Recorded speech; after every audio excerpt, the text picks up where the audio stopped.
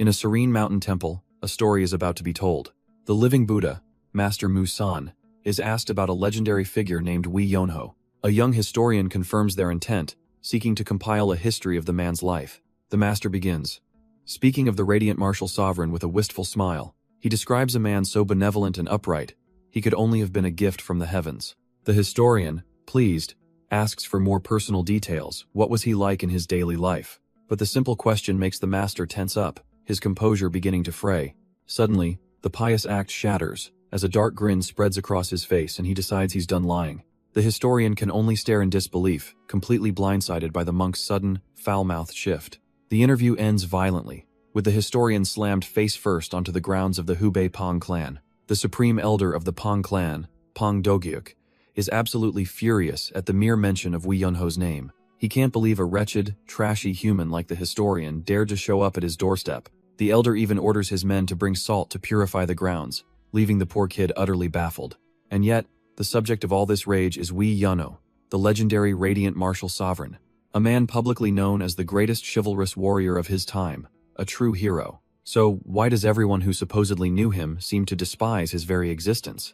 This glaring contradiction only fuels the historian's determination to find the truth. He feels it's his duty to document the real story, not just the sanitized official version. His quest for answers leads him to an isolated shack deep in the wilderness. And it seems his reputation precedes him, as the divine mad dog of the beggar sect greets him with a knowing, maniacal laugh. The young historian explains that everywhere he went, the reaction to Wei Yunho's name was the same. The divine mad dog just grins, remarking that of course they'd react that way. Confused, the historian asks what he means, completely lost. And so, the old beggar begins his story, taking us back 100 years to the famed Wei clan. He starts with a shocking claim. Wei Yunho was the absolute worst kind of person. We see him as a boy, just 12 years old, with a fire in his eyes and a singular goal. He was a child who dreamed of nothing less than becoming the greatest under the heavens. Born into a prestigious martial family, he was supposedly raised on the ideals of chivalry. But even then, he understood the quickest path to the top wasn't what they taught him. It was a path forged through calloused hands and relentless, unforgiving effort. He knew, with the smug certainty of a gifted child, that nothing comes without effort. For a boy with such a grand ambition, this was the only path forward, but there was just one little problem. The sun was already setting. Clearly, it was far too late to begin training today, so he just sat there, watching the day waste away, his resolve completely unshaken. Then, a look of profound decision flashes across his face. He immediately rolls over and gets comfortable. Ah well, today was supposed to be the day, he mused, but hell, just train tomorrow after a good night's sleep. But just as he's about to drift off, a heavy footstep lands just outside his door. An imposing figure, the patriarch of the Wei clan, stands over the sleeping boy. A stern voice commands him to get up, but the young master is already drooling in dreamland. The patriarch's roar echoes through the room, his patience completely gone, but young Wei Yunho just stirs, sitting up with a lazy, unbothered grin. The old man, Patriarch Wei Zhong'an, glares down, demanding if the boy even knows what time it is. Wei Yunho casually says he saw the sun, but since it was setting, he saw no reason to get up. The patriarch's face twitches with annoyance. He asks just how long he's been holed up in here. The boy puts on a show of thinking, cheekily wondering if it's been 2 days, or maybe 3. 4 days, the old man explodes, his voice shaking with fury. 4 days this useless brat has been lazing about. He rants that even a hibernating bear would have gotten up by now. But Wei Yunho just laughs it off, saying he gets up every now and then, so no need to worry. That carefree dismissal is the last straw, and the patriarch looms over him, absolutely livid. With a sly grin, Wei Yunho claims he actually tried to train. But there was a small problem. Every time he opened his eyes, the sun was setting, and obviously, that's when you have to sleep. That's the last straw. The patriarch explodes, slamming his son to the floor, roaring that hell fix that rotten attitude today. His furious shouts echo across the entire Wei clan estate as the sun finally disappears. Later that evening, a weary patriarch sits in his office, the weight of his disappointment crushing him. His administrator Zhou Bang enters, already knowing this is about the second young master again. He tries to reassure his lord, suggesting that the boy will mature with time. But the patriarch just covers his face in his hands, a wave of regret washing over him.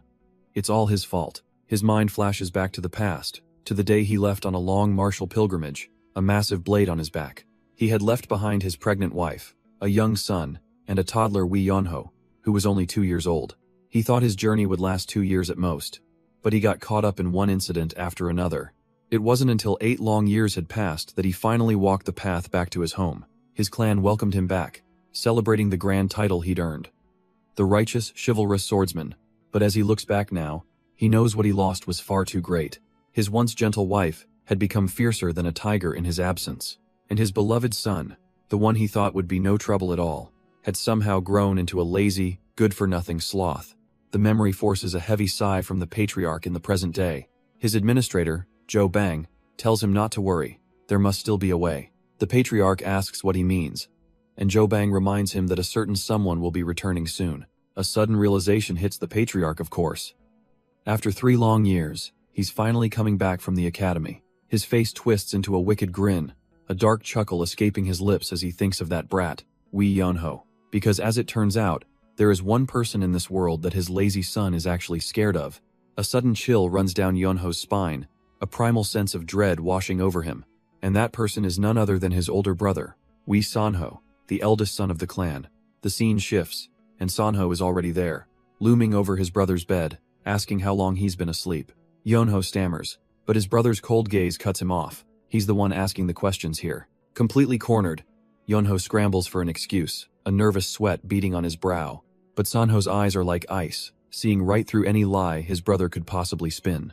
Yonho panics, sputtering that he trained super hard and was just resting, all while screaming internally, wondering when on earth he got back. His brother, Sanho, scoffs at the very idea. "You trained?" he asks, his voice dripping with disbelief. He then points to a lit candle, challenging Yonho to prove it by splitting the flame with a sword technique. With a smirk, he declares it's time to see just how much his little brother has improved in the 3 years he's been away. Yonho reluctantly draws his blade, the weight of his brother's expectations pressing down on him. Sanho crosses his arms, impatient. "Well, what are you waiting for?" Trying one last desperate gambit, Yonho stammers that it might be dangerous to swing a sword around indoors. But Sanho roars back that hell handle it, demanding his brother just show him what he's got. With a pathetic whimper, Yonho resigns himself to his fate. There's no escaping this. He takes a stance, his sword beginning to glow with a faint blue aura as he prepares the technique. The energy builds, and for a moment, he almost looks like a real swordsman about to perform a masterful slash. And so, with no other choice, Yonho stands alone in the vast, empty room. He plants his foot firmly, grounding himself before he begins. Then he moves, a blur of motion as his sword cuts through the air with surprising grace.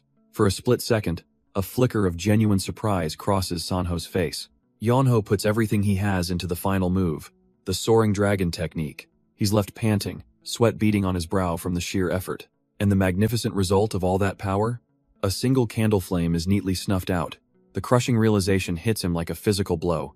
He completely screwed up. Sanho's cold voice breaks the silence, noting that 3 long years have passed. 3 years, he says, is more than enough time to master a basic technique, but not for him, it seems. The final verdict is even worse. He's actually gotten more pathetic than 3 years ago. Later that night, the mood inside the Wee clan estate is suffocatingly tense. The patriarch, Wee Jongen, has gathered his family for a formal dinner. For Yonho, it feels less like a meal and more like a trial. He can already feel the indigestion. His father turns to the favored son, Sanho, inquiring about his martial academy life. Sanho gives the perfect, polished answer, saying hardships are essential to overcome oneself. Pleased, the patriarch nods, acknowledging the suffering his son must have endured. He then cuts to the chase, asking if there are any other issues to be aware of. A heavy silence falls as Sanho deliberately sets down his chopsticks. Then, with a look of calculated concern, he announces that there is, in fact, one problem. The patriarch leans in, demanding to know what's wrong. Sanho's eyes narrow as he says the problem is Yonho, and the entire family turns. A cold sweat breaks out on Yonho's back. What could his brother possibly mean? With a righteous look, Sanho declares they need to bring Yonho to his martial academy. And just like that, young Yonho's world completely falls apart. After all, his reputation was so infamous that even masters like the divine Mad Dog and Pang Doguk would one day grind their teeth at his name. A legendary blade is drawn, shimmering with a brilliant blue light. This was the moment that the great history of our protagonist began. But back then, looking at this carefree face, no one could have imagined it. No one knew that this seemingly lazy boy, riding out on his journey, would become a legend. Though he begged his brother to rest, it was already too late. Just like that, Wee Yonho was practically dragged away to the martial academy. His family was upset, especially his younger sister Suryan, who cried for him not to go. But his father simply roared for him to come back a man, while his mother quietly wished him well. And so, with a tearful goodbye, they watched their sons ride off into the distance. The two brothers began their long journey under the bright sun. The ride was smooth and uneventful, a simple trip for the composed Wee Sanho. But for our protagonist, it was pure agony, barely able to stay upright on his horse. Miserable and exhausted, Yunho meekly asks if they're almost there. His brother's answer hits him like a lightning bolt. They still have 10 more days to go. Sanho coldly remarks they'd be there in 5 days if his little brother knew how to ride a horse. Exhausted, Yunho whines about his aching body, begging for them to take a break. He then spots a twisted tree on a hill, pointing out that other travelers are resting there. But Sanho's eyes narrow instantly. Something is terribly wrong with that scene. He dismounts without a word and heads for the hill, leaving a confused Yunho behind. His older brother stands over the figures, his posture grim and imposing. As Yunho catches up, Sanho quietly informs him that they're too late. Looking down at the bodies, he states the grim truth. They're all dead. The sight sends a wave of pure horror through Yunho, who lets out a choked scream. Unfazed, Sanho gestures to the scene, forcing his younger brother to face the brutal reality of their world. Sanho points to the gruesome, flower-shaped wound blooming on a victim's chest, naming the technique, the flower-indulging palm. He explains its dark history, a technique once known as the Crimson Flower Palm, now infamous thanks to a depraved rapist named Seo Juak. Yunho reels back, the implications hitting him hard. A rapist? Here? Now? His older brother's eyes turn cold as he pieces it all together, explaining that this filth only preys on women climbing the mountains. These bodies are merely a distraction. In other words, a woman is in grave danger somewhere nearby. With a sharp command for Yunho to stay put, Sanho vanishes in a burst of speed, leaving his brother in the dust. Yunho is left standing there, absolutely dumbfounded. He wants him to stay here, with the corpses? He screams after his brother's fading form, but Sanho is already long gone. All alone on the windy hill, the young boy is left to fume in silence. A bead of sweat rolls down his face as he glares, clearly annoyed at being left behind yet again. The horses whinny nervously as the bodies of the dead travelers lie still on the grass. Yunho can only manage a strained, sweaty grin, realizing just how screwed he is. As if the universe heard him, the sky itself begins to rumble and darken. He screams into the wind, cursing his brother for abandoning him here. But his anger quickly fades, replaced by a cold knot of worry. Sanho wouldn't be this late. A distant howl echoes through the hills, followed by the deep roar of a predator. That settles it. He can't just stand around and become some tiger's next meal. But just as he grabs the reins, a sudden, blinding flash of lightning splits the sky, and the first heavy drops of rain begin to fall, signaling the start of a storm. Now, he's stuck in a downpour, alone with 2 corpses and the sounds of the night. Looking up at the downpour, a single, grim thought crosses Wee Yunho's mind. He is completely and utterly screwed. As if to mock him, a distant scream cuts through the roar of the storm.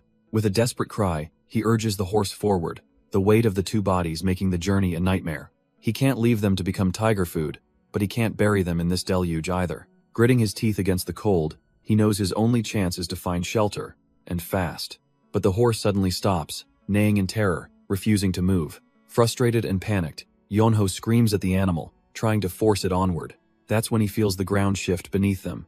The rocks slick and unstable. They're on the edge of a precipice, the path having crumbled away in the rain. And in a flash of lightning, the world turns upside down as they both tumble over the cliff's edge. A scream of pure terror rips from Yunho's throat as he plummets into the darkness.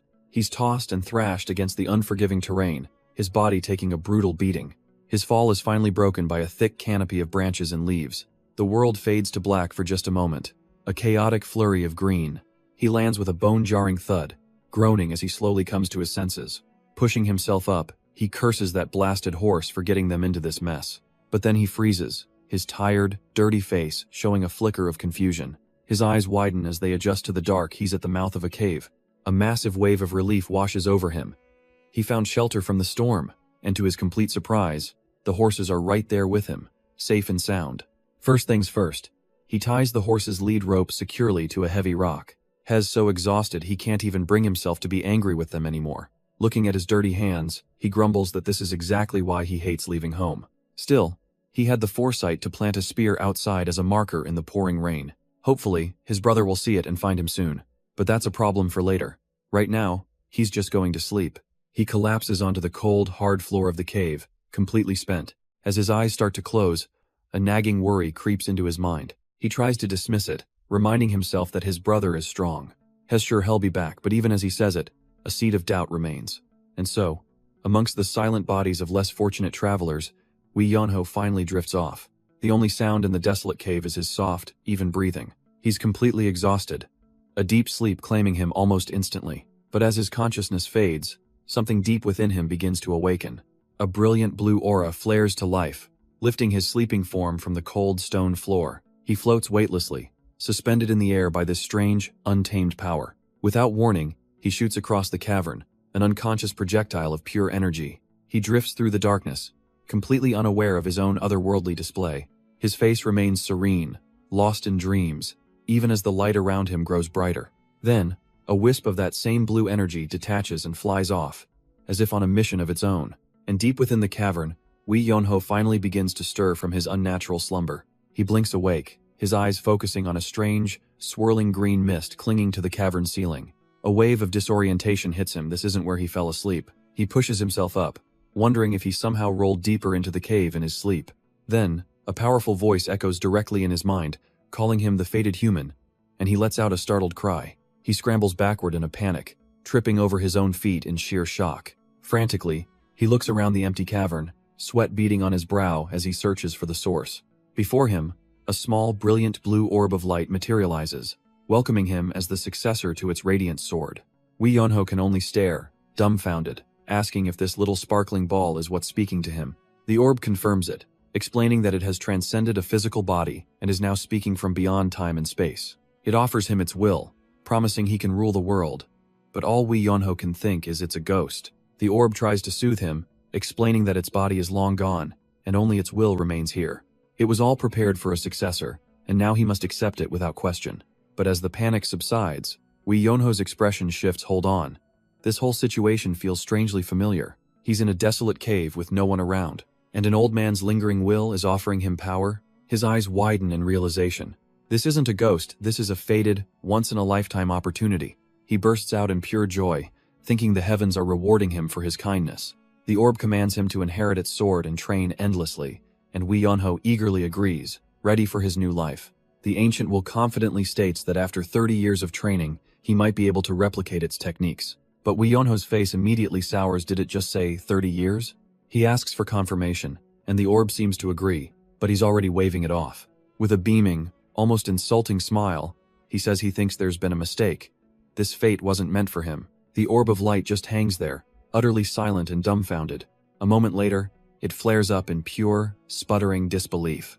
But Wee Yonho is just laughing, thinking he'd rather abandon this power than be stuck in a cave for 3 decades. A wise old narrator recalls that this pivotal meeting was the very event that allowed the loser, Wee Yonho, to become the impossibly powerful master of the sword we know today. With a dazzling smile, he waves off the grand destiny, telling it to find someone else. And just like that, he turns around and makes a run for it, leaving the orb behind. But a panicked shout echoes through the cave, making him pause mid-stride. The orb of light erupts, revealing the furious, spectral form of an old master named Baek Muhan. Wee Yonho simply stares back, bathed in the spirit's pale blue glow. A smirk crosses his face. He knew it all along. This whole thing was just a scam. The spirit roars in indignation, furious at being called a common trickster. He tries to explain that he wasn't pretending. He is a spirit who has lost his physical body. Wee Yonho crosses his arms, puffing his cheeks out in complete and utter disbelief. So he decides to test that little theory, with a powerful fist, right to the spirit's stomach. But his punch connects with nothing, passing straight through the ethereal form as if it were smoke. He tumbles to the ground, and the spirit just floats there, calmly asking what in the world he thinks he's doing. Wee Yonho's face drains of all color, the horrifying reality crashing down on him. It's a real ghost. Baek Muhan scoffs at the term, explaining this is the legendary spirit transmission arts, a technique beyond his comprehension. He roars with frustration, absolutely sick of being mistaken for some common ghoul. The story shifts back to the present, as the divine mad dog and the young historian travel under the starry night sky. The old beggar finishes his point with a grin, stating that this chaotic encounter was how Wee Yonho met his master. Now sitting around a campfire, the historian's mind is reeling, questioning if such an impossible art could truly exist. The beggar confirms it's very real, a secret technique reserved only for martial artists at the absolute peak of their power. His curiosity ignited, the historian looks up and asks the million-dollar question, who is this master that can use it? The old beggar leans in with a piercing gaze, asking if the historian knows of the Sword Emperor. Of course he does. Baek Muhan, the legendary founder of the Thousand Swords Baek clan. He confirms it's the very same man, adding a critical detail. He was the master of the Radiant Martial Sovereign. The historian reels back in shock. But that man lived 300 years ago. The beggar waves it off. He was from a forgotten era, yes, but he's the one who forged Wi Yonho. He then lets out a sly grin, correcting the historian's assumption that Wi Yonho begged for tutelage. It was the other way around. After 3 centuries of solitude, the Sword Emperor was absolutely desperate for a disciple. But a young Wi Yonho was completely unimpressed, telling the ghost to stop its tantrum as he turned to leave. Did he really think he could just walk away? Baek Muhan roars, his patience finally gone. A tidal wave of spiritual energy erupts, blocking the exit and proving this lesson wasn't optional. Wi Yonho looks up, confused, as the very ground shudders and seals him in. The Sword Emperor's spirit laughs triumphantly, boasting that the boy could never break this super thick stone gate. He offers a simple solution: learn his martial arts, and he'll be able to leave as if slicing through paper. With a reluctant sigh, Wi Yonho seems to concede, reaching for something in his robes. Baek Muhan shouts again, reminding him that his current abilities are useless against the gate. But instead of attacking, Wi Yonho crouches down, and a strange grinding sound fills the cavern. The spirit is baffled, demanding to know what he's doing.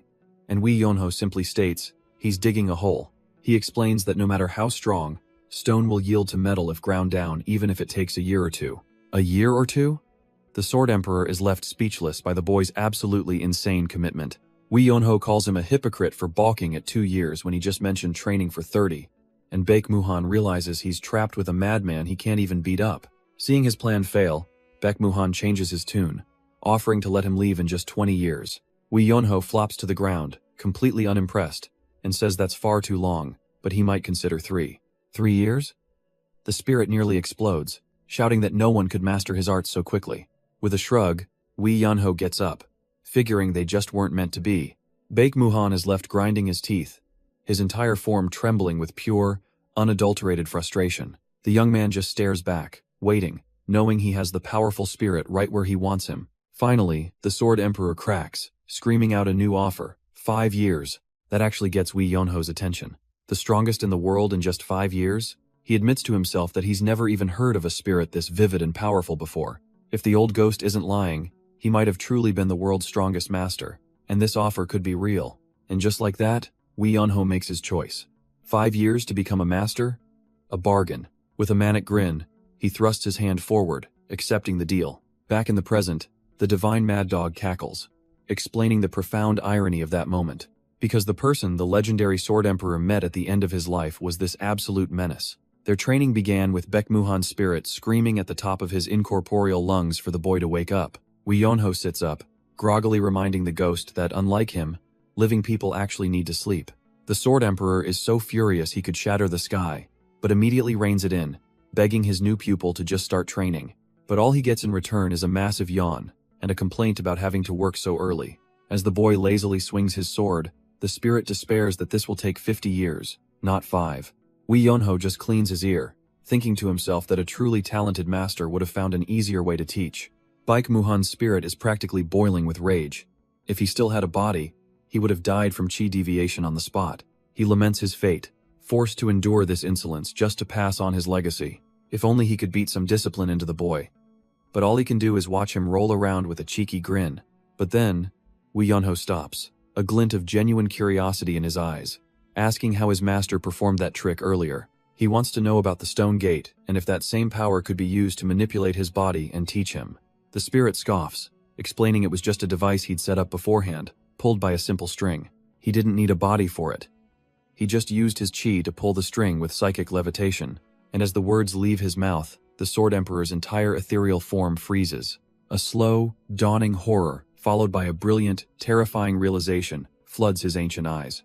He erupts into a manic, cackling laugh, leaving a bewildered Wi Yonho wondering if the old ghost has finally snapped. For 300 years, had been so fixated on not having a body had forgotten the raw power of his spirit. Wi Yonho tries to ask the old man what he's mumbling about, but a sharp psychic jolt cuts him off. He's thrown back, his head spinning, completely bewildered by the sudden force. Looking up, he sees a small rock levitating ominously in the air. What is happening? The Sword Emperor grins. A chilling thought crosses the spirit's mind as he stares down at the terrified boy. And if he can move rocks, he can also do this, summoning a swarm of phantom stones. The boy's face drains of all color, screaming for his master, begging him to just talk it out. But it's far too late for talk. The phantom barrage slams down with brutal force. All that's left is a fresh pile of rubble, and the faint, muffled screams of a boy who asked one too many questions. After that brutal first lesson, Wee Yonho's training began in earnest, a hellish cycle of day and night. By day, he was forced to master swordsmanship, pushing his body past every conceivable limit. And by night, there was no rest, only relentless mental sparring with his tyrannical master. The training was so grueling it felt like he was constantly fighting for his life, even inside his own head. The Sword Emperor's philosophy was simple. Living itself must become the sword. A lesson he taught by hurling deadly projectiles of pure energy at the boy. But Wee Yonho endured, learning to make the blade a true extension of his soul. With a teacher like this watching over him, there was simply no room for laziness. In what felt like a flash, 5 years passed. The time marked by a cave floor littered with perfectly sliced stones. Finally, he pushes aside the great stone door, stepping back into the world a completely different man. The air crackles as the seal is finally broken. He takes his first breath of fresh air in half a decade, the sunlight feeling alien on his skin. A wild, almost feral grin spreads across his face. He's free, and the world is about to know his name. But this moment of triumph was preceded by a quiet farewell just one day before. Back in the cave, Wee Yonho was completely spent, begging his master's voice for just a little more sleep. He slowly sits up, a creeping sense of unease telling him this isn't his usual morning scolding. The spirit of Baekmuhan hovers before him, his usual tyrannical aura, replaced by a somber gravity. Wee Yonho can only look on in confusion, wondering what could possibly be going on. The Sword Emperor begins to speak of his own past, of a life spent chasing the absolute peak of martial arts. But in the end, that single-minded pursuit left him as nothing more than a lonely old man, pushed away by his own clan. Wee Yonho could only listen, a deep sense of unease growing. This was so unlike his master. The Sword Emperor reflects with a pained look, admitting it was obvious why his clan never came for him. He had abandoned them, all his children, his family, for the sake of his martial arts. He thought that reaching the absolute peak would grant him everything he ever wanted, but in his final, lonely moments, he realized he had been horribly wrong. The old spirit offers a gentle smile, having learned that martial arts are a human endeavor. And it was Wee Yonho, he explains, who helped him finally understand that truth. For the first time in his long, solitary life, he'd taken on a student. He'd been furious and annoyed, but he also felt a profound joy in watching his student grow. And through their brutal training, the lonely Sword Emperor finally learned what fondness felt like. Wee Yonho's heart sinks, asking why his master is speaking as if this is their last meeting. The old spirit simply closes his eyes and confirms it. Yes, it's time. The boy's confusion instantly boils over into panic denial. He screams that his master promised him 30 years of training, not just 5.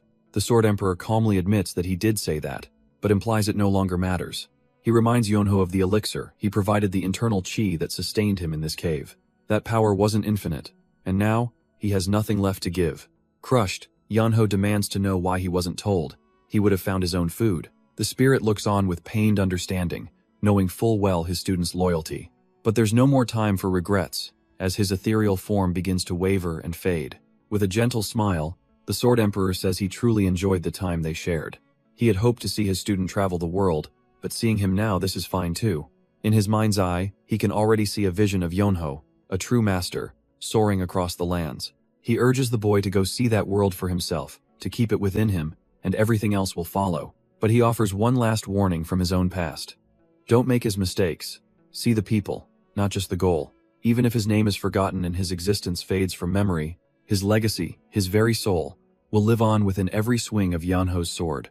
As his spirit form dissolves, he places a ghostly hand on the boy's chest, telling him it's okay not to be perfect. But Yonho can't accept it, screaming for his master not to go, that there's still so much to learn. He desperately pleads for just a little more time, just one more day. With his final wisp of spiritual energy, Baekmuhan leaves his student with one last request: to just be happy. But Yonho is left utterly alone in the now empty cave, his master gone forever. He wanders in a daze, the weight of his loss finally crashing down on him. Tears stream down his face as he chokes out that his master could have at least warned him he was leaving. And back in the present, that sorrow has curdled into a furious, manic realization. He struggles with his bedding, cursing the old man for leaving behind such a ridiculous parting gift. Just what in the world did his master do to his clothes to make them so impossibly heavy? It turns out, before disappearing, Baek Muhan had left a message inscribed directly onto them. But more than that, Head placed a special seal on Yonho's body to ensure his training never stopped. This inner elixir would constantly stimulate his martial arts, a passive system forcing him to grow stronger. The system is simple. If the inner elixir's growth outpaces his body's training, all his energy will be siphoned away, and he will die. So in short, if He's lazy, He's dead. Yonho can't believe that damned old man. But the message turns sentimental, telling him to travel, feel, and learn from the world, and his first destination is set. Rulin, to meet the world's greatest scholar. Wait, what? The list of places just keeps going, much to Yonho's silent, internal screaming. He sighs, taking a moment to stretch. He was supposed to be going home. He makes a silent promise to his family, vowing to return after he's done what he needs to. With a new resolve hardening his eyes, he knows his path is set. And so, his journey to become stronger begins right now, with a single, powerful push. He mutters to himself that the old ghost is bothering him even at the very end. With a sigh, he starts his trek, only to realize he has absolutely no idea where Rulin is. His path leads him through a beautiful, mountainous region, past a dark cave. Suddenly, a familiar, glowing blue essence flies right out of the rock face. It's the spirit of Baek Muhan, laughing his ethereal head off. He cackles that he couldn't just let Yonho wander aimlessly and die like a mummy. The world is too vast and dangerous to let him try something so foolish. And more than that, it would be a complete waste of his incredible martial arts. With a final, gentle smile, his form dissipates, wishing Yonho happiness as he fades away. Yonho stands there, utterly confused, as a strange, fresh smell of grass suddenly hits him. And so, an unknown amount of time drifts by, bringing our story to the bustling city of Kaifeng. A lone figure emerges, cloaked in rags that speak of a long, brutal journey. His feet are bound in scraps, every step a testament to his sheer, unyielding will. It's Wee Yonho, but the years have carved themselves into his face, making him look decades older as he asks if he's finally arrived. He approaches a man who seems to be in charge of this dusty outskirts area. The man, a beggar sect branch leader named Jang Il, recoils internally, wondering who this mummified-looking man is. Yonho tries to ask for information, but Jang Il immediately cuts him off, demanding to know if he has money because nothing in this world is free. The branch leader gives him a smug look, clearly enjoying his small bit of authority. He sizes Yonho up. Confused, the man's voice sounds like he's barely 20, but his face looks like a ghost's. Jang Il then tries to soften the blow, saying that even though they're both beggars, rules are still rules. Wee Yonho explodes in disbelief, shocked that anyone would dare call him a beggar. Jang Il just scoffs, telling him to go beg for some money and then come back for information. The branch leader leans in, smirking that a man with his talents could make a fortune just by sitting there, and that's when a brilliant, greedy idea suddenly clicks in his head. He grabs Yonho's hand, frantically asking if he wants to team up, leaving our hero utterly confused. The plan, it seems, was to simply have Yonho sit there and let the coins rain down. And by the end of the day, the two are sitting in a dark room in front of a mountain of cash. Jang Il can't contain his joy, celebrating that they made half a year's worth of branch funds in hours. Outside, the news spreads like wildfire. A god of wealth has arrived, a beggar so pathetic he inspires immense pity. With a complete change in attitude, Jang Il offers him food and asks with a grin. What was it he wanted to know? Yonho calmly lists his requests. Information on famous scholars, blacksmiths, their hobbies, everything. Jang Il, listening from just outside, can't believe the sheer scale of the information dump he's being asked for. He sighs, promising to get it done in 7 days, but Yonho simply lies down, saying he'll wait right there. Amused by this, Jang Il just smirks and agrees. What's the harm in letting him stay? A few days later, he would come to deeply regret that decision, as one of his men runs up screaming about trouble. The beggar's news is dire. He thinks their entire beggar sect branch is about to starve to death. Across the city, his members are being accosted, accused of being fakes, and chased out of the streets. Jang Il sprints towards the commotion, demanding to know what in the world is going on. But when he finally arrives and sees the source of the chaos, his mind goes completely blank. Two absurdly handsome men are smugly lecturing the crowd on the proper way to be a beggar. And there, at the center of it all, sits a man so pitiful that coins rain down upon him from the sympathetic crowd. Jang Il's jaw hits the floor, his mind shattering at the sight of this masterclass beggar. It's none other than Wee Yonho, who smirks to himself, thinking how easy it was to conquer the beggar world. And just like that, the new king is back at the branch headquarters, yawning that he's thirsty. So Jang Il, the branch leader, is forced to sprint off like a servant, fetching water for the layabout. But Yonho isn't satisfied, complaining the bowl is dirty while his men beat up the other beggars. He then whines that the water is lukewarm, demanding they fetch him cold water from the mountains. Jang-il watches this chaos, his entire body trembling with pure, unadulterated rage. He's a branch leader of the beggar sect, reduced to being a servant for this nobody. But as Yonho lazily calls him an ant, Jang-il knows he's trapped. If he kicks him out, his men will starve. While Yonho complains about his aching back, Jang-il is sweating bullets, knowing they'll all be dead if the info doesn't arrive soon. But just then, a cry of victory rings out. A runner sprints in, waving a scroll, shouting that the information is here. Jang-il's face explodes with relief as Yonho lets out a lazy sigh. His part of the waiting game finally over. The man who delivered it collapses, completely drained, weakly offering up the precious scroll. But Jang-il looks down at the single piece of paper, scoffing. Is this pathetic scrap all he has to show for their money? Without another word, he snatches the document from the poor man's hand. He unfurls the scroll, his eyes scanning the contents, his brief moment of hope hanging in the balance. And just like that, his face darkens with rage. This is barely half of what Yonho requested. These guys are trying to get them all killed. The terrified broker asks if the pay was too low, but Jang-il knows this is bad. He has to do something. He grabs the man and hauls him into the street, needing to fix this mess before that monster, Yonho, acts first. Desperate, Jang-il drags the broker to the opulent headquarters of a rival faction, shouting his intentions. A sultry voice drifts down from above, calling him by the demeaning nickname, Fox Dog. The speaker is none other than Gui Nang Nang, the alluring and powerful leader of the House X Kaifeng branch. Jang-il forces a respectful bow, but his humiliation is compounded by Yonho, who has suddenly appeared to mock him. Leaning in close, Yonho relishes the moment, taunting Jang-il about his new title as the poor man seethes. Jang-il tries to push past the insults, stating he needs information, only for Yonho to mimic him like an annoying child. Gui Nang Nang watches the bizarre scene, amused that the beggar sect leader would come to her, of all people. He quickly clarifies this isn't an official request, but that he's here on behalf of a client. Her smile vanishes in an instant. She seems to think he's wasting her time with some trivial matter. But Jang-il leans in with a clever clarification the beggar sect isn't asking, but his client just so happens to be a beggar. Her eyes narrow as she asks if this is some kind of provocation, making it clear she doesn't sell information to the beggar sect. But Yonho, casually poking Jang-il's cheek, simply states that he's not from the beggar sect. Gui Nang Nang turns her back, warning that she won't hesitate to take action if they continue to insult her organization's pride.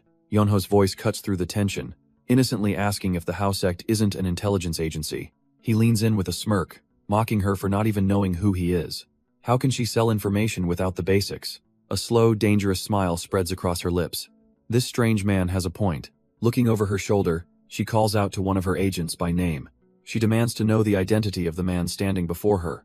A voice from the rafters confirms they don't know who he is, but he is definitely not a member of the beggar sect. With a triumphant shrug, Yonho spreads his hands, asking if she's ready to sell him that information now. But Gui Nang Nang's smile is pure malice as she flatly refuses, telling him to get out. Yonho simply lets out a small, unimpressed laugh. He chides her for her terrible business sense, wondering why she'd turn down a paying customer. At this rate, he muses aloud. The house sect won't be around for much longer. She spins around, threatening to cut off his limbs, but he coolly replies that he's not wrong, is he? But it's his next words, calling her an old lady, that finally make her composure shatter into pure rage. He just leans back with a smug grin, feigning innocence as he asks if he's insulting her. That's the last straw. She shrieks for her subordinate, Gongmu, to teach this man a lesson. Instantly, a figure launches forward, a blur of motion as a deadly strike slices through the air right at Yonho. The beggars cry out in terror, but Yonho doesn't even flinch as the attack is about to connect. But the strike is stopped dead in its tracks, caught effortlessly by Yonho, who simply tells the man to get out of his way. In the next instant, a wave of raw power erupts, and he slams the subordinate face first into the floor with devastating force. The branch leader, Gui Nang Nang, can only stare, her arrogant composure completely shattering at the sight. Beside her, Jang-il of the beggar sect is frozen in place, a cold sweat breaking out as he realizes what he's witnessing. Yonho casually examines his fist, dark energy still swirling around it, as if he's almost bored by his own strength. He stands over the unconscious body, now embedded in a crater, as Jang-il stammers the horrifying truth this man is a martial master. Yonho just shrugs it off, claiming it was pure instinct, and that he would have gone easier if had known an attack was coming. Jang-il is reeling. He knew the guy had learned some martial arts, but he never, ever expected this monstrous level of power. This is all that old man's fault. Yonho sighs, completely unbothered by the chaos he just unleashed. Suddenly, Gui Nangnang's tone shifts, apologizing for not recognizing such a prestigious customer, but he knows she's just saving her own skin. Her eyes narrow. She's done with the fake apologies. She accuses Jang Il of not being here with good intentions, causing him to flinch. He desperately tries to explain, swearing he's not here to fight, just to ask for some information. As Yonho casually drags the body away, she questions Jang Il's sanity. Did he really bring a tiger into a rabbit's den for a simple favor? A cold smile spreads across her face as she says, all right, she'll believe his story. Jang Il lets out a sigh of relief, thinking he's actually talked his way out of this mess. But then she gestures to her fallen subordinate. Believing him is one thing, giving him information is another. She states coldly that compensation will be required. Jang Il is floored by the demand, while Yonho just seems mildly annoyed by the delay. She then lays down the simple, brutal law of the unorthodox faction. Blood for blood, a life for a life. And as if summoned by her words, her elite enforcers, the Four Shadows, materialize. Yonho can only smirk, noting that everyone here seems to love a fancy entrance. Gui Nangnang ignores his jab, declaring that since they hurt one of her own, they won't be leaving unharmed. While Jang Il desperately tries to smooth things over, Yonho just sighs that it was a simple misunderstanding. His gaunt appearance seems to enrage her, and her calm demeanor finally shatters. She lays down the law of the unorthodox faction. An eye for an eye. A tooth for a tooth. Yonho just laughs, comparing her grand rule to something a cheap loan shark would say. One of her shadows promises they'll settle this by just taking a little flesh from his face. But Yonho calmly holds up a hand to stop them, looking almost apologetic. He pinches his cheek, explaining that unfortunately, he hasn't been eating well and has no flesh to spare. Her face twists in pure rage, his mockery pushing her far past her breaking point. With a single, furious command to kill him, her elite shadows lunge forward. Surrounded by blades, Yonho dryly notes the sudden escalation from carving his face. He calls their murderous intent a scary amount of interest, completely unfazed. But before their coordinated attack can even land, he moves in a flash. In an instant, the hunters become the hunted, and a scream of pure agony echoes out. Gui Nangnang can only stare, her face a mask of utter disbelief and shock. Her 4 elite assassins are sent flying, utterly defeated, as he warns everyone not to move. A terrifying aura erupts from his body as he admits he doesn't feel like killing yet. Jang Il can only watch, sweating bullets, finally realizing the monster he's been traveling with. Gui Nangnang can only stare in horror, wondering what kind of monstrous energy this is. Yonho simply recalls his master's philosophy: never leave regrets, always overwhelm your foe. The truth dawns on her with ice-cold clarity. She picked a fight with the wrong person. She realizes one wrong move could mean the complete annihilation of her entire clan branch. Composing herself, she cuts to the chase and asks what he wants. His answer: information. Jang Il suddenly steps forward, presenting a document and asking her to fill in the blanks. She looks at the paper, utterly baffled by the sudden shift from a massacre to paperwork. She agrees to help, stating it's not difficult but will require one day to gather everything. But her agreement comes with a sly, menacing smile as she asks to borrow Jang Il for a moment. A strange noise echoes from an adjacent room, leaving the poor branch leader's fate unknown. A peal of laughter rings out as Wei Yonho points, absolutely losing it at the scene before him.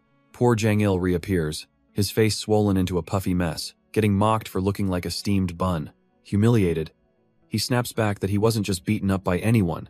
It was that woman from the Hao clan. He frantically explains she's the next leader, a monster raised on priceless elixirs since birth. And right on cue, Gui Nangnang strolls back in, looking smugly triumphant as Jang Il continues his rant. She calmly presents the completed document, announcing she's gathered all the information he needs. But now that business is concluded, she sits them down and states she has a condition of her own. Unfazed, Wei Yonho asks for the price, and she coolly demands a simple information fee of 5 nyang. He scoffs, thinking it's nothing, and casually holds out 5 coins to settle the trivial debt. But Jang Il panics, realizing they aren't bronze coins, they're silver nyang, an absolutely exorbitant price. Gui Nangnang explains that the information is confidential, which is why the price is so high. But Wei Yonho, completely unfazed, just stands up and starts to walk out.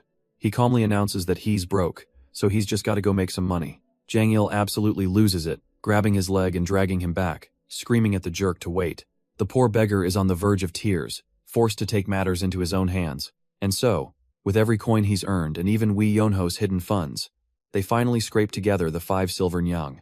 His heart physically aches as he hands over his life savings, tears welling in his eyes. While Jang Il mourns his lost fortune, Wee Yonho is impressed, noting the intel is indeed high quality. He then pulls out a letter, asking if it would be expensive to send it to Guangdong. Gui Nangnang's eyes gleam. She tells him it's pricey, but he can pay by answering a few questions instead. She begins her questioning, asking for his name and age. Wee Yonho, just 17, an answer that sends Jang Il reeling. Gui Nangnang can hardly believe it. A 17-year-old with that kind of presence? It just doesn't seem possible. She murmurs his name, Wee Yonho, letting the syllables roll as her mind races to connect the dots. Then it hits her.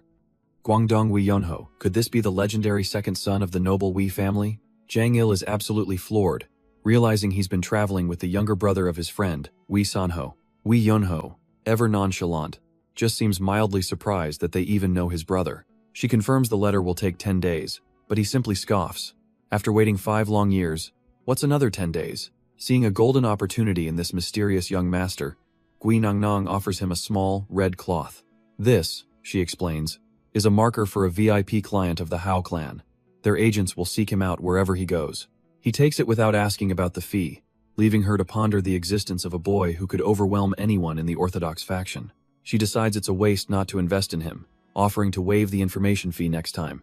It's a special exception, she purrs, to ensure a smooth relationship between him and the Hao clan. Later, as they walk, Wee Yonho thinks nothing of it, but Jang Il is fuming about his empty pockets. He chases him through the crowded streets, crying out for his lost money. Wee Yonho turns back with a smug look, lecturing that a beggar shouldn't be so greedy. The sheer audacity leaves Jang Il speechless, knowing he can't even beat him up in public. Trying to move on, he asks if they've finally gotten all the intel they need from Kai Feng, but Wee Yonho grabs his shoulder, telling him there's just one little problem. With a dazzling and completely shameless smile, he cheerfully announces that he's broke. Jang Il's face twists into a mask of pure, unadulterated rage.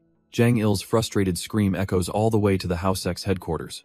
Inside, the branch leader Gui Nangnang watches on, a confident, calculating smirk on her face. She turns and summons her subordinate, Gongmu, with a single word. Her orders are clear. Immediately send word to the main clan. The message concerns the second son of the Guangdong Wee family, the one who went missing. He is on the verge of returning, not as a boy, but as a martial arts master. Far away from the city's schemes, an air of peace settles over the Songlin Hanlin Great Academy. A refined man sits in quiet contemplation, enjoying the serene view from his pavilion. This is none other than Mun Yuan, one of the legendary 3 great masters. His moment of peace is interrupted as his daughter quietly approaches, addressing him as father. She announces that a guest has arrived, specifically to meet with him. Mun Yuan is puzzled, certain his schedule for the day was empty. His daughter clarifies the guest's strange request. He wants to play a game of Go. She then presents the visitor, and it's none other than Wee Yonho, looking as rugged as ever.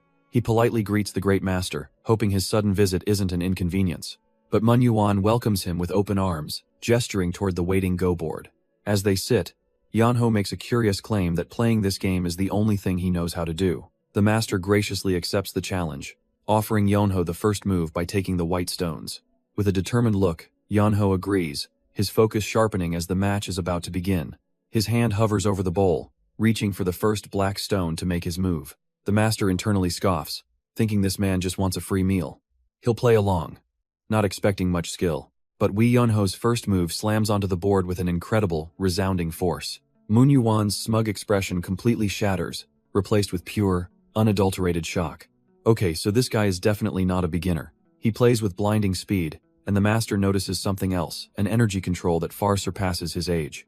The stones clatter down in a relentless rhythm, the game unfolding faster than he can fully process. Before he knows it, Mun Yuan is sweating, the pressure mounting with every single move. His own hand begins to tremble, hesitating over the board for the first time in years. He stares, completely lost, trying to understand what is even happening anymore. Yonho just leans back with a smirk, taunting him to make a move. The master can only think this isn't a game, this man is a battle demon. The game ends in a crushing defeat, the board a testament to Yonho's overwhelming victory. Mun Yuan finally speaks, his face a mixture of awe and disbelief, he has to admit. He's surprised. To him, playing against this kid wasn't a game, it was like facing an angry, unstoppable storm.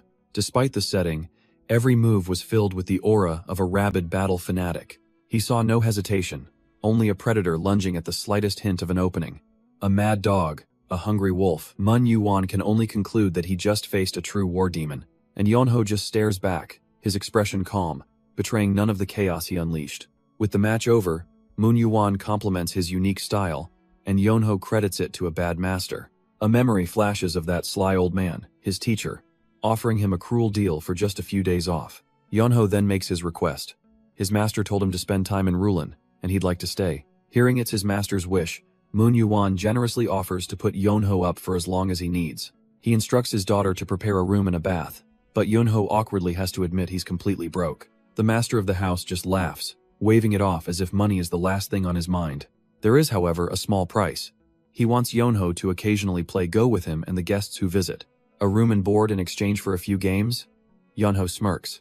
He can certainly do that much. With the arrangement made, Moon Yoonji politely leads him away to get settled in. She brings him to a lavish bathhouse, steam rolling off the pristine water. For the first time in what feels like ages, Yonho sinks into the warmth and lets out a sigh of pure relief. He idly thinks about how he used to despise washing, but right now, this feels like heaven. It's all thanks to that troublesome old man, he muses, as the smiling spirit of his master appears right above him. Meanwhile, Mun Yoonji returns with a fresh set of clothes for their strange guest. She still can't fathom why her father would invite a man like him into their home. Just then, a foot emerges from the thick steam of the bath. She freezes as Yonho rises, his scarred and sculpted back completely, catching her off guard. He turns at the sound of her scream, wondering what on earth is wrong. A flustered Yoonji insists she mistook him for a ghost, tossing the clothes at him to cover up. Yonho catches the bundle with ease, a hint of amusement on his face. But the young lady is completely stunned, her face burning as she gets a proper look at him. He wraps the cloth around his waist, the steam accentuating a physique forged by countless battles. With a playful smirk, he asks if this is what she wanted, thoroughly enjoying her reaction. Still reeling from the encounter, she finally stammers out the question, just who is he? A few days pass, and her initial shock has curdled into pure annoyance. She storms in on her father, Mun Yuan, demanding he say something to their new guest. The man does nothing but sleep all day, only ever emerging from his room to eat. But the great master simply gazes into the distance, his mind clearly on something else. Yoonji follows him, completely baffled as to why he'd tolerate such laziness from a stranger. Yuhwan calmly explains that a game of Go reveals a person's true character, and their guest style is fierce and unrelenting. He's never encountered someone who plays with such an extreme, desperate style before. A man who plays like that must have lived a life of hardship beyond anything they can comprehend. He tells his daughter you don't drive away a bird seeking shelter, but she's convinced her wise father is simply being fooled. Mun Yoonji closes her eyes, seemingly accepting her father's wisdom with a nod. But that was just for show. A sly grin reveals she has no intention of letting this go. She finds their esteemed guest, Wee Yonho, passed out cold on the floor amidst a graveyard of empty dishes. Her mind is made up. Her father is being deceived, and she's going to drive this lazy bum out herself. Looming over him with her arms crossed, she sternly orders him to wake up. Yonho cracks an eye open, groggily wondering what in the world is going on. She rips his blanket away, yelling that the sun is already high in the sky. He slowly sits up, completely unfazed, and cheekily asks her to just let him know when it's setting. Stunned by his audacity, she demands to know who lazes around for 7 days while everyone else studies. Yonho just gives her a lazy smirk, saying if they want to study, that's their choice. He wants to sleep. She finally explodes, ranting that she can't stand watching him do nothing while everyone else has to work. He calmly reminds her of her father's invitation, but she shuts that down immediately. She controls the money, not her father. A malicious little idea begins to form, a perfect way to put this freeloader in his place. He lets out a weary sigh, finally asking what exactly she expects him to do. Her answer is simple. He can do the laundry. She leads him out to a courtyard overflowing with mountains of it. He deadpans, asking if all of this is really his meal cost, muttering that it's not like he's eating gold dust. With a smug look, she tells him to do a good job, threatening to make him rewash every single piece if it's not perfect. She can barely contain her glee, thinking to herself that there's absolutely no way he'll finish this today. But just 2 hours later, her smug confidence completely shatters into disbelief. Before her, the entire mountain of laundry is perfectly clean, hanging in neat rows and practically glowing. How is this possible? She stares, completely baffled. Were the clothes always this impossibly white? And there he is, just lounging on the deck, completely unbothered by her astonishment. Her shock quickly hardens into determination. No, she absolutely cannot let this slide. Her next challenge is even more ridiculous. A forest worth of logs that need splitting. She smugly gives him a whole week, convinced he'll run away before the day is even out. But what she finds is a mountain of perfectly chopped firewood, a job that should have taken an entire crew. Next, it's dishwashing and he's passed out amidst towers of sparkling clean plates. Then the entire yard needs to be swept, and again, he's just napping in a spotless courtyard. Her mind is completely short-circuiting. He actually managed to finish every single impossible task, and so, through a gauntlet of absurd hazing, Wee Yonho's new life in Rulin had officially begun. But according to this old storyteller, letting Wee Yonho in was a huge mistake by the three great masters. He leans in with a knowing grin, explaining that the boy is a walking disaster, a magnet for trouble. Because of him, the once peaceful Rulin has now fallen into complete and utter chaos. The young historian is baffled, asking just what could have possibly happened here.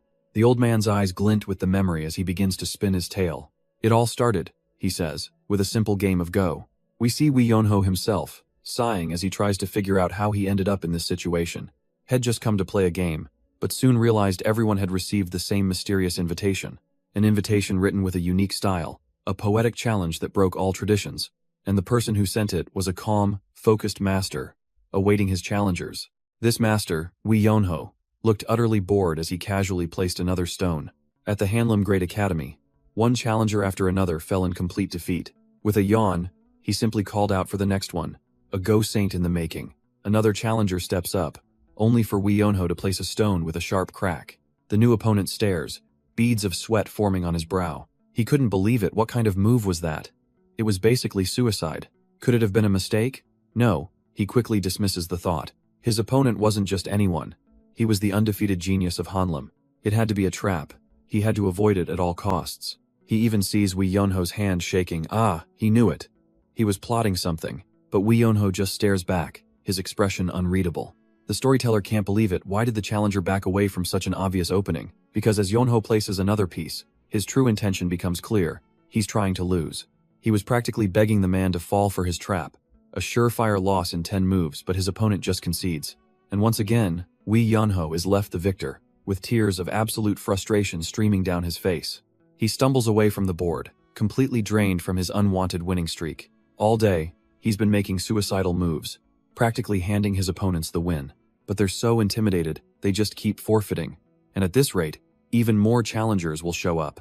He groans, clutching his aching back. He'd much rather be doing the laundry. Has had enough of this game. He just doesn't want to play anymore. But as he stumbles away, he peeks down a hall and overhears a tense conversation. A man built like a mountain, dripping with gold, introduces himself as Nok Mokpung, and asks a woman if she truly intends to refuse his hand in marriage. The woman's answer is immediate and sharp. Absolutely not. He warns her that she'll regret it, but she just glares back, completely defiant. His voice drops, turning his offer into a threat. He always gets what he wants, and her continued refusal will have consequences. She scoffs, daring him to bring down the entire Hanlim Institute over this, confident in its power. But he just leans in, coolly informing her that he can, in fact, make it happen, and that deep down, she knows it's true. In that instant, her bravado cracks, replaced by the cold fear that his threat is very, very real. She explodes, screaming that she'll never marry him, but he simply replies that it isn't impossible. With a casual goodbye, he turns his back on her, leaving her to tremble with rage and helplessness. And just like that, an iron grip closes around the young woman's wrist. She screams for him to let go, thrashing uselessly against his overwhelming strength. The hulking brute just sneers, warning her that it's in her best interest not to anger him. He leans in close, his voice a low growl, asking if she can still act so bold if he decided to take her right now. Her defiance shatters, replaced by the cold, stark realization of her powerlessness. But a new voice cuts through the air, coolly pointing out that's no way to speak in someone else's home. Both of them turn to see Yonho, standing there with his arms crossed and an unnerving calm. He completely ignores the aggressor, looking straight at the girl and casually asking if she's finished her chores. As she stammers, completely bewildered by his question, he holds up a hand to silence her. Then, he gently plucks the ribbon from her hair, simply stating that he'll be borrowing it. Without another word, Yonho calmly gathers his long hair, tying it back with the borrowed red ribbon. His eyes narrow, the playful demeanor gone in an instant, replaced by a cold, unwavering focus.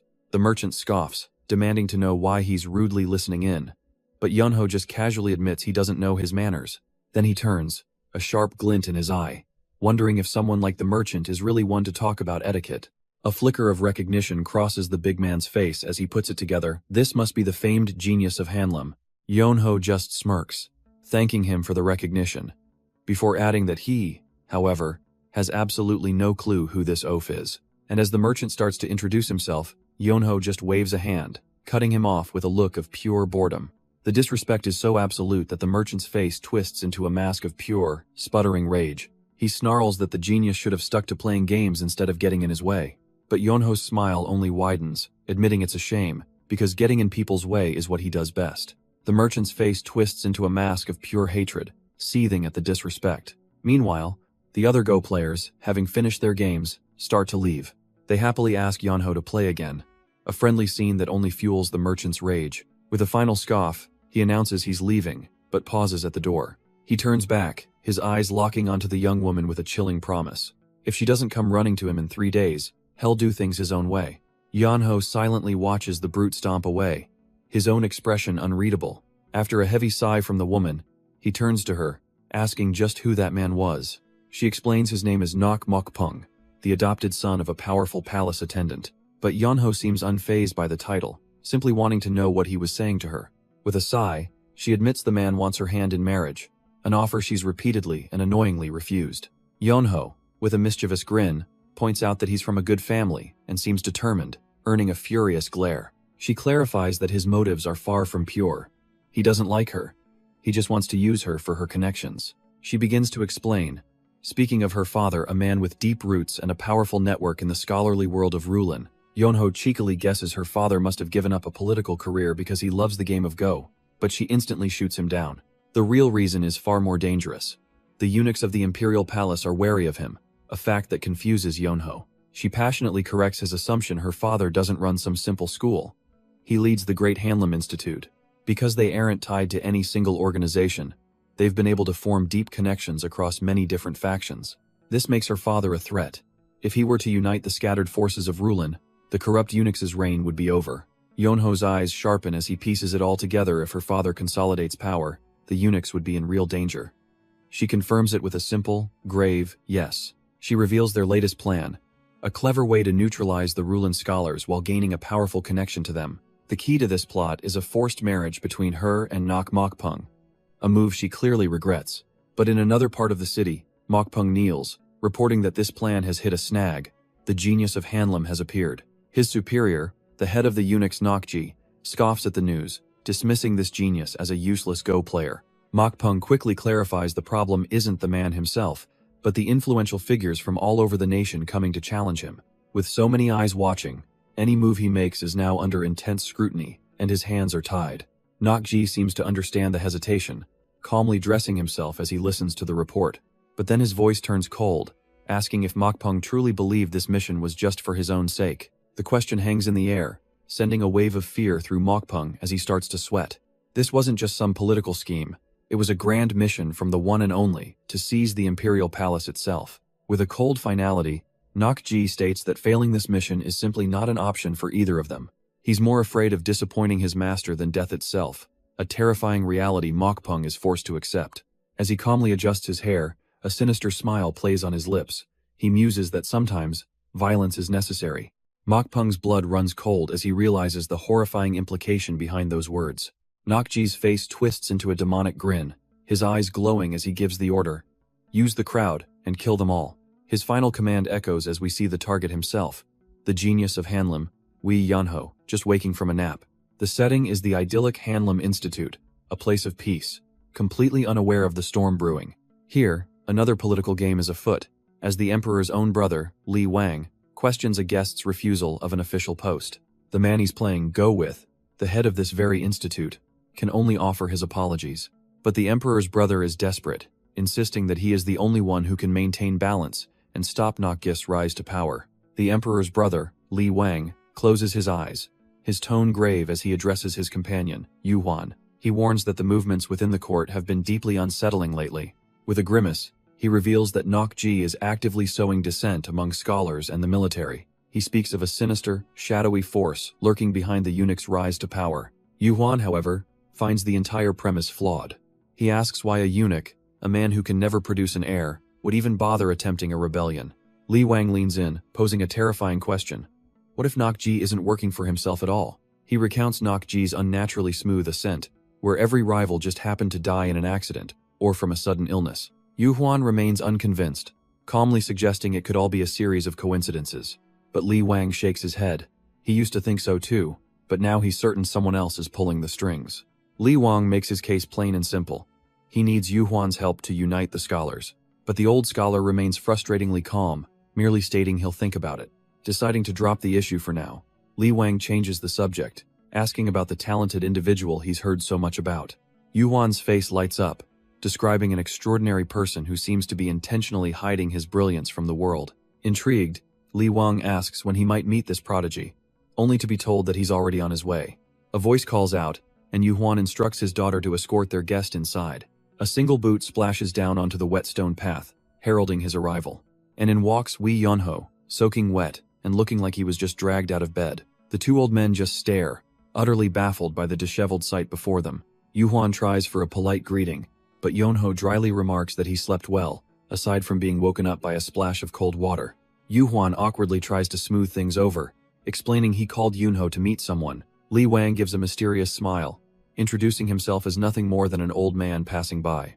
Yonho looks around, unimpressed, and asks what business he has here since he just came to play Go. When the old man requests a match, Yonho flatly tells him that's not possible. He explains that there's already a long line of challengers who came to the manor before him, Hez not refusing to play, Hez simply telling this esteemed guest to wait his turn like everyone else. Li Wang just chuckles, confident he can solve the problem by simply asking the others to yield. But Yonho's gaze turns sharp, calling the man's solution by its true name: coercion. The sheer audacity of the young man leaves both old officials completely stunned. Yonho calmly states that while his rank may force others to give in, it won't make them convinced. Yonho stands firm, explaining that he has his own principles and promises to uphold. Li Wang grimaces, realizing this upstart has more backbone than he expected, making things difficult. He lets out a frustrated sigh, pleading for an exception.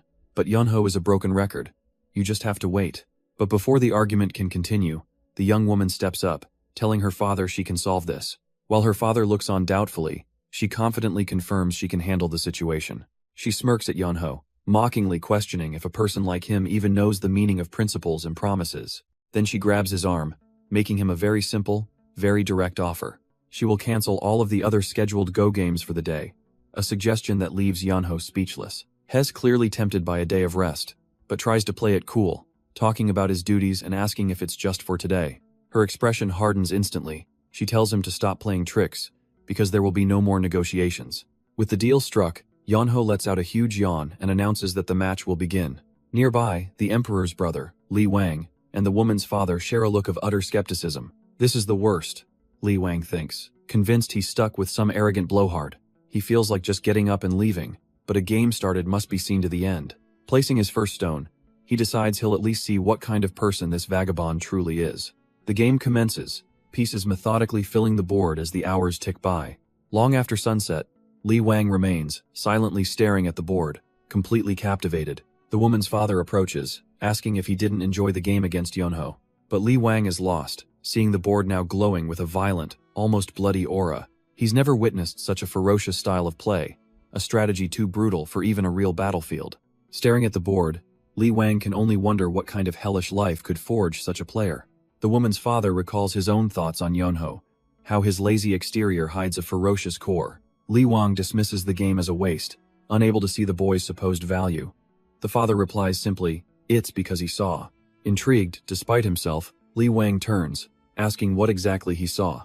The father begins to explain a moment from his own match against Yonho. He remembers making a divine move, a play so perfect he was certain it was the end. Confident in his victory, he lifted his gaze from the board and looked across at his young opponent. But what he saw in Yonho's eyes was a look of pure, selfless concentration. It was the rare focus of someone completely immersed, a talent that transcends the game itself.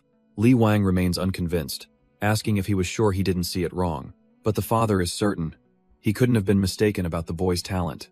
With a weary sigh, the emperor's brother seems to concede the argument for now. He declares he has no intention of using that boy anyway, but the father's look is knowing. As they part ways, the father mentions he has to leave early tomorrow. He gives one last, subtle warning. The atmosphere in the capital is not good. Alone, Li Wang gazes up at the moon, a feeling of regret settling in. What a shame. The night is perfectly clear, almost peaceful, but elsewhere, dark preparations are underway. An assassin in a wicked mask emerges from the shadows, confirming to his master that it's ready. Flanked by his masked killers, Nok Mok Pung smirks. The perfect night for a hunt. Nok Mok Pung gives the order with a cold smile. Subdue them all, and do it quickly. His assassins answer with silent, deadly loyalty, vanishing into the darkness. At the compound gate, a lone guard lets out a bored yawn, completely unaware of the death descending from the sky. His eyes snap open just a second too late, a cold sweat breaking out as he realizes his mistake. A sickening splash of red paints the doors, his final scream swallowed by the night. Waiting inside, Nok Mok Pung hears the commotion, a flash of irritation crossing his face, because the Wee Clan patriarch is no easy target, carving through the assassins like a furious storm. Nok Mok Pung looks on with a smug sneer, thinking they really should have listened to him earlier, but his patience is gone. He bellows a new order. Capture every single one of them. A sadistic grin spreads across his face. Tonight, not even a rat will escape this place alive. And so, the real targets are revealed. A group of influential scholars, now bound and kneeling at sword point. The esteemed head of the Hanlim Institute demands to know the meaning of this ambush. Nok Mok Pung casually explains that he received a tip about a suspicious gathering of powerful people. He leans in with a smug, knowing look, asking what other reason they could possibly have for meeting. The answer drops like a stone, shocking them to their core. This is an act of treason. The scholar sputters, calling the accusation utter nonsense they only gathered to play go. But Nok Mok Pung looms over them, his voice dripping with sarcasm, questioning if he's really meant to believe that. Desperate, the man mentions the rumors of the Halim master of Go, but his captor just smirks. Rumors, he muses, can be fabricated just as easily as evidence of a crime. Nok Mok Pung turns to his men, demanding to know where the so-called Halim master of Go is. His assassins report back that the estate was clear. No one else was found on the premises. He scoffs, deducing the man must have left before they arrived, calling him a lucky guy. Turning back to the captured scholars, he gives them a condescending reassurance of their eventual release. But right on cue, one of his men shouts out, presenting a book he supposedly just discovered. The item is a ledger, clearly marked as a collective oath, the perfect evidence of treason. The head of the Hanlim Institute sputters in outrage. He's never even heard of such a document. Nok Mok Pung dangles the book before him, mockingly asking if he still dares to claim innocence. And in that moment, the old scholars face drains of color as he finally understands he's been had. The scholars cry out in desperation, pleading their innocence against this unfair accusation. But a new, authoritative voice cuts through the noise, coolly addressing Nok Mok Pung. The hulking official turns, his smug expression faltering as he recognizes the man. It's Prince Li Wang, the censor general and the emperor's own brother. Even tied up, the prince roars with authority, demanding he be addressed by his proper title. A wave of relief washes over the other captives. Surely they're saved now that royalty is here. Nok Mok Pung quickly adopts a subservient tone, apologizing for his rough handling of the situation. The prince isn't interested in pleasantries, ordering him to unbind them all at once. But with a sly grin, Nok Mok Pung counters, saying he has a question he'd like to ask first. The question hangs in the air, a stunning accusation. Why did the prince plot treason? A wicked smile spreads across Nok Mok Pung's face as he taunts the royal, asking if he truly thought his arrival was a surprise. With the prince held fast by assassins, the brute lays out his twisted frame-up. The prince erupts in pure rage, roaring at the audacity of being accused of betraying his own family. But Nok Mok Pung simply scoffs, informing him that his threats to tell the emperor are meaningless. He paints a grim picture, a gathering of scholars with a prince, discovered plotting treason, and swiftly executed. As the prince curses him, Nok Mok Pung just watches, enjoying the desperate struggle. With the trap laid and his story straight, he decides it's time for the executions to begin, starting with one person. His gaze settles on a young, defiant woman in green, as he names his first victim, Moon Yoonji. He leans over the bound Moon Yoonji, whispering that this is all her fault for rejecting him. Getting uncomfortably close, he lifts her chin, giving her one last chance to reconsider. Her answer is a glob of spit, shot with pure contempt right onto his cheek. She erupts, screaming that she would welcome death before ever marrying a wretch like him. In a truly disgusting display, the brute simply licks it off his face, completely unfazed. He grabs her jaw, his voice turning cold, promising that death would be a mercy he won't grant. Instead, hell inflict a suffering so profound, she'll beg for an end that will never come. But she has one last trick, revealing a poison pill ready on her tongue, convinced she can escape his grasp. Nok Mok Pung just smirks, revealing his final, cruelest leverage. her own father with a blade to his throat. And her father isn't the only one. The room is filled with his loyal followers, all bound and helpless.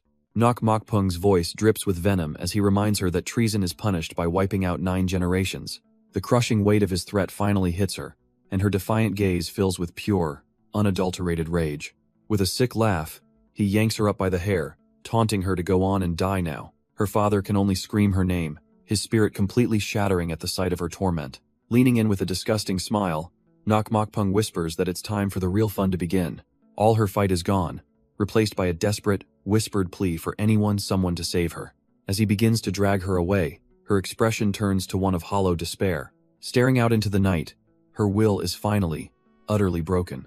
But her prayer is met not with a hero, but with a sudden noise that snaps her out of her despair. Elsewhere, a lone figure is seen desperately scrambling through the night. With a frantic leap, he scales the wall in a single bound. Hez not running to the rescue. He's running from something. Suddenly, he crashes through the roof, landing right in the middle of the tense standoff. And Mokpung roars his name, Wee Yonho. Dazed and confused, Wee Yonho looks around, the pain of the impact hitting him hard. But he recovers instantly, gets back on the roof, and starts laughing hysterically, leaving the captured woman to ask what he's even doing.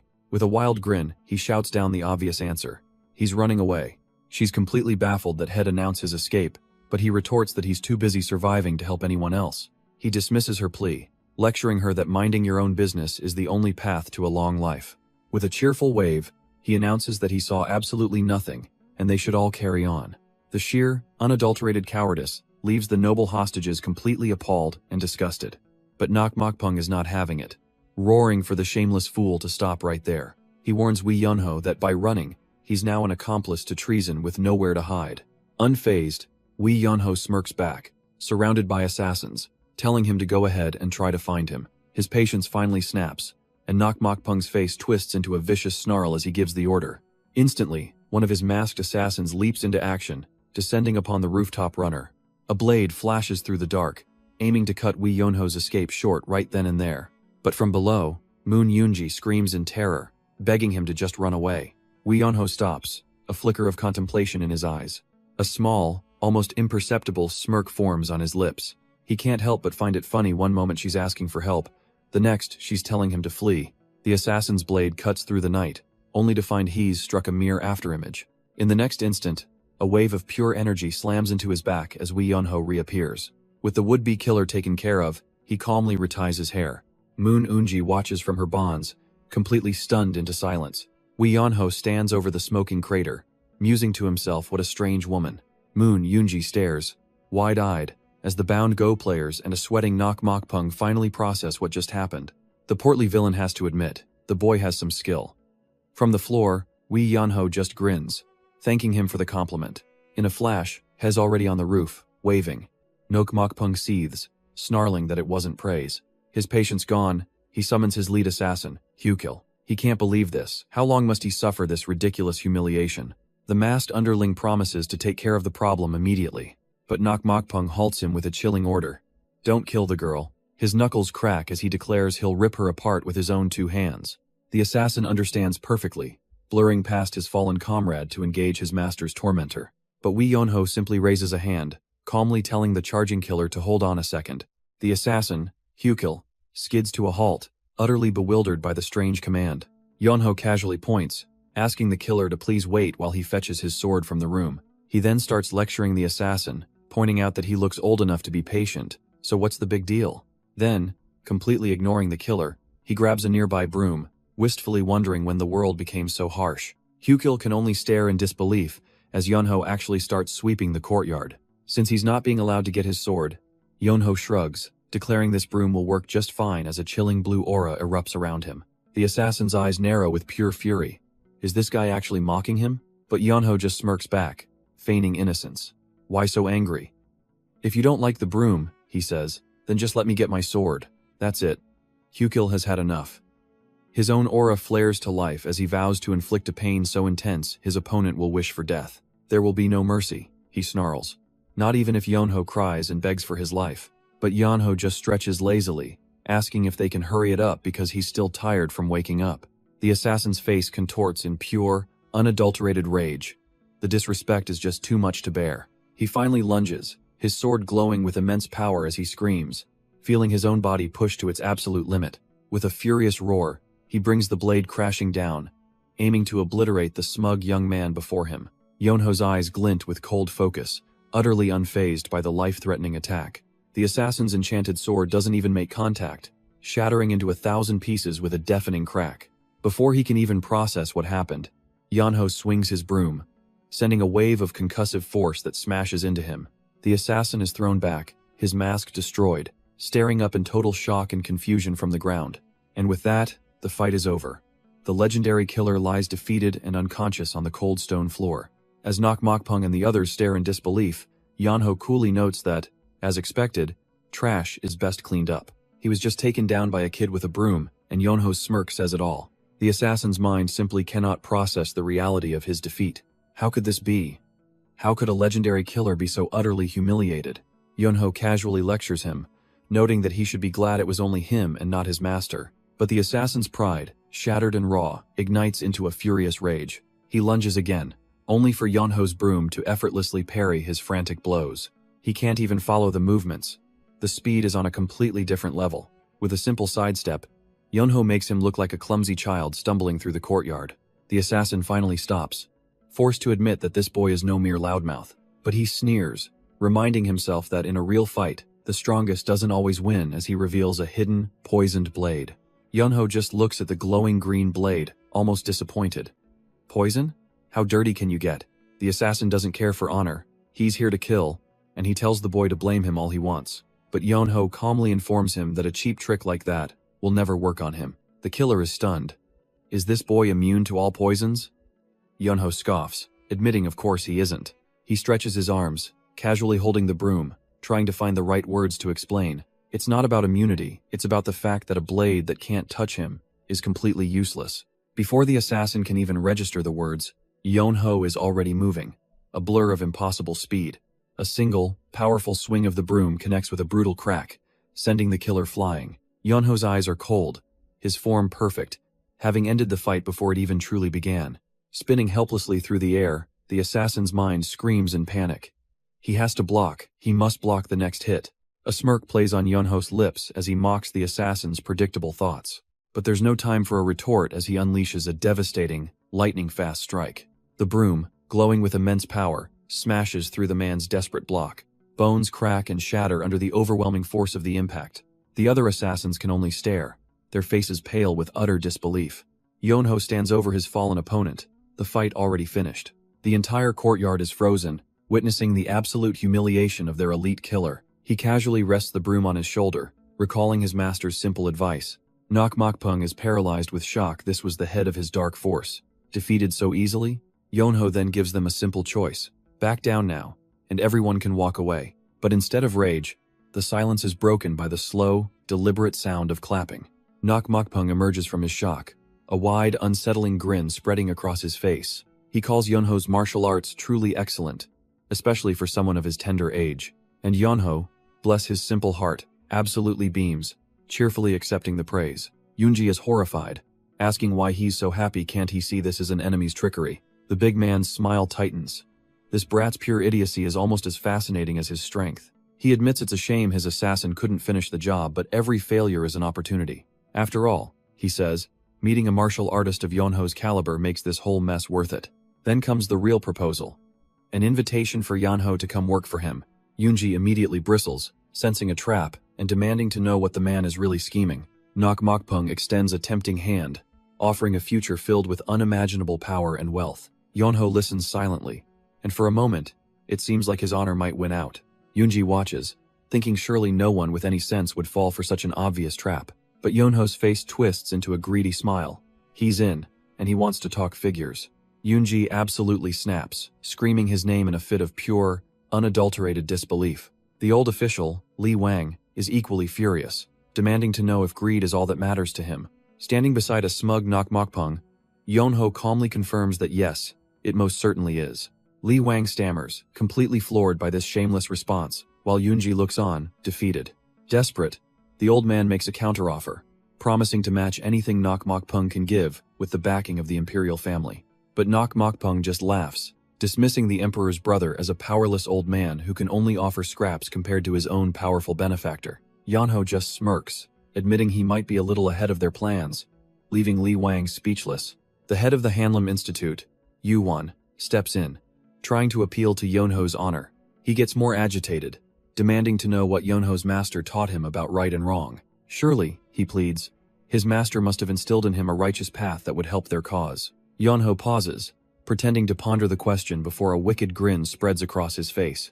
He declares his master's greatest teaching: always stick with whichever side pays the most. Channeling the spirit of Baek Muhan, he explains that morality is an empty name that doesn't feed you. Yuhuan's face falls in utter disbelief, wondering what kind of monster could possibly teach such a lesson. Nok seizes the moment, scoffing at virtue, and asking if Yonho will work for his powerful father. But the word work itself seems to offend Yonho more than anything else said tonight. Seeing his mistake, Nok quickly changes his tune, promising top-class meals and guaranteed rest for life. He admits he was foolish to even bring up the concept of work. Yonho can have all the rewards without lifting a finger. Yonho immediately starts fawning over him, praising his generosity and calling him a real man. Much to Nok delight, the captured scholars can only listen in silent, seething rage, knowing this is all a lie. With the pleasantries out of the way, Yonho grins and asks what, exactly, he needs to do. A vile, toothy smile spreads across Nok face as he prepares to reveal the catch. His first order is simple: kill everyone he sees tied up before him, calling them rebels whose death is just payment. The young woman, Moon Yunji, erupts, absolutely furious at the nonsensical accusation. Yonho calmly points out that they did, after all, get caught plotting treason, which only enrages her further as she screams that it was all a setup. But our boy just turns back to Nok with a feigned, nervous smile, claiming this is a problem, as he's never killed anyone before. Annoyed by the cowardice, Nok decides to handle it himself, calling for his sword. He draws his blade, declaring that while he dislikes dirtying his hands, executing the state's law requires no hesitation. One of the scholars, Moon Yunji's father, erupts in fury, questioning how a servant of the state could commit such treachery. But Nok simply sneers back, raising the sword high and claiming that what he is doing now is loyalty. Yunji can only scream in horror, shouting for her father as the blade begins to fall. Her father closes his eyes, his face a mask of regret, silently asking for his daughter's forgiveness.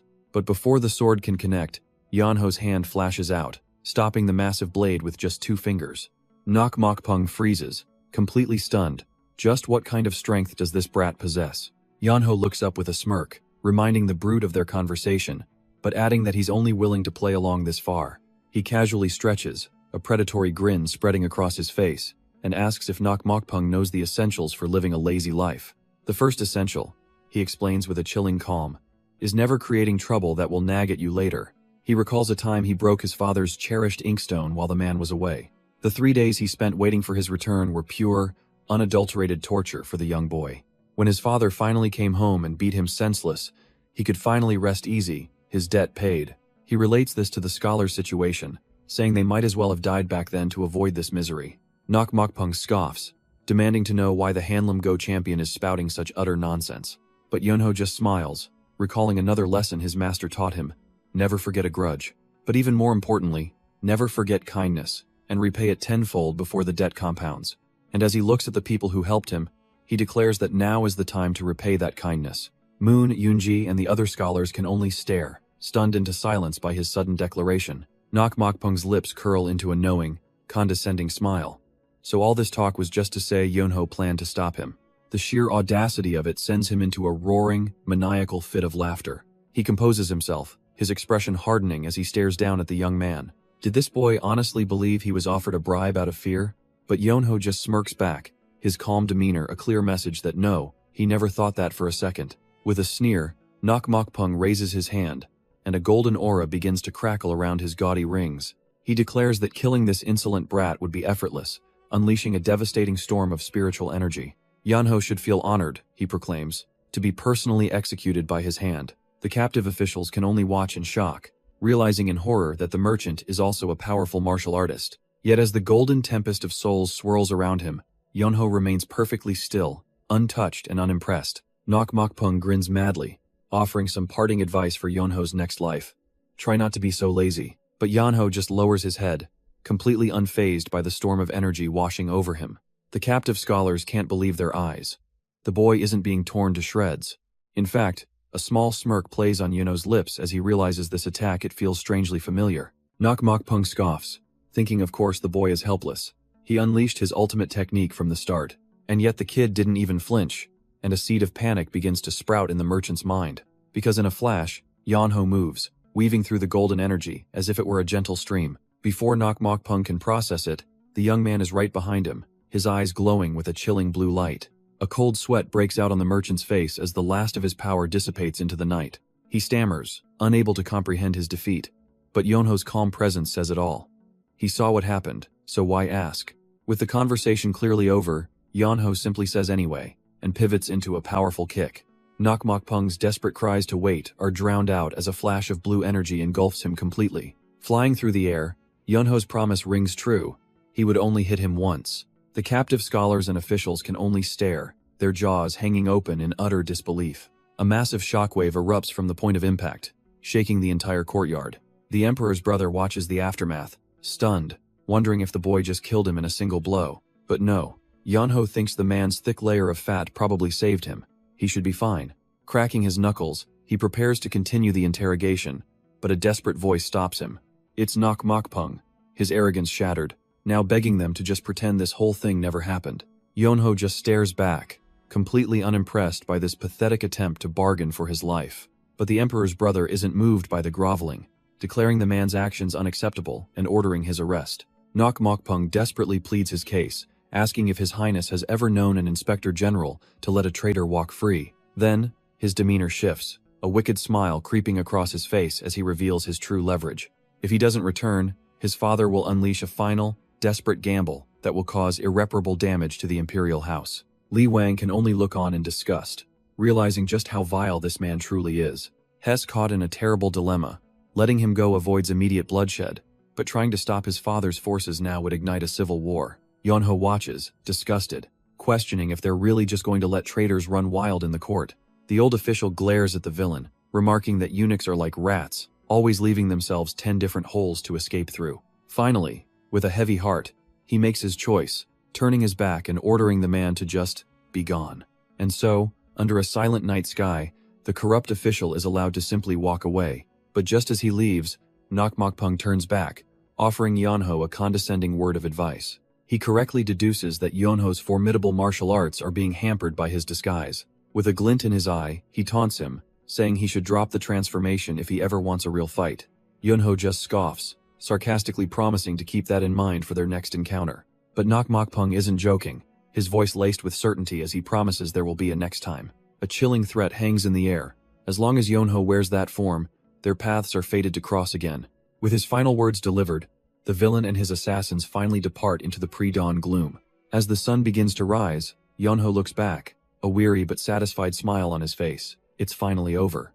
And indeed, the crisis has passed, with Moon Yunji now safely standing beside her father and the old official. Utterly drained, Yunho stretches and declares he's going to bed, leaving the political fallout to them. But Moon Yunji can't believe it, confronting him about his plan to just sleep it all away. Without missing a beat, Yunho yells back not to wake him and makes a mad dash for his quarters. Yunji is left fuming, wondering what kind of person he is, while the officials behind her seem quietly amused. And just like he declared, Yunho's days flowed by in absolute comfort. While the others dealt with the complicated aftermath, he had not a single care in the world. His only job was to eat the delicious food brought to his room and sleep a true paradise. But that peace was destined to be short-lived. A shadow falls across the floor as someone quietly enters his room. It's Moon Yunji, standing over his sleeping form, her patience finally at its end. She looks down at him, her expression firm as she gets ready to wake him up. She knows he can hear her, her voice tight with frustration as she tells him to stop playing dead.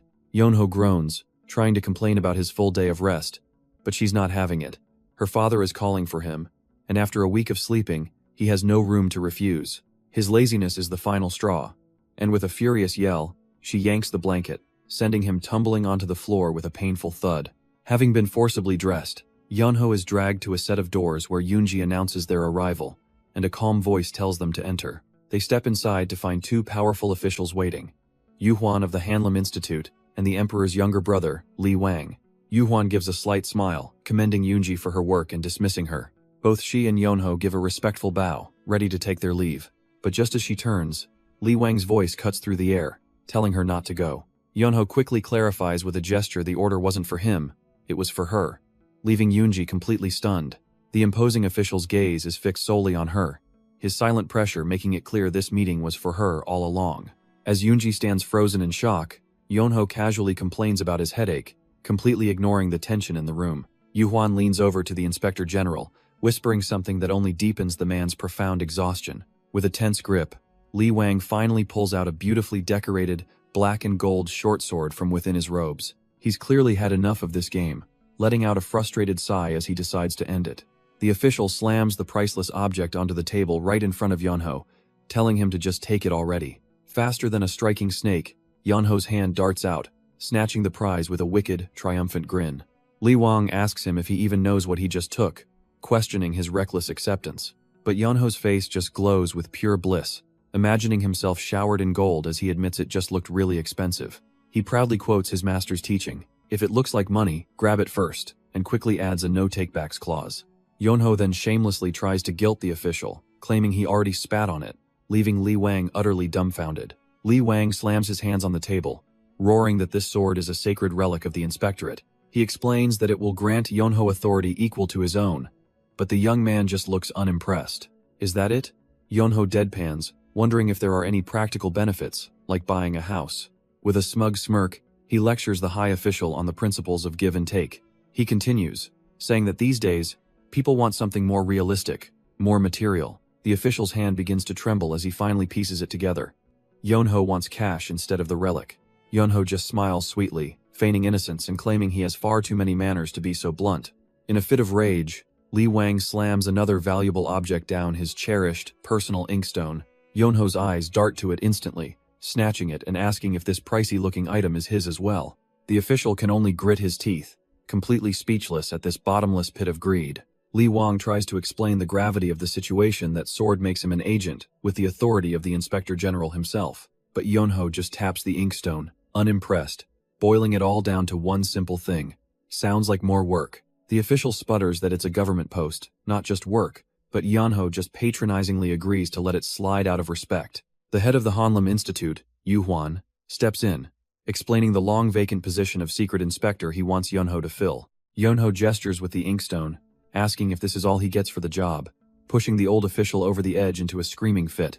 Hearing the official's passionate promise of reward, Yunho sighs in relief, saying he's glad this won't be troublesome after all. And in a horrifying flash of insight, Li Wang understands. Yunho wasn't worried about the mission, he was worried about the hassle of pawning off the sacred relics.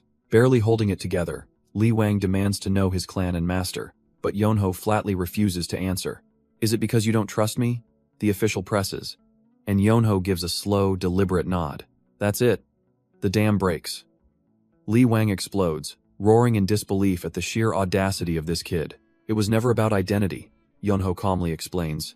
"It's about his refusal to trust someone who so obviously hides their martial arts and puts on an act for everyone." The old official starts to sweat as Yunho asks a chillingly specific question. How long would it take him to subdue Nakmakpung? 5 seconds? Or maybe just 3? The young man sees it all now. How has been made to dance on someone else's chessboard. The room itself seems to transform into a massive, glowing go board, trapping them in the game. In Yunho's eyes, Li Wang is no mere official, but a giant looming over the board, controlling the flow of the match. But even as a piece on that board, Yunho's own power begins to swirl around him, defiant. Completely thrown, Li Wang is speechless for a moment, before quietly asking how he knew. Yunho admits he thought it was strange from the beginning, so many people traveling 1,000 miles just for a single game. He realized a plot was in motion, and when Nakmakpung arrived, he had to decide which side he would take. The old official can't understand if Yunho knew. Why didn't he side with the more obvious choice? Yunho explains that Nakmakpung's story was simply more believable. A gathering of such influential figures could never be for simple networking. The most likely scenario, as even Yuhuan realized, was treason. Li Wang presses the point. So knowing all this, why did he choose to help them? The memory flashes back to that critical moment. Moon Yunji, bound and helpless, crying out his name. He admits he was just going to run. But her desperation, her genuine ignorance of the plot, he just couldn't turn away. His master's words echo in his mind. Ideals are important, but they mean nothing if you ignore the person right in front of you. But there was another, simpler reason for his actions. one that makes Yuhuan's eyes widen. He was just pissed off. With all pretenses dropped, Yunho leans forward, placing his hand on the table like a piece on a go board, and asks directly if he is plotting treason. Li Wang doesn't flinch, meeting his gaze with a chilling calm, and asks what Yunho would do if he were to say yes. Yunho smirks, his answer cutting through the tension. If it's treason, he'd wish them luck, because at least they paid him. Loyalty to the imperial family? He has none. His allegiance goes to the highest bidder. Li Wang's eye widens, utterly stunned by the young man's shameless mercenary logic. And then, he just roars with laughter, admitting he knew Yunho was cunning, but this was beyond his wildest expectations. After calming down, he clarifies. He swears on his life it isn't treason. They were simply building a force to oppose Nok-ji. The problem, however, is that the devious head of the eunuchs has already seen through their plans. Li Wang then asks a chilling question. Does Yunho know the real reason Nok-ji sent Nok Mokpung after him? The horrifying truth clicks into place in Yunho's mind. It was never about capture. Nok-gi's plan was a masterful trap, to force Li Wang to kill Nok Mokpung, giving him the perfect excuse to expose the old man's hidden power. Li Wang was being played like a puppet on a string, and that's exactly when Yunho stepped in and cut the strings. Li Wang bows his head, offering a sincere apology for using Yunho as a pawn. But Yunho cuts him off, tired of the games, simply telling him he understands. With the pleasantries out of the way, Li Wang gets to the real question. Will he accept the position of Royal Secret Inspector? Yunho's face twists in annoyance as he lays down a very important condition first. He makes it crystal clear that he will absolutely never go looking for trouble on his own. Li Wang simply smiles, waving off the concern as if it's completely irrelevant. He tells the young man that destiny isn't something you can just pass on, but Yunho is having none of it. Fed up, he announces he's leaving, turning his back on the old man and his schemes. He sincerely hopes they never have to see each other again. But Li Wang watches him go with a knowing grin, certain their paths will cross again very soon. Once Yunho is gone, Yuhuan turns to his master, asking for his honest opinion. Li Wang's expression turns deadly serious. The boy was far more than he ever anticipated. He expected strength, but not the kind of mastery that could see right through him. He thought he found a dragon, but he's brought home a monster. Yuhuan, however, seems to believe that a risk of this magnitude is well worth taking. Li Wang can't help but agree, marveling at the boy's cunning and wondering just who on earth could have raised such a creature. He gives a final, chilling order. Investigate everything about that man, down to the very family he belongs to. Later that night, under the full moon, Yunho is about to slip away unnoticed from a rooftop, or so he thinks. A voice cuts through the silence, and he startles, finding Yuhuan standing right there. Yunho plays it cool, assuring him he wasn't about to leave without thanking the owner who fed and sheltered him. But Yuhuan sees right through it, confirming that even if not tonight, he plans to leave soon. Yunho doesn't deny it. Yunho calmly states that he's seen and learned a great deal during his stay. Intrigued, Yuhuan asks him just what it is that he's learned. Yunho lists two things: that scholars don't live like their books, and that this place is far more frightening than he ever imagined. Frightening? Yuhuan can't quite see what the boy is getting at. It's because, Yunho explains, he never thought he'd find him here, the single strongest master he has ever encountered since entering the Murim. With a knowing smirk, he looks directly at the scholar and asks if it isn't time to drop the act. A powerful aura erupts from Yuhuan, his scholarly demeanor shattering as he realizes he's been completely found out. Yunho confirms he knew from the very beginning, and Yuhuan, now a different man entirely, asks him to keep it a secret. Our boy agrees, but in exchange, he needs Yuhuan to tell him just one thing. Yunho confesses that his master sent him here to see the world, but instead of the justice he expected, he only found its ugliest side. The old master listens patiently, explaining that while everyone studies the classics, their personal ideals are always different. And when those ideals meet the harshness of reality, impatient people stop trying to untie the knots of the world and simply look for ways to cut them. That, he says, is the very nature of the schemes Yunho saw: dirty shortcuts, like sacrificing your own life or sending your adopted son to his death. So, is the whole world like this? Yunho asks, a hint of despair in his voice. Yuhuan confirms it is. The imperial palace is even worse. Our boy looks to the sky, lost, admitting he doesn't know what his master wanted him to see, feeling too lazy and slow to understand this fast-moving world. But the master's response is simple. So what? If the world is fast, he can just follow it slowly. A diligent person might see many things, he continues, but a lazy person might be able to see things more clearly. His words strike a chord with Yunho. If you decide beforehand what you're going to see and feel, then what meaning is there in the journey? Walk with your own steps, Yuhuan concludes, and see the world through your own eyes. Then, the path you must take will reveal itself. Taking his master's wisdom to heart, Yonho closes his eyes to see the world as it truly is. He centers himself, his hands forming a vessel to receive this new perspective. An energy begins to coalesce, a raw, untainted feeling of the world around him. Under the quiet moon, his spirit resonates with the night, his aura flaring with newfound insight. The image of his master, Yu Huan, solidifies in his mind, his lesson far from over. The old man's presence guides him through this profound state of awareness. As Yonho's eyes finally flutter open, they reflect not just the night, but the cosmos itself. He's back on the rooftop, his master watching him with a calm, knowing expression. Yu Huan finally breaks the silence, asking if his student has grasped some new truth. But with a humble scratch of his head, Yonho admits he's honestly not really sure. Yu Huan lets out a hearty laugh, explaining that some truths are meant to be felt, not just understood. With his lesson concluded for the night, he turns and begins to walk away. He offers one last piece of encouragement, hoping Yonho will find the answer on his own terms. And with a few silent steps, the master vanishes into the night. Yonho is left alone on the rooftop, a contemplative smile on his face. But suddenly, his body gives out, and he tumbles backward onto the tiles. A strange energy pulses from his chest, and he realizes it must be the inner core. His consciousness drifts as he stares up at the brilliant full moon. A familiar, ethereal figure appears in his vision, the spirit, Bakmuhan. His ancient voice asks if Yonho has finally attained enlightenment, pulling him deeper into the trance. Floating in his own mind, Yonho admits to his master that he isn't sure of the answer just yet. The vision fades, and his memory drifts back to a different time, a moment when he was being transported on a cart. The men guarding him speak of a consignment item, and it becomes clear he is the item. Yonho lies there, completely unconscious, being hauled like a piece of precious and dangerous cargo. We jump back slightly further, to a room where a man named Yu Huan watches over the sleeping Yonho. When he finally stirs, Yonho groggily asks why Yu Huan is still hanging around after 2 whole weeks. He casually mentions that he might be a little late for the job, as if it's no big deal. Then, he thanks Yu Huan for calling the Dragon Escort Agency, which seems to catch the man by surprise. Confused, Yu Huan asks what on earth they're even supposed to be hauling. The scene shifts to the agency leader, Moon Yunji, pointing a finger with absolute confidence at their target. And Yonho, still dazed, can only wonder, is she pointing at him? Indeed she is.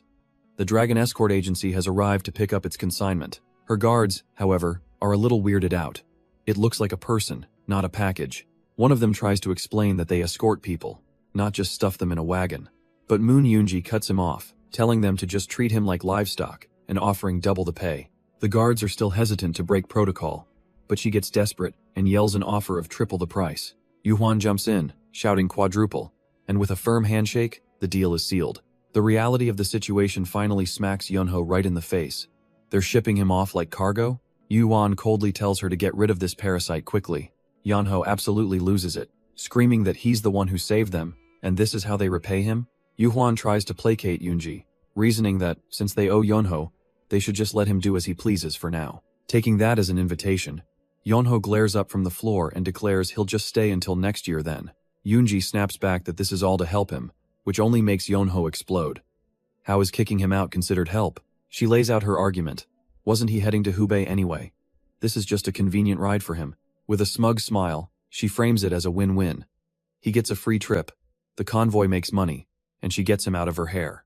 Hess momentarily stunned because he can't find a single flaw in her twisted logic. He makes one last pathetic attempt, saying his mom told him not to follow strangers, but Yunji assures him the guards are trustworthy.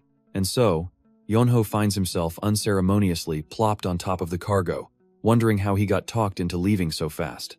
As the wagon begins to move, Moon Yunji and Yu Huan wave him off with a few parting words, but he can see the absolutely delighted grin on her face.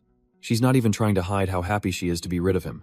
With a grumble, Yonho gives the signal, and the journey he never asked for begins. Might as well get comfortable. He plops down, resigning himself to the bumpy ride ahead. The escort convoy rumbles away, leaving the Moon Inn and its troublesome owners behind. But just as he settles in, a familiar voice shouts out from the gates. He lazily props himself up on a barrel, wondering what she could possibly want now. It's Yunji, waving with a cheerful smile, wishing him good health on his way. He mutters about their nerve, giving him a disease, then kicking him out to find the cure. As the wagon disappears into the woods, he gives a final, half-hearted wave goodbye. With their problem finally carted away, Yu Huan decides it's time for them to head back inside. The gates close, and just like that, Wee Yonho is no longer their concern. Yoonji watches the cart fade into the distance, a thoughtful look on her face. Then, a small, knowing smile plays on her lips. "Goodbye, you weird, lazy bum," she thinks, as she and Yuhwan turn to go back inside. Meanwhile, the convoy is met by its chief, a man named Gok Bihang from the Dragon Escort Agency. He stares down at the parcel he was sent to pick up, and he is not impressed. He can't believe his men are serious, asking if they know how much more prep a person requires. His men sheepishly explain that they wanted to refuse, but the request came from the venerable Hallam Manor. The chief asks how long he's been out cold, learning he's been like this since they left the manor. He finds it impressive, in a bizarre way, that the kid just sleeps through everything without a care. His guards relay the instructions: just feed him 3 meals a day, and he won't cause any trouble. Just as the chief is sizing him up, the cargo finally stirs, and Gok Bihang calls out to him. He taps on the crate to get a proper response, and Wee Yonho finally peeks over the edge. Still lying down, he lazily asks what all the fuss is about. The chief introduces himself with some authority, but our boy just gives him a board. And Gok Bihang warns him that this journey is for people, not cargo, and will be inconvenient. But Wee Yonho just smirks, saying he's registered as cargo, so there's no problem, and with that, they set off. 5 days pass, and Wee Yonho seems to be doing nothing but sleeping peacefully on the cart. But as he stretches awake, he groans, complaining that this is really starting to get on his nerves. Because even in his sleep, there's no escape from the spirit of Baek Muhan, who relentlessly torments him with dream training. Drained and exhausted, he wonders if this endless cycle of suffering is all his life will ever be. But just as he resigns himself to his fate, deciding he doesn't care anymore, the convoy chief, Gok Bihang, suddenly raises a hand, calling for an immediate halt. The entire procession grinds to a stop in the middle of a dense, eerily quiet forest. He bellows into the trees, announcing his identity and demanding to know who goes there. Wee Yonho props himself up, a flicker of curiosity in his eyes. Bandits, perhaps? But the forest offers no reply, and the unnerving silence tells Gok Bihang this is not good. He knows this tactic means one of two things: clueless amateurs, or someone truly dangerous. His hand instinctively grips his sword. He can't sense a thing, confirming they're professionals. So he gives one final, sharp warning for them to reveal themselves or face the consequences. Yet, the woods remain perfectly still, holding their breath and hiding the coming threat. A sudden rustle from the bushes finally breaks the tense silence, and stepping out is a mountain of a man, his presence alone enough to halt the entire convoy. Gok Bihang's face hardens, his mind racing to identify this unexpected arrival. The man lands with a ground-shaking thud, a clear display of immense power. He bows formally, introducing himself as Pang Dogyuk of the Hubek Pung family's blade style. The convoy chief returns the salute, cautiously asking what business a Pang family master has here. But this isn't a threat. It's a desperate plea for help from a man being hunted. Lying in the cart, Yonho's eyes widen. A Pang descendant on the run? This could shake the martial world. Meanwhile, in a different part of the country, a young sect leader listens intently to his elder. The divine mad dog grins, reminding him of that arrogant brat who treated them like trash at the gate. He remembers the day he met Pang Dogyuk, a man whose desperation was a force of nature. But back then, listening from his cart, Wee Yonho couldn't grasp the full picture. He could only listen intently, piecing together the chaos unfolding before him. The man from the esteemed Pung family was clearly on the run, his face etched with strain, and a dark premonition began to stir within Yonho, a sense that this encounter was casting them all into a river of misfortune. Pang Dogyuk explains that for someone of his standing to be hunted, the situation must be dire. He begs the convoy chief for passage off the mountain, vowing to repay them handsomely. Without a moment's hesitation, the chief agrees, telling the desperate master to hide inside a barrel. But a shrewd, calculating glint in Gok Bihang's eyes suggests this isn't an act of charity at all. Lying on the cart, Yonho looks on with utter boredom, clearly unimpressed with all this drama. The chief helps the grateful Pang Dogyuk climb into a large barrel to hide. With the man concealed, Gok Bihang gives a final, stern warning. He must make absolutely no sound. Yonho watches this unfold, thinking to himself what a meddlesome guy this chief is. But as the convoy rumbles forward, he has to admit he doesn't exactly hate that about him. A muffled voice comes from the barrel.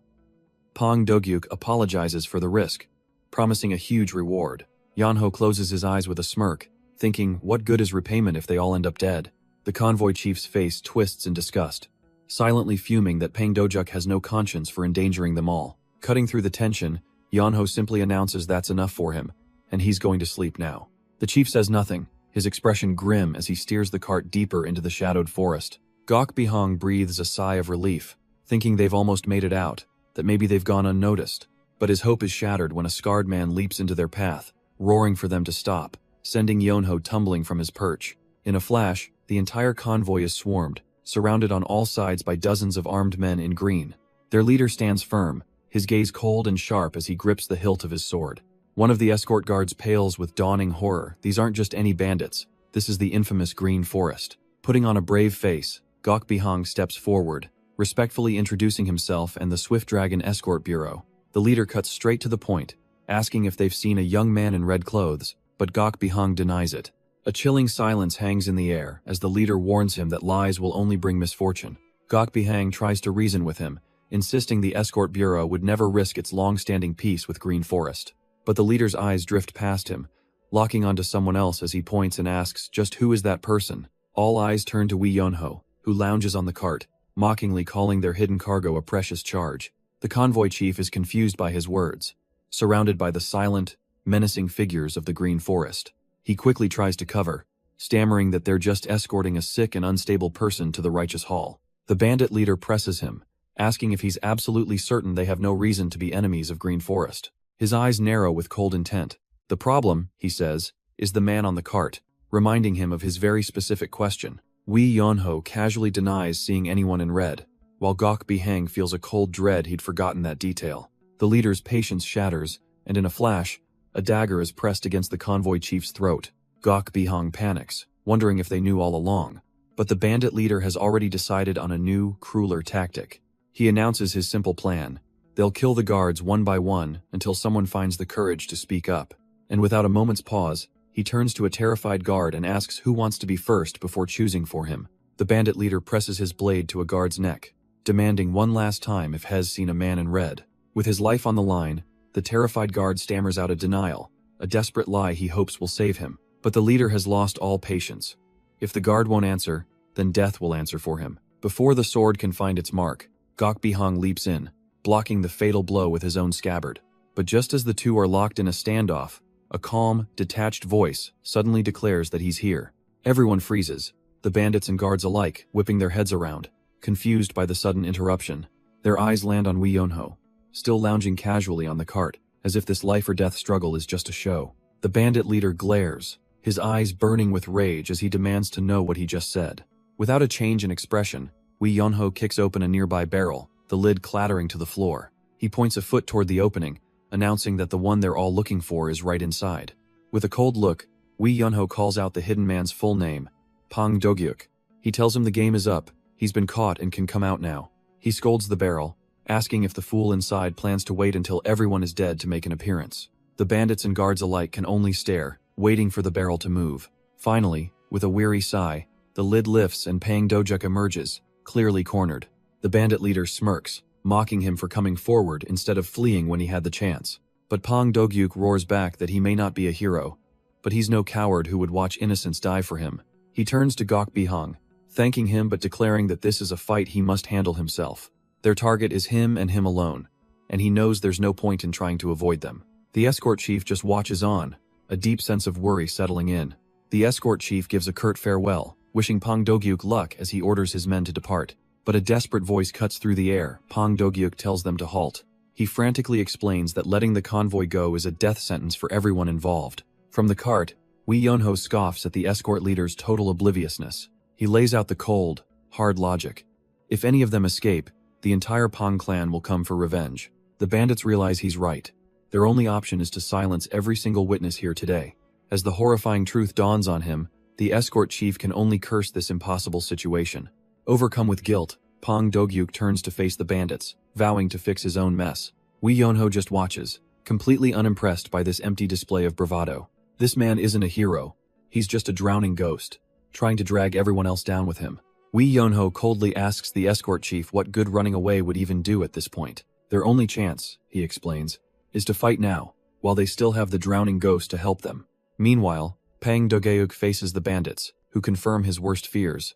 No one is leaving here alive. With a cold glare, their leader gives the chillingly simple order to attack. Pang Dogyuk roars, charging into the fray and warning them not to blame him for their deaths. His blade meets steel in a violent clash as he blocks the first of many incoming strikes. Gritting his teeth, a bitter thought enters his mind. He always knew the martial world was vast, but he never truly understood how dangerous it was, and now he desperately regrets his choices. All his life, he was praised as a rising star, a fatal carelessness growing inside him unnoticed until now. And in that moment of clarity, a cold blade finds its way to his throat. His bravado was for nothing. Surrounded and overwhelmed, Pang Dogyuk is a storm of desperate steel, but he's losing ground with every parry. One of the bandits sees his chance, sneering as he lunges forward to deliver the final, killing blow. With his eyes squeezed shut, Pang Dogyuk offers a silent apology to everyone he's failed. This is the end. But in that final moment, a brilliant flash of blue light tears through the battlefield. The would-be killer is sent flying backward with a pained cry, struck by an unseen force. He crumples to the ground, his sword clattering uselessly beside him, defeated in a single, impossible instant. Pang Dogyuk, who was a breath away from death, can only stare in utter disbelief. His eyes search frantically, finally landing on a figure perched casually on a nearby crate, watching the chaos unfold. It's Wee Yonho, tossing a small, glowing orb in his hand, looking like this whole life-or-death struggle is just pathetic. With a voice colder than ice, he finally speaks the name of the man he just saved, Pang Dogyuk.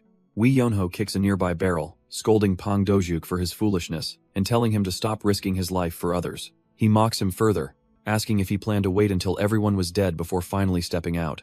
The surrounding bandits can only watch as this bizarre internal dispute unfolds. But Pang Dogyuk isn't listening, pulling himself up and retrieving his sword, his spirit unbroken. The convoy chief tries to talk sense into him, but Pang Dogyuk retorts that if he had fled, they'd all be dead by now. With a defiant roar, he declares that while he may not be a hero, he's not a coward who can watch innocents die. He turns to the chief, telling him to take his men and leave. The bandits are only after him, so the convoy will be safe. His eyes lock onto the enemy, knowing full well that a fight to the death is unavoidable. The chief watches him, a flicker of respect in his eyes for the man's suicidal bravery. With a final word of encouragement, he orders his men to pull back, leaving Pang Dogyuk to face his fate alone. But just as the convoy begins to move, the chief freezes, a sudden thought stopping him in his tracks. From the cart, a calm voice asks him why he's so oblivious, laying out the grim reality of their situation. Wee Yonho explains that the Green Forest bandits would never risk angering the entire Hubei Pang clan. Letting a single witness escape means inviting a war they can't win, so their only logical move is to kill everyone. A chilling realization dawns on the bandit leader. The kid is right. Their mission has changed. The convoy chief stares in disbelief, calling Yonho a crazy bastard for seeing the truth he missed. Pang Dogyuk, ever the righteous fool, declares he'll hold them off himself to fix the mess he started. But Yonho just scoffs at this ridiculous display of heroism, questioning how much time a man on his last legs can really buy. He compares Pang Dogyuk to a drowning ghost, dragging everyone else down into the abyss with him. The chief finally understands running is pointless. His agency is ruined either way. Desperate, he asks what they should do now. Yonho lays out their only option. They must fight, using the drowning ghost as their shield. Pang Dogyuk confronts the bandits, who confirm they have no intention of letting a single soul leave alive. With no room for negotiation, the bandit leader gives the chilling order to attack. He lunges forward, warning them not to blame him for what's about to happen as the battle begins. Pang Dogyuk meets the charge head-on, his blade clashing with a resounding crack of steel.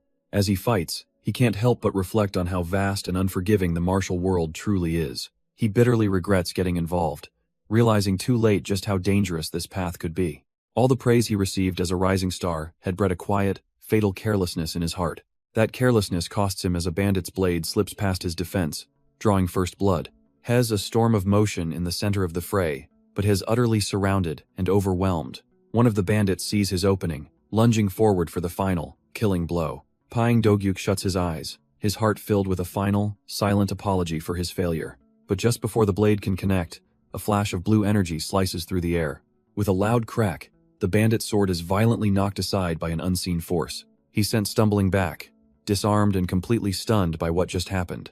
Pang Dogyuk roars, a mix of confusion and adrenaline surging through him. He whips his head around, and his eyes land on Wee Yonho, sitting calmly on a crate. The boy just smirks, casually playing with 2 ghost stones, finding this whole life-or-death struggle ridiculous. Everyone freezes, staring in disbelief, as the young man effortlessly floats the stones with his energy. And for Pang Dogyuk, the pieces finally click into place with dawning horror and awe. It wasn't the ghost stones that saved him, but a simple little bowl, now glowing faintly on the ground. But Pang Dogyuk has no time to process this, as Yonho calls out, reminding him he's getting distracted again. The old warrior is barely holding his own against the swarm of bandits, and Yunho just watches, mocking him for doing all the fighting. He even starts snacking, casually remarking that at this rate, the entire escort agency is going to get wiped out. And then, just as another guard is about to fall, a bolt of blue energy slams into the bandit, sent flying from Yunho's direction. Do-gyeok looks back in disbelief, watching the kid just casually tossing his bowl up and down. But that moment of confusion is all the bandits need to finally surround him completely. He realizes he can't afford to be curious anymore. He has to get serious or die. Channeling every last bit of his strength, his eyes begin to glow with a furious red aura. He unleashes his ultimate skill, the Five Tigers Gate, destroying blade, a massive phantom tiger erupting around him. The technique tears through the bandits in a whirlwind of crimson energy. With bloodshot eyes, Do-gyeok pushes himself beyond his limits. His blade becomes a blur, cutting down foe after foe in a desperate last stand. But in the chaos, a realization hits him. This isn't a duel. He doesn't need to block.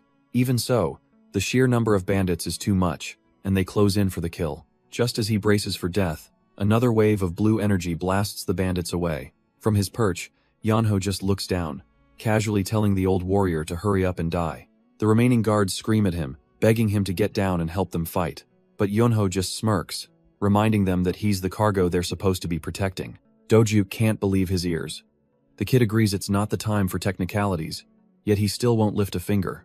He casually explains that a certain mean girl made him promise to stay put, or she'd cause him endless trouble. The convoy chief desperately begs for help, but Yunho just smirks, claiming he's a man who keeps his promises.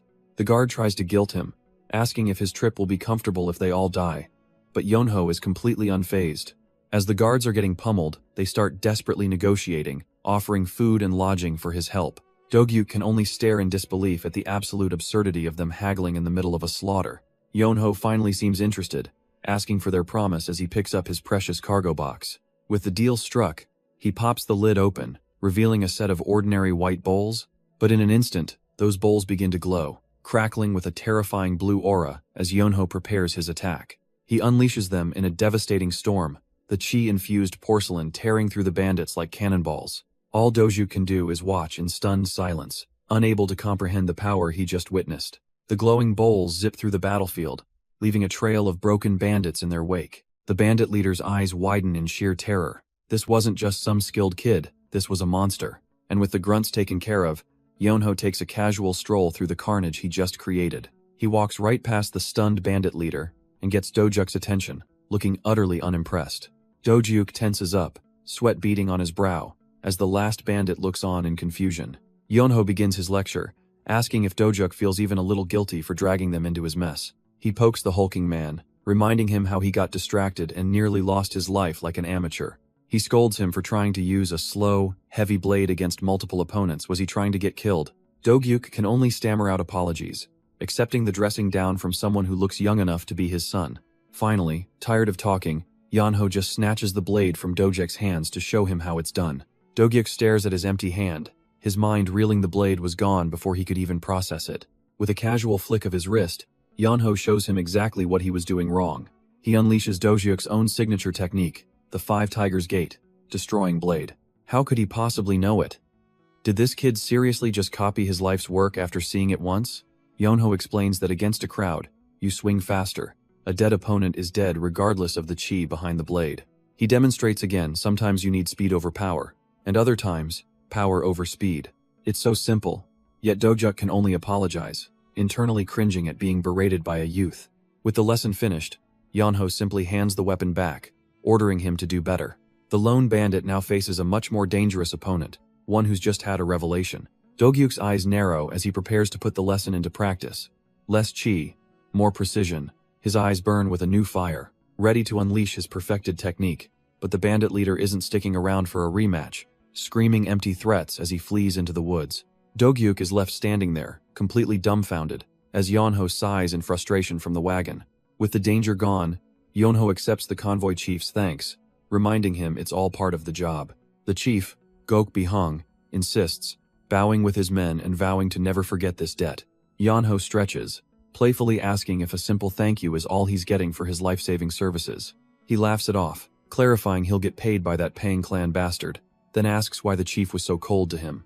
The chief looks down, admitting he felt a bit harsh for telling the disgraced warrior to get lost. Yonho's playful demeanor vanishes, his gaze turning sharp and serious. He delivers the cold truth. If he hadn't stepped in, that one man's weakness would have gotten them all killed. The chief tries to argue that the man had his reasons, perhaps even good ones. Yonho turns, scoffing at the idea that any reason could be good in that situation. Gok Bihang falters, realizing the weakness in his own argument. Yonho recalls his master's core teaching. One's own life must always be the top priority. He explains that if justice requires sacrifice, he'd rather not have it. His own well-being comes first. The chief changes the subject, but Yonho confirms that his escort group is completely unharmed.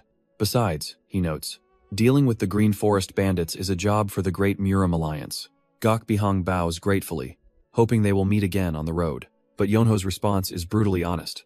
Probably not. Without another word, he turns and walks away, leaving the convoy chief to watch him go. Gok Bihang watches him leave, musing that it's a shame the boy isn't more disciplined. But Yonho cares little for such thoughts, as he has finally arrived at his destination. He stands before the imposing gates of the Nature's Hand Manor. This is the sprawling, sun-drenched estate of the legendary Wei clan of Guangdong. Inside, his father Wei Zhong'an and the matriarch Han Sang-ah worry, another search for him having failed. Their somber mood is shattered as the administrator, Zhou Bang, bursts in with an urgent message. The patriarch's eyes widen in shock. A letter has arrived from young master Wei Yonho. Elsewhere, an elegant schemer seethes in frustration, a simple plan having gone awry. He looks down at the kneeling man before him, Wei Sanho, and asks if he was truly afraid to die.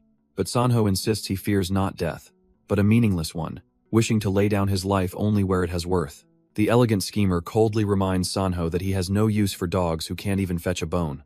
Promising to remember this lesson, Sanho is curtly dismissed and scurries away. Alone, the schemer smirks, confident that his target will have no choice but to enter the forest. But elsewhere, another conspirator, a stout and imposing lord, seethes with barely contained rage. He fumes about that useless, ambitious eunuch, who clearly doesn't understand his place in the hierarchy. A masked envoy appears, reporting that their master wants a man named Nagi kept alive for now, as he still has value. The stout lord meets the messenger outside, his displeasure written all over his face. He complains about having to flatter that fool Nagi, whose only purpose is checking the imperial family, a job he could do himself.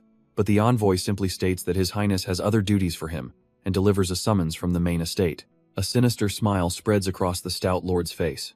This sudden order might just be the opportunity he was waiting for. The stout lord grins wickedly, excited to finally shed his pathetic disguise. He strides forward, already planning to discard the eunuch Naki and seize all his possessions. Turning to his subordinate, he casually asks what his brothers have been up to lately. The envoy reports they've shifted from the Confucian faction to meddling with the medical clan. The scene changes, landing us at the ominously named Lustful Handgrounds. A young man, Wei Yunho, approaches the counter, only to be told he's in the wrong place. The pharmacist examines his letter, pointing out it's for the Sacred Handgrounds, not this one. Yonho flashes back to the kind man who wrote it, hoping to get him into the famed Hebei clinic. The pharmacist clarifies that this place is also a Sacred Handgrounds, but directs him to another down the street with a cynical warning. Confused and a little disheartened, Yonho walks out, realizing this wasn't the place he was looking for. As he walks, the desperate cries of a man begging for his wife's life cut through the night. He sees commoners kneeling before a doctor, promising to repay any cost, only to be coldly refused. A bitter thought crosses Wei Yunho's mind. He thought the medical clan was supposed to save people, but watching them get turned away, he realizes that even for these legendary healers, it all comes down to money. Shaking his head, he turns away from the ugly scene and follows the directions he was given. He presses on, heading down a quiet, narrow alleyway. And there, half hidden in the shadows, he finds a worn wooden sign, Sacred Handgrounds. He stares at the humble, almost dilapidated gate, wondering if this could possibly be the famed clinic. Stepping inside the empty courtyard, he calls out, asking if anyone is there. A young attendant cautiously peeks out from a doorway, asking what brings him to their grounds. Wei Yonho states he has business and asks to see the head, but the attendant just tells him to speak. Getting a bit annoyed, Yonho clarifies that he wants to see the person in charge, not talk to a receptionist. The boy looks him dead in the eye and explains that his father passed away, making him, Jin Soa, the new head. And just like that, Wei Yunho's composure shatters as he mentally curses his abysmal luck. Just as he's spiraling, a new voice cuts in, and the young boy tells his sister a guest is here to see their father. The voice echoes from inside, questioning who would be looking for him now. Wei Yunho snaps out of his despair, a bead of sweat tracing down his face as he looks up. And there she is, a woman of breathtaking beauty. Jin Yeren, emerging with an almost celestial glow. Our boy is completely starstruck, stammering and blushing, his previous complaints instantly forgotten. After a moment, he manages to pull himself together, just enough to present his letter of recommendation. Jin Yeren gracefully takes the letter, her expression unreadable as she scans its contents. Looking up, she confirms that he's come to learn from their medical clan, and Wee Yunho can only sheepishly agree. She explains that while their home is no longer a grand clan, they must welcome him out of respect for their late father.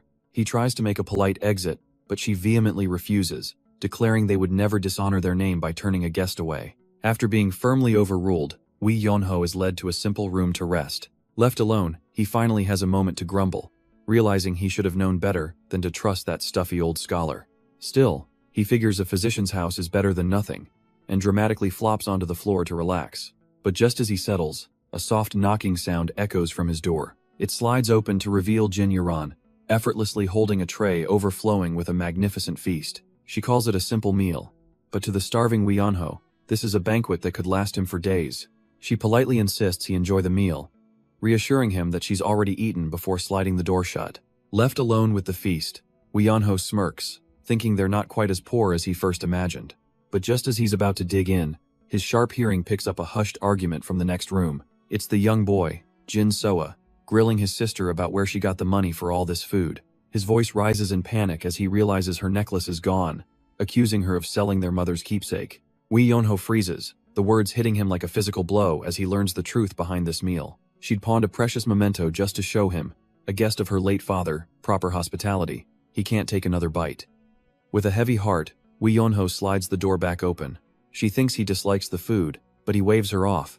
His mind racing there has to be a way to turn this meal back into money. His decision made, Wee Yunho leaves the house and walks through the bustling city streets with newfound purpose. Despite his intentions, Wee Yunho ended up eating the whole meal, and now the guilt sits heavy in his stomach. He tracks down the source of the problem, the Silver River Exchange. Inside, he wastes no time, announcing he's here to retrieve an item. He specifies it's the jade necklace left by the sacred handgrounds, and is promptly led inside.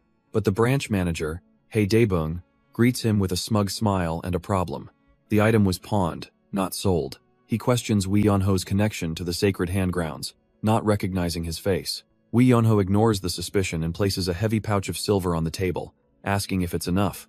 The manager peeks inside, seeing over 2 tael of silver, a fortune for any normal family, but casually dismisses it. He then lays out the trap.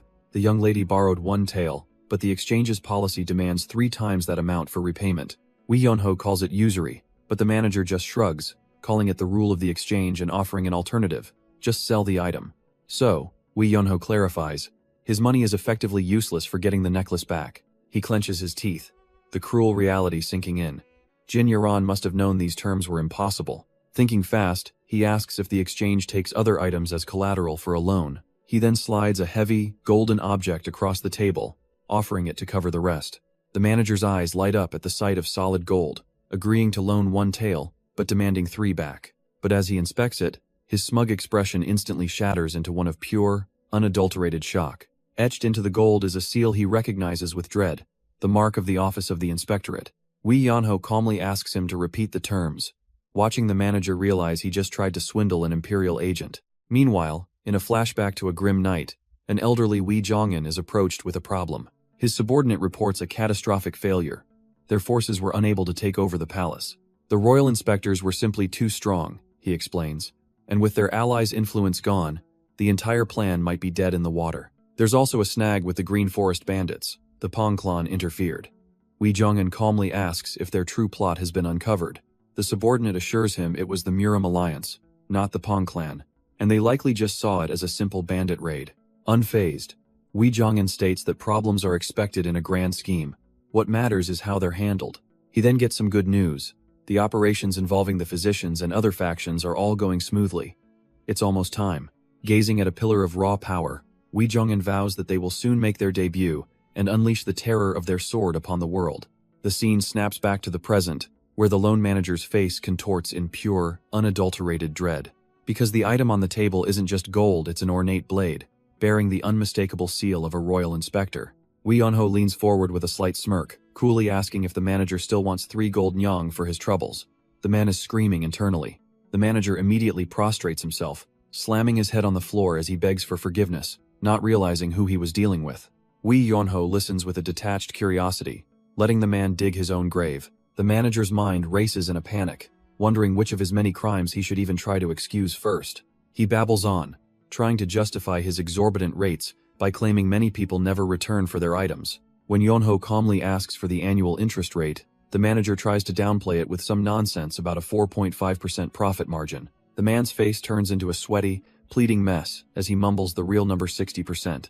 Yonho's expression hardens. Not 4%, not even 6, but 60? Has never heard of such blatant thievery. He then points out the manager's other lie. Moments ago the jade was worth 1 silver nyang, but now suddenly it's 10? Caught red-handed, the manager can only stammer, his eyes wide with the terror of a cornered rat. Finally, he snaps, screaming at his men to lock the doors, declaring he's going to see this through to the very end. But the story cuts away from the confrontation, settling on the quiet, moonlit grounds of the Sacred Hand Manor. A sudden knock breaks the silence of the late hour, startling the manor's lady, Jin Yuran. She steps out onto her veranda, wondering who could possibly be visiting at this time. There, left on the wooden planks, is a note carrying a familiar blue lotus charm. A gentle, bittersweet memory surfaces as she recognizes the keepsake from her mother. But as she holds it close, a new question arises. Who on earth could have left this here? High above on a rooftop, the mysterious deliveryman, Yonho, watches her from the shadows. He smirks to himself, hoping his little act of kindness is enough to pay for his earlier meal. The story then shifts to the imposing pavilion of the Muram Alliance's general strategist. Inside stands a formidable warrior, Pang Dogyuk, his gaze fixed on a massive strategic map. Yet, despite his powerful presence, he's drenched in a cold sweat, nervously asking himself which of his many sins has finally come to light. A commanding figure enters the room, his calm footsteps echoing Pang Dogyuk's frantic heartbeat. He's simply told to take a seat, and the powerful warrior practically jumps to obey. Before him sits Jo Hyun, the divine strategist of the Muram Alliance, a man whose reputation precedes him. With a piercing gaze, he cuts right to the chase, asking about the incident with the 10 swords of Green Forest. The name sends a jolt of pure terror through Pang Dogyuk. He had no idea who he was truly up against. Jo Hyun confirms it, remarking that it's a miracle he even survived the encounter. He assures Pang that the escort agency will be dealt with, but now his focus is on the young man who intervened. The strategist's mind races. Pang is strong, but he couldn't handle even one of the 10 swords, yet someone beat them all alone? Jo Hyun demands a name, and Pang Dogyuk finally reveals it, Wee Yonho. The name instantly registers with the strategist. Wee Yonho, he's heard that name in a report from the beggar sect. So, the second son of the Wee clan has returned, and with such terrifying strength after only 5 years. The strategist muses that if the second son is this strong, and the eldest, Wee Sanho, is just as skilled, he asks Pang Dogyuk for the young man's destination, and the answer is the Sacred Hand Manor. This puzzles Jo Hyun. Why would someone go to Hubei instead of their own home after being gone so long? He needs more information, but Pang is the only one who can identify Wee Yonho by face. The strategist leans in, his request carrying an undeniable weight. He needs Pang's help. Overwhelmed by the pressure, Pang Dogyuk immediately agrees to the task. A new fire ignites in his eyes, a mix of fear and sheer determination. He has to find him again, and meanwhile, the man in question, Wee Yonho, is fast asleep. Utterly oblivious to the powerful figures now tracking his every move, he naps peacefully on a rooftop. His nap is observed by a young boy, Jin Soa, who wonders how a homeless-looking man got onto the roof. The boy scoffs, assuming the man must only know the basics of martial arts to be sleeping all day. Suddenly, a frantic pounding echoes from the main gates of the Sacred Hand Manor. The doors burst open to reveal a crowd of men carrying their badly injured co-workers from the local quarry. One of the men desperately begs Jin Soa for help, explaining they were in an accident and have no money. The young head of the manor freezes, completely overwhelmed and unsure how to respond to the crisis. But then his sister, Jin Yuran, sweeps in, demanding to know why he's just standing there and ordering the patients inside. With absolute authority, she begins triage, commanding her staff to categorize the wounded immediately. Jin Soa can only watch in awe as his sister expertly directs the chaos, taking complete control of the situation. All the commotion finally reaches the rooftop, and Wee Yonho's eyes slowly flutter open, wondering what's going on. Jin Yuran immediately begins her work, checking a man's pulse and commanding the staff to prioritize the most urgent cases. Without a moment's hesitation, she rips a strip of fabric from her own sleeve.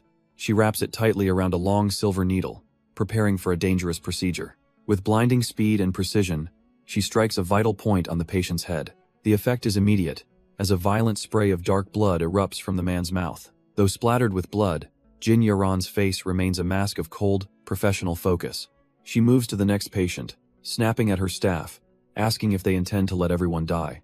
But her brother Jin Soa is completely overwhelmed, struggling with a dying man and calling out for help. His desperate shout echoes up to the roof, where Wee Yonho now sits, watching the entire scene unfold. Spotting him, Jin Soa begs for his assistance, certain that a Muram warrior must know the vital points to save this man's life. Wee Yonho casually admits he never properly learned medicine, so he has no idea what to do. The young doctor, Jin Soa, doesn't miss a beat, shouting precise instructions for the Tiantu and Zhongfu acupoints. Following the directions, Wee Yonho presses down but immediately senses the patient's body is reacting strangely. Jin Soa completely loses it, screaming that he's pressing the wrong spot and is less useful than dog droppings. But as the man gasps for air, Wee Yonho smugly notes that he seems to be breathing just fine now. The kid retorts that just unblocking his airways isn't enough. They still need to expel the mucus and blood. His brilliant solution?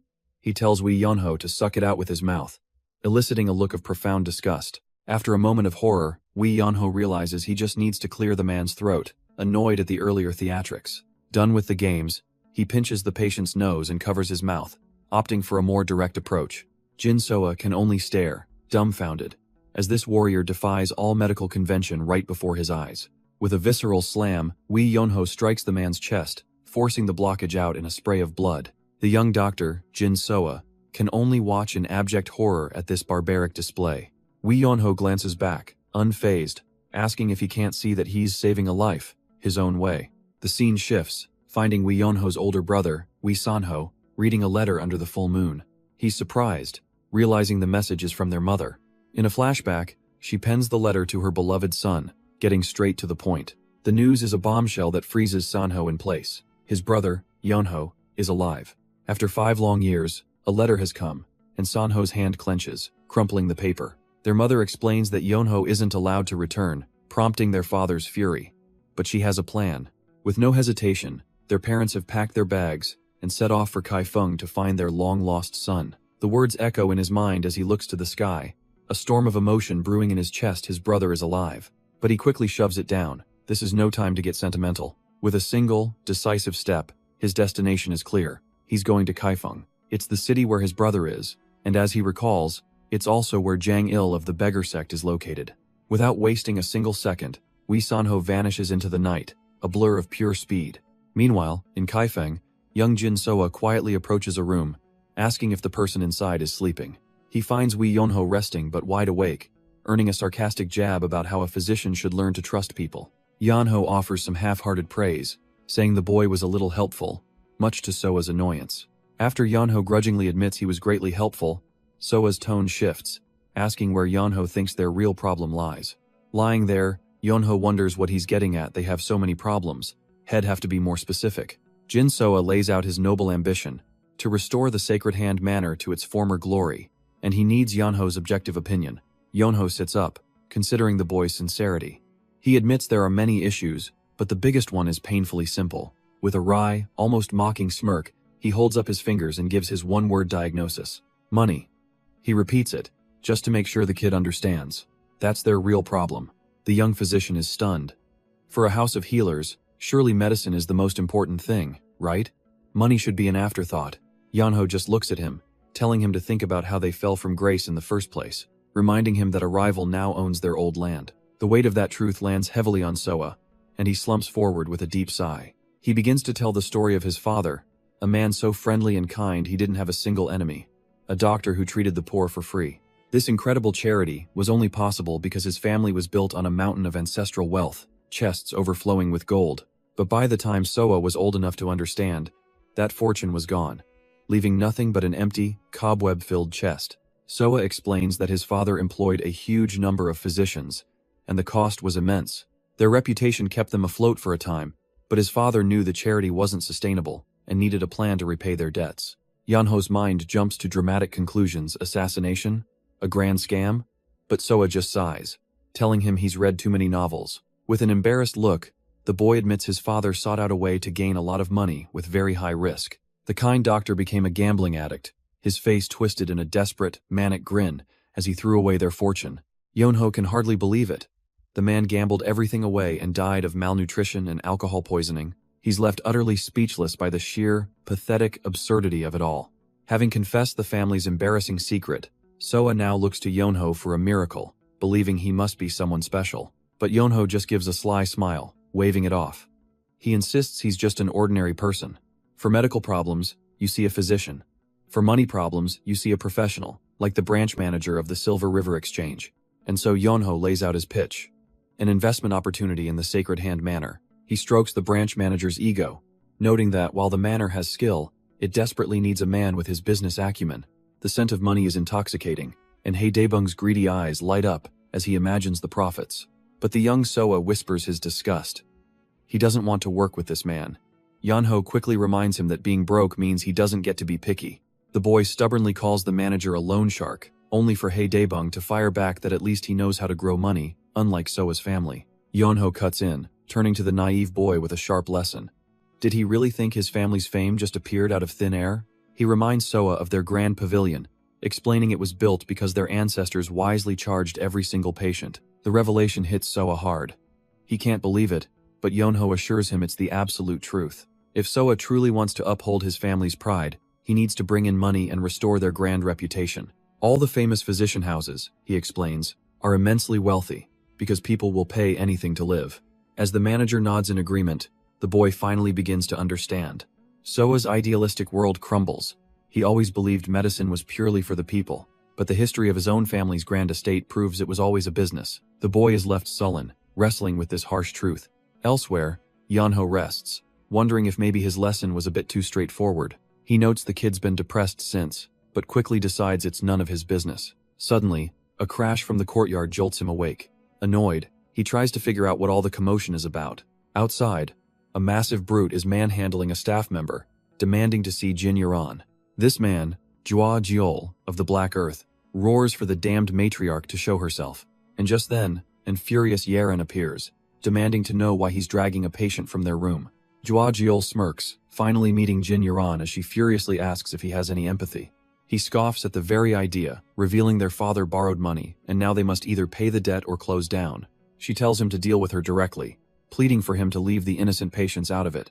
But he's not here to negotiate, and casually swats the poor attendant aside like a fly. Before she can react, his hand clamps down on her arm with crushing force. He yanks her close, sneering that he didn't want to use this method, but she insisted on handling things herself. The brute leans in, his creepy gaze sizing her up with a disgusting thought forming in his mind. He suggests a truly vile solution. Selling her to a brothel should be enough to pay off the debt in about 10 years. But just as he savors his threat, a small figure crashes into him from behind, screaming for him to let his sister go. With a cruel smirk, Jwajiol swats the boy aside, sending him crashing to the dirt. Jin Yuran can only scream her brother's name, her face a mask of pure horror. The brute just scoffs, musing that her brother should have worried about her value, not her safety. But as he moves to grab her, the poor patients swarm him, begging him to take them instead. One old man, seeing no other way, sinks his teeth into the thug's arm, ready to die fighting. The others follow suit, a desperate human shield clinging to the giant, trying to hold him back. Overwhelmed, Jin Yuran pleads with them to stop, telling them this isn't their problem to solve. Then, with tears in her eyes, she kneels and surrenders, agreeing to go with him if he'll just spare the patients. A slow, sinister grin spreads across Jawajiol's face as he accepts her terms. Her brother Jin Soa is in shock, unable to process what she's just agreed to, but Jin Yuran simply tells him not to worry. She'll handle the debt, he just needs to restore their home. And with that, Jwajiol takes her hand and begins to lead her out of the compound. All her brother and the loyal attendants can do is cry out in despair as they watch her go. But just as he's about to step through the gate, Jwajiol is brought to a sudden halt. Someone has planted their feet firmly in his path, refusing to let him pass. The brute turns around, annoyed, demanding to know who the hell dares to stop him. And there stands a man, wrapped head to toe in a blanket, looking like he just rolled out of bed. Peeking out from his cozy wrap, he calmly states his name, Wee Yonho. The entire courtyard holds its breath as the man in the blanket stands firm against the brute. Jwajiol scoffs, wondering if this guy is missing a few screws, and tries to drag Jin Yuran away. But a hand lands on his shoulder, and Wee Yonho calmly repeats his demand. She's not going anywhere. Jwajiol's face contorts in irritation. What the hell is this rambling lunatic even on about? Wee Yonho finally explains his very serious concern. If she leaves, who's going to cook for him? The brute is stunned. She cooked his meals? Wee Yonho nods, explaining that he's a guest. Jua Jiol can't believe the absolute nonsense he's hearing. Is this beggar trying to get himself killed? Completely fed up, he roars that he'll make sure Wee Yonho never eats again, and throws a haymaker. Jin Yaran screams for him to stop, a wave of energy flaring from her in desperation. But with a single, brutal strike, Wee Yonho smashes Jua Jiol face first into the stone courtyard. Jin Yaran can only stare in wide-eyed disbelief at the sudden turn of events. The entire courtyard is frozen, witnessing the so-called master of the Black Spider Den face down in a crater. Wee Yonho casually scratches his head, feigning surprise as Jua Jiol groans out a single, terrified word, "Master." The hulking brute staggers back to his feet, all his previous bravado completely shattered.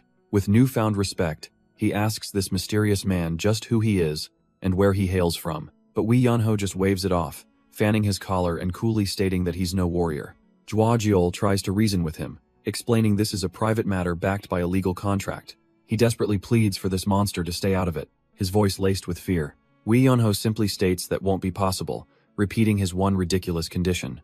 At last, Jua Jiol understands. The food was just an excuse, and this man intends to defy the Black Spider Den to the end. Jua Jiol tries to drop a threat, warning that the Black Spider Den won't take this interference lightly. But Wee Yonho just casually waves it off, claiming he doesn't want to interfere. This is just a money problem, right? A glimmer of hope appears in Jua Jiol's eyes as he asks if this man will actually pay the debt for them. Before an answer can be given, young Jin Soa steps up, promising he'll make the money and pay them back within a fortnight. After a tense stare-down, Jua Jiol decides to trust the boy's promise, knowing the monster at his back is the real reason he's backing down. The news travels, and back at the Black Spider Den, its leader is absolutely furious, crushing his food as he hears about a master showing up. Jua Jiol reports to his boss, confirming the story and explaining that the man simply claimed to be a guest. The leader, Guak Dusan, mulls this over while tearing into his meal. A guest? Who could this possibly be? He speculates that if this stranger is an acquaintance of the former owner, this situation could get very complicated. Suddenly, his anger flares, and he accuses Jua Jiol of simply running away, a charge the terrified subordinate vehemently denies. Jua Jiol explains that since the boy promised to pay, he felt it was best to observe the situation. But his boss, Guak Dusan, absolutely erupts, calling him an imbecile for his incompetence. He smashes the table, roaring that the mission was never about the money. It was an excuse to destroy the sacred handgrounds. The terrified thug tries to justify himself, insisting he needed to learn the stranger's identity first. Guak Dusan slams his fist down again, his patience worn thin, threatening to cut out his tongue for wasting time. The real fear is revealed. If this goes wrong, they will be furious, and the entire Black Spider Den will be wiped out. But for all his fury, Guak Dusan is still cautious, deciding against a direct attack on a potential master. For now, he orders them to simply watch and see what happens, while the source of their trouble, Wee Yonho, relaxes without a care in the world. Jin Soa, however, is anything but relaxed, approaching the man to ask him what he's actually planning to do. The boy reminds him of the promise to pay off the debt, only for Wee Yonho to feign ignorance, as if he'd already forgotten. Jin Soa practically screams at him, asking if he has a plan, and Wee Yonho, still lounging, coolly replies that of course he does. He smirks, calling it the most ancient and effective method for dealing with debt collectors. The boy leans forward, hanging on every word, desperately asking what this brilliant strategy is. It's called a midnight run. Wee Yonho's suggestion to just flee sends Jin Soa into a rage. The boy is aghast, saying he can't believe he actually trusted him. Finally sitting up, Wee Yonho cuts to the chase. He asks for the exact amount of the debt. Jin Soa admits it's around 20 nyang of gold. With a heavy sigh, the boy explains that the original sum was over 100. They sold everything just to get it this low. Wee Yonho finds the amount unbelievable, and Jin Soa can only mutter that everyone says that. But then, with a look of resolve, Wee Yonho gets to his feet. It can't be helped, he says. Let's go. Go where? To earn money, he declares, a dangerous glint in his eyes promising an eye for an eye. Jin Soa stares, completely lost as to why Wee Yonho is talking about the Black Spider Den.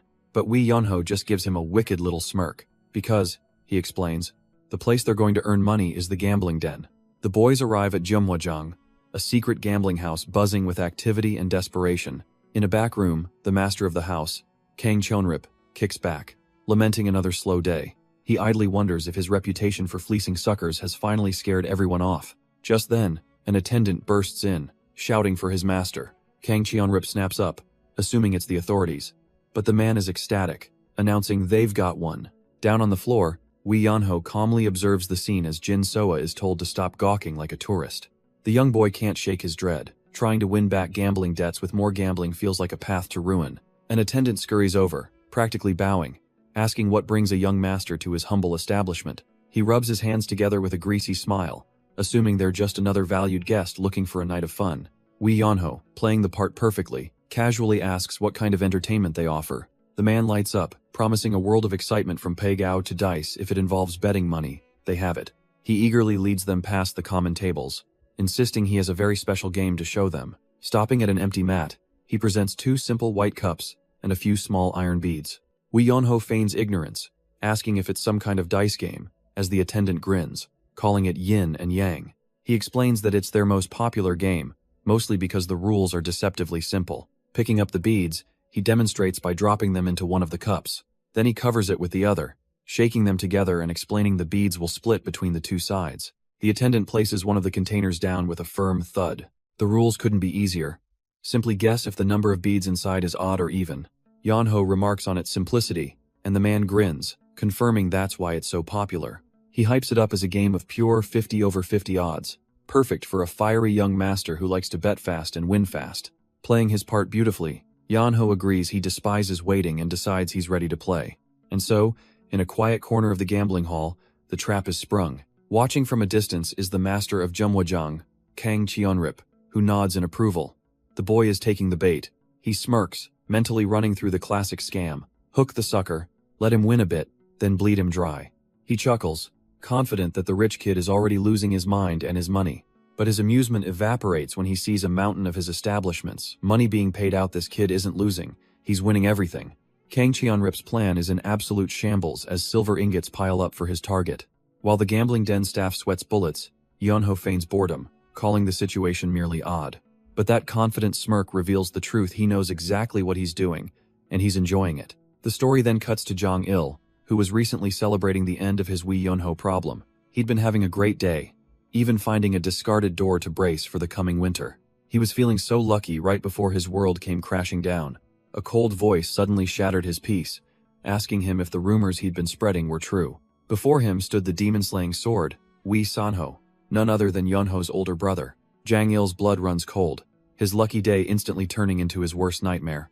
Sanho grabs him by the collar, his eyes burning with intensity as he demands to know, is Yeonho alive? Barely able to breathe, Jang-il squeals that it's true, begging him to just let go. Sanho releases his grip, the reality finally sinking in.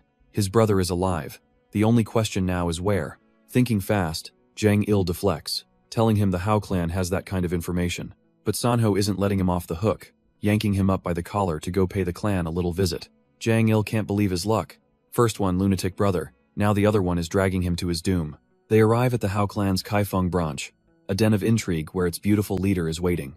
Gui Nangnang's eyes glitter with amusement and malice as she scolds Jang-il for bringing the famous demon-slaying sword to her doorstep. His panicked excuses are immediately cut off as she screams about settling old scores, their argument spilling into the streets. Meanwhile, in another part of the city, the air in a gambling den is thick with tension over an enormous pot. At the center of it all sits Wee Yeonho, unfazed by the insane stakes, completely unaware his brother is hunting for him. The onlooking gamblers are losing their minds, wondering who this bored-looking kid is. They whisper in disbelief he's won 9 times straight. There's no way his luck can hold. The dice tumble and land an even 4. He's done it again. The entire den erupts. 1,000 yang. They hail him as a gambling god descended to earth. Jin Soa celebrates wildly while Yeonho just gives a sly little smirk, raking in his mountain of silver. But this isn't luck. A flashback reveals his secret. His senses are so sharp he can dodge a rock in his sleep.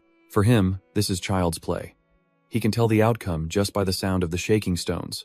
Yeonho laughs, thinking he should probably call it a day before his luck truly runs out.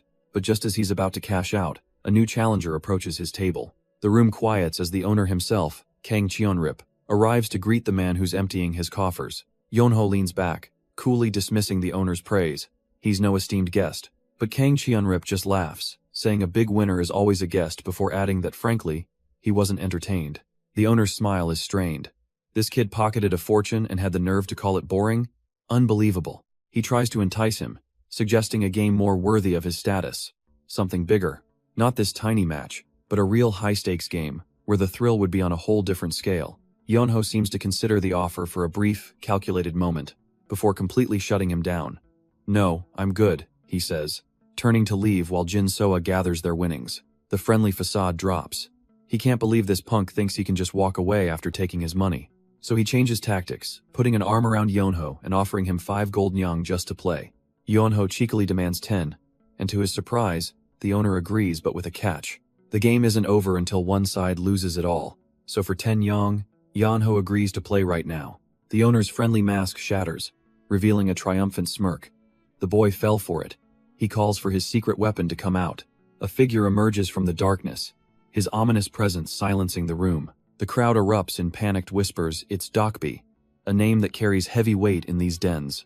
This is the legendary one-armed gambling king, effortlessly manipulating dice in his single hand. His cold eyes scan the mountain of money Yonho won, sizing up the kid who dared to clean out the house. Yonho, however, looks thoroughly unimpressed, thinking this so-called king doesn't seem like much. Taking his seat, Dokbi declares that looks are meaningless. A true gambler is simply the one who wins. Accepting the challenge, Yonho cuts straight to the point and asks what game they will be playing. With a wicked grin, Dokbi unleashes a handful of dice onto the table, his chosen battlefield now set. Dokbi explains that dice, while simple, are the most reliable way to reveal the true gap in skill. Yonho lets out a huge yawn, utterly bored by this so-called king's predictable logic. The game is simple. A roll of the dice, with the highest total winning. With a steely gaze, Yonho agrees, but adds his own condition to the match. They will play until one of them has won every single coin from the other. The housemaster jumps in, adding that the pot doubles each round and players can buy back in. But he adds a crucial caveat. Only the winner of the previous round can decide if the game continues. Yonho shrugs it off, finding the terms perfectly acceptable. With the rules agreed upon, the master of the house officially begins the high-stakes showdown. Jin Soa whispers nervously, but Yonho just smirks, telling the boy he's never seen him fail. Has he? And just like that, sweat beads on Yunho's brow as he loses round after round. An incredulous Jin Soa can barely believe it, stammering that he's lost 10 times straight. The boy's trust shatters, frantically reminding Yunho of his promise as their funds evaporate. The gambling king, Dokbi, grins, announcing this will be the final round, with a pot of 2,000 yang. The onlookers sneer, mocking the beginner who's about to lose everything and fall into massive debt. But Yonho's act drops, his expression shifting to one of utter, almost insulting, boredom. With a flourish, Dokbi sends the dice flying, absolutely certain of his victory. Yonho's eyes narrow ever so slightly, tracking their every move with cold precision. They tumble and settle, revealing an unbelievable sight. A perfect score. The crowd explodes in cheers, hailing the gambling king's impossible roll of 6 sixes. Dokbi leans in, a predator toying with its food, asking if Yonho will even bother to continue. Ignoring him completely, Yonho turns to the terrified boy, asking with unnerving calm if he trusts him. Jin Soa screams his absolute faith, and for a second, Yonho seems genuinely touched by the sentiment. He takes a breath, the dice feeling heavy in his hand as the entire room holds its breath with him. 40 gold nyang enough to solve everything. His focus narrows to a razor's edge. Then, with a casual flick, he releases them a quiet roll that will decide their fate. The gambling king's confident smirk shatters into a mask of pure, unadulterated shock. The jeering crowd falls silent, their jaws hitting the floor as they witness the impossible. There on the table, plain as day, lies the lowest possible score, a perfect set of ones. And Yonho, the absolute madman, throws his head back and screams in fake anguish, playing the loser to the hilt. Meanwhile, in a darkened room, a powerful figure demands to know the identity of this mysterious gambler. Hei Daebung grovels on the floor, admitting they still haven't been able to identify him. The shadowy mastermind smirks, intrigued by this unknown young master who's causing so much trouble. With ice in their voice, the order is given. Kill him. Hei Daebung pleads, stammering that they don't know how skilled he is, but it's no use. His superior calls him pathetic, deciding to send in real assassins to storm the place and end this. Back in the gambling den, the command to kill echoes as Yonho coolly reveals the results. The entire room gasps, their minds struggling to process what they're seeing. There on the table, the impossible truth. The lowest score. All ones. The gambling king's composure finally shatters, and he erupts in a furious, desperate scream. The gambling king leans in with a smug grin, telling Yonho that he got unlucky. His cronies gather around, wondering what happens now that their target is supposedly broke. One of them steps up, reminding Yonho that since he has no money left, he still needs to pay back the 10 gold nyang they lent him. But Yonho, looking completely bored by their theatrics, asks a different question entirely. How much does he need to keep playing? He just wants to confirm 40 nyang is all it takes to stay in the game? The crony can't believe his luck, thinking this fool has lost his mind and is ready to hand over even more cash. Yonho demands a promise that they'll let him continue, with everyone in the room as a witness. With their words secured, a subtle, confident smirk spreads across his face. The trap is sprung. He calmly turns towards the door and simply calls for them to come in, and instructs He Daebung, flanked by 2 massive guards carrying chests of gold, profusely apologizing to his young master for being late. Yonho playfully scolds his subordinate for his tardiness, joking that he was about to be sold into slavery. The color drains from the gambling den manager's face as he recognizes the powerful He Daebung of the Silver River Exchange. He Daebung politely explains that he's merely delivering the gold his esteemed guest requested. With his war chest now on the table, Yonho coolly reminds them of their promise to let him continue playing. He then tells them he'd like to add a little more to the pot, much to the manager's horror. With a dead serious expression, Yonho raises a single finger and declares the next bet is 100 gold nyang. The manager stammers, unable to believe his ears, as a tiny Yonho mocks him for being scared. Of course he's scared. The kid is insane. He nervously turns to his boss, the scarred gambling king, who seems insulted that his subordinate would ever doubt him. After a tense moment, the king gives his subordinate a reassuring nod, placing his full trust in him for this monumental round. As the crowd erupts, the gambling king's face hardens. He finally realizes this was never about luck. It was a trap from the very beginning. The gambling king demands to know if Yonho lost the previous games on purpose, but he just scoffs at the idea. But the king presses him, why call for gold in advance? Yonho's chilling reply, his mother told him to always have money. The scarred man is left speechless, finally understanding the depth of the scheme he's walked into. With the mind games over, Yonho calmly states that he'll be starting this round. He lets the dice fly with a masterful flick of his wrist. A blur of controlled power. The entire gambling den falls silent, every onlooker's jaw hanging open in sheer disbelief. The dice clatter and spin across the table with an almost magical energy. Impossibly, they begin to land one after another, each one showing the exact same number, 6. 5 sixes are already face up, and the entire room holds its breath, waiting for the final die to settle. It comes to a dead stop, revealing the 6th and final 6, a perfect, unbeatable hand. The crowd roars as the final die lands on a 5. 5 sixes and a 5, an almost perfect score. But the gambling king just smirks, picking up the dice with a condescending pity, calling it a shame. He plays dumb, claiming not to know what just happened, but admits a total of 35 is a high score. But then his expression twists into a vicious sneer, his eyes glowing with power as he promises to punish Yonho for underestimating him. With a powerful shout, he unleashes his own throw, vowing to show everyone why he is the undisputed king. The dice clatter and spin, each one landing perfectly on the 6, creating an unbeatable hand. The crowd's excitement instantly vanishes, replaced with wide-eyed, silent horror. Jin Soa is completely freaking out, grabbing Yonho and demanding to know how he can be so calm. He's sweating buckets, convinced they're about to be ruined, desperately asking if Yonho is sure about this. But Yonho, utterly unfazed, leans in and asks a completely unrelated, chilling question. Is Jin Soa's sister good at dancing? The entire room just stares, utterly baffled by his question, as he casually picks up the dice. With a flick of his wrist, he sends them tumbling across the table. The first die settles on a 5 as does the second, but the final die clatters to a stop, showing a 4. The crowd holds its breath for a split second before erupting into a deafening roar. It's 34. He won by 1. They can't believe it. He's the first person to ever walk away with this much from the Golden Flower Manor. Jin Soa, all his previous panic forgotten, is now clinging to Yonho, screaming about the 100 gold nyang they just won. But on the other side of the room, utter despair reigns as those who bet on the king watch their fortunes vanish. One of them grabs the king's associate, demanding to know how this happened when victory was guaranteed. The gambling king himself puts a hand on the man's shoulder, admitting with a grim look that he was just outclassed. He may be a king, but Yonho is a god.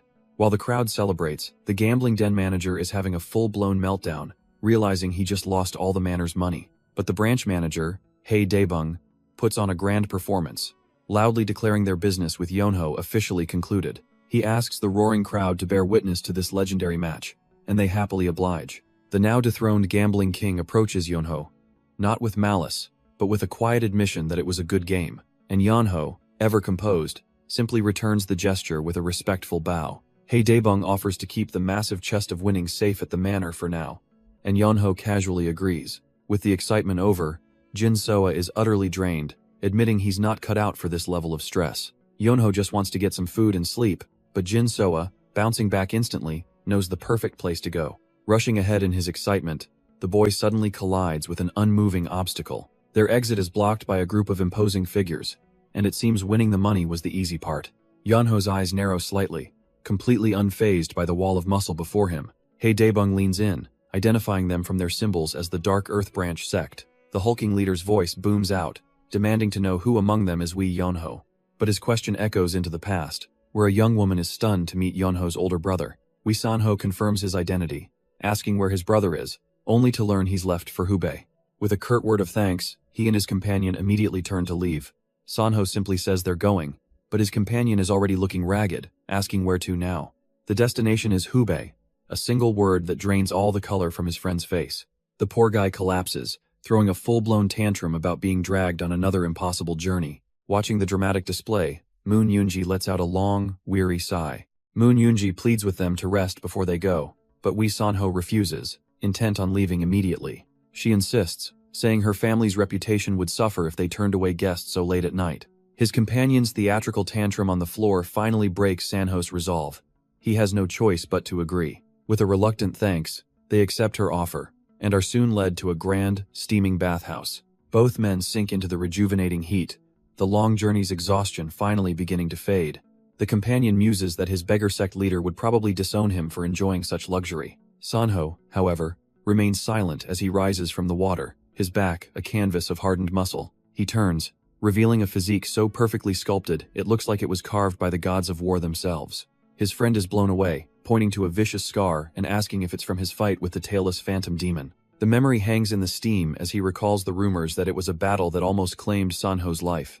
Sanho says the scar from the demon is nothing compared to the ones covering his chest, leaving his friend stunned. The companion scrambles over, demanding to know what kind of demonic master could have done such damage. A faint, sad smile crosses Sanho's face as he thinks on the term demonic martial artist.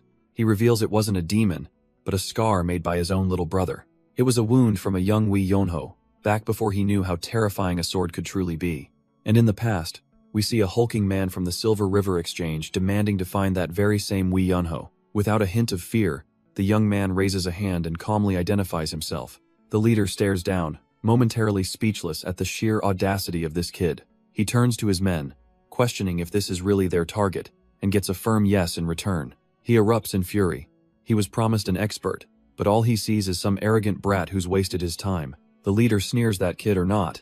Anyone who interferes with the main hall's business will pay the price. But Yeonho, completely unbothered by the drawn swords, simply raises a hand to pause the confrontation. He has more important things to do, like having a young boy quickly sign a document presented by his manager. The boy is understandably confused, but Yeonho assures him it's fine. Just sign now, and he'll explain everything later. With the paperwork handled, he finally turns his attention back to the thugs with a simple question. What's the total debt? The leader smugly announces 20 nyang in gold and 50 in silver, just as two chests burst open at his feet. His tough guy act completely shatters as he stares down in disbelief at the chests overflowing with gold. Yeonho calmly explains that the Seongsujang debt has now been repaid in full. Trying to save face, the old man scoffs, grabbing the gold while asking if this pocket change is supposed to fix everything. But Yeonho points out he actually paid more than required, and you can see the greed finally silencing the old man's protests. One of the thugs whispers frantically, reminding his boss that the money was never the point. The goal was to seize Seongsujang itself. Shaken from his greedy haze, the old leader scrambles for a new excuse, yelling that Yeonho interfered with their business, and that won't be forgiven. Surrounded by a ring of steel, Yeonho coolly asks if this is what they wanted all along, a fight. But the leader just flashes a vile grin, clarifying that this isn't a fight, it's a punishment. He gives the order to bring him Yeonho's head, and his entire crew lunges forward, their glowing purple blades slicing through the air. A dozen swords converge, aimed to tear Yeonho to pieces in an instant. Yet, our boy just smirks, a faint glint in his eye, as he considers the word punishment. In a move that defies all logic, he catches every single blade between his bare hands, promising them they will regret their decision. The thugs' faces drain of all color, their minds unable to process the monster they just attacked. And with a brilliant flash of blue energy, Yonho delivers the first lesson, his palm connecting with a thug's face with bone-shattering impact. The force of the impact ripples through the thug's entire body. He's sent flying backward, a cannonball of pure, unadulterated pain. Before the others can even react, Yonho becomes a blur of blue light, a storm of fists and feet. The Silver River leader watches in horror, his mind failing to comprehend the massacre unfolding.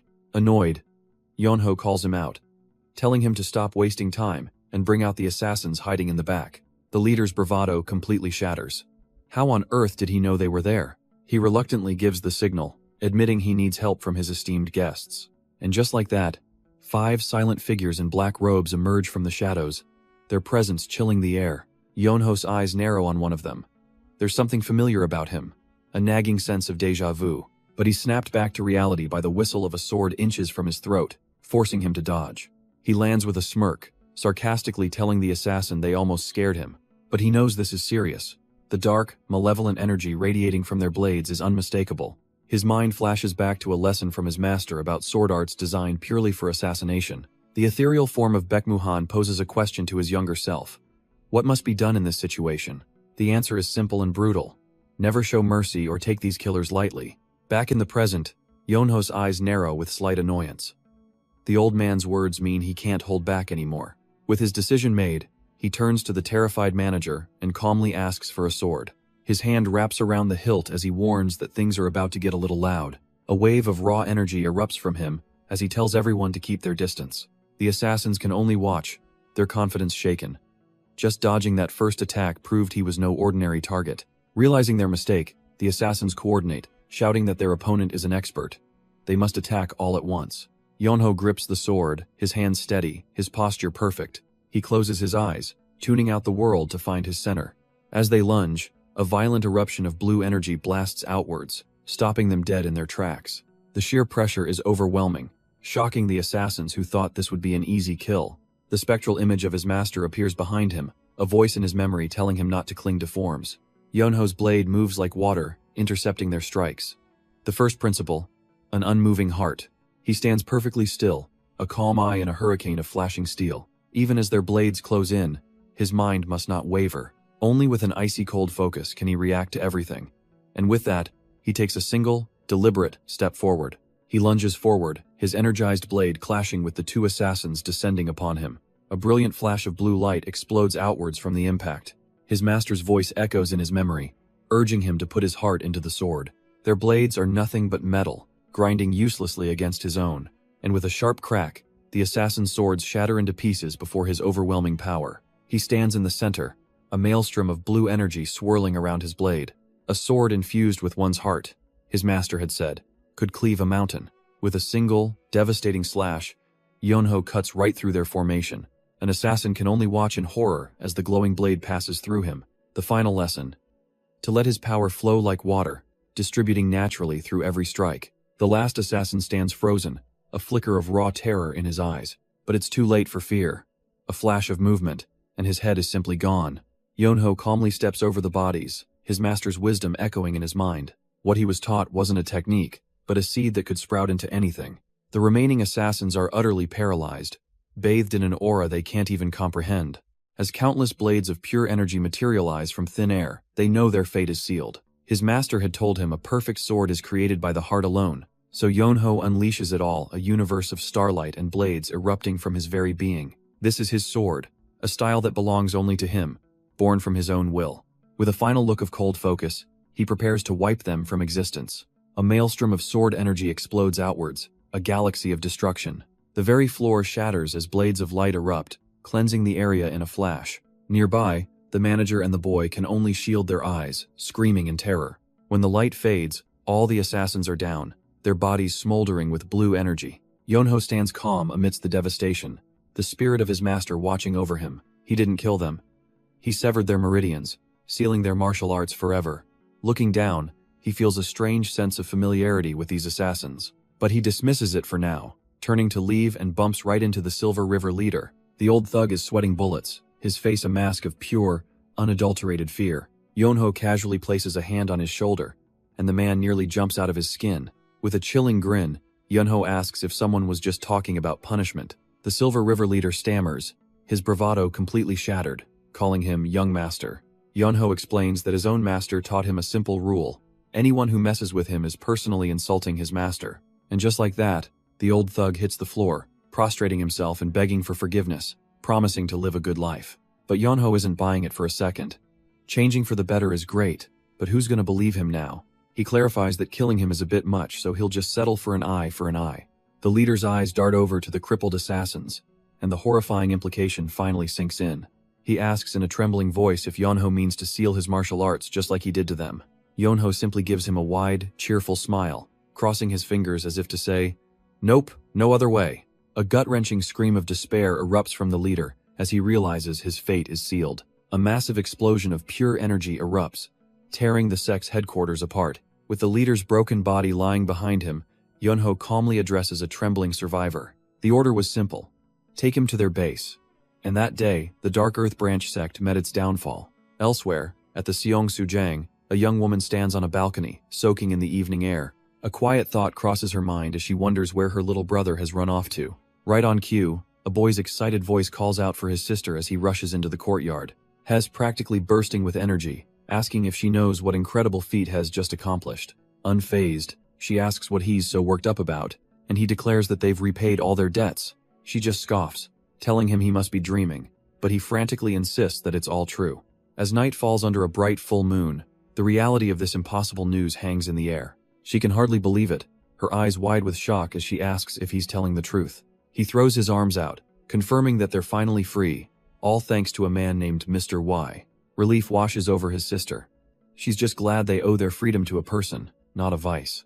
But that relief quickly melts away, replaced by a stern, lecturing gaze. She scolds him for ever considering gambling, letting it slide only because he wasn't the one who played.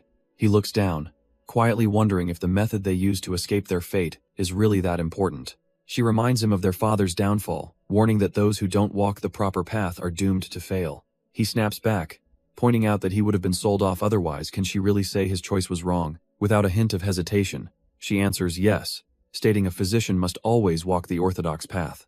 The boy falls silent, muttering under his breath that his sister is just way too stuck up. He turns away from her, his voice cracking with frustration, saying he did his best for her sake. He throws his arms wide, shouting that if they'd done things her way, they'd be stuck in this pit forever.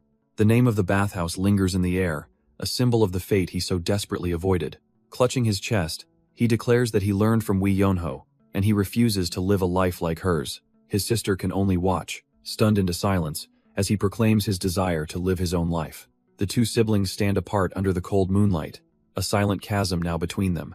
The scene shifts to a grand and serene estate, the Pine Forest Great Hanlam Institute.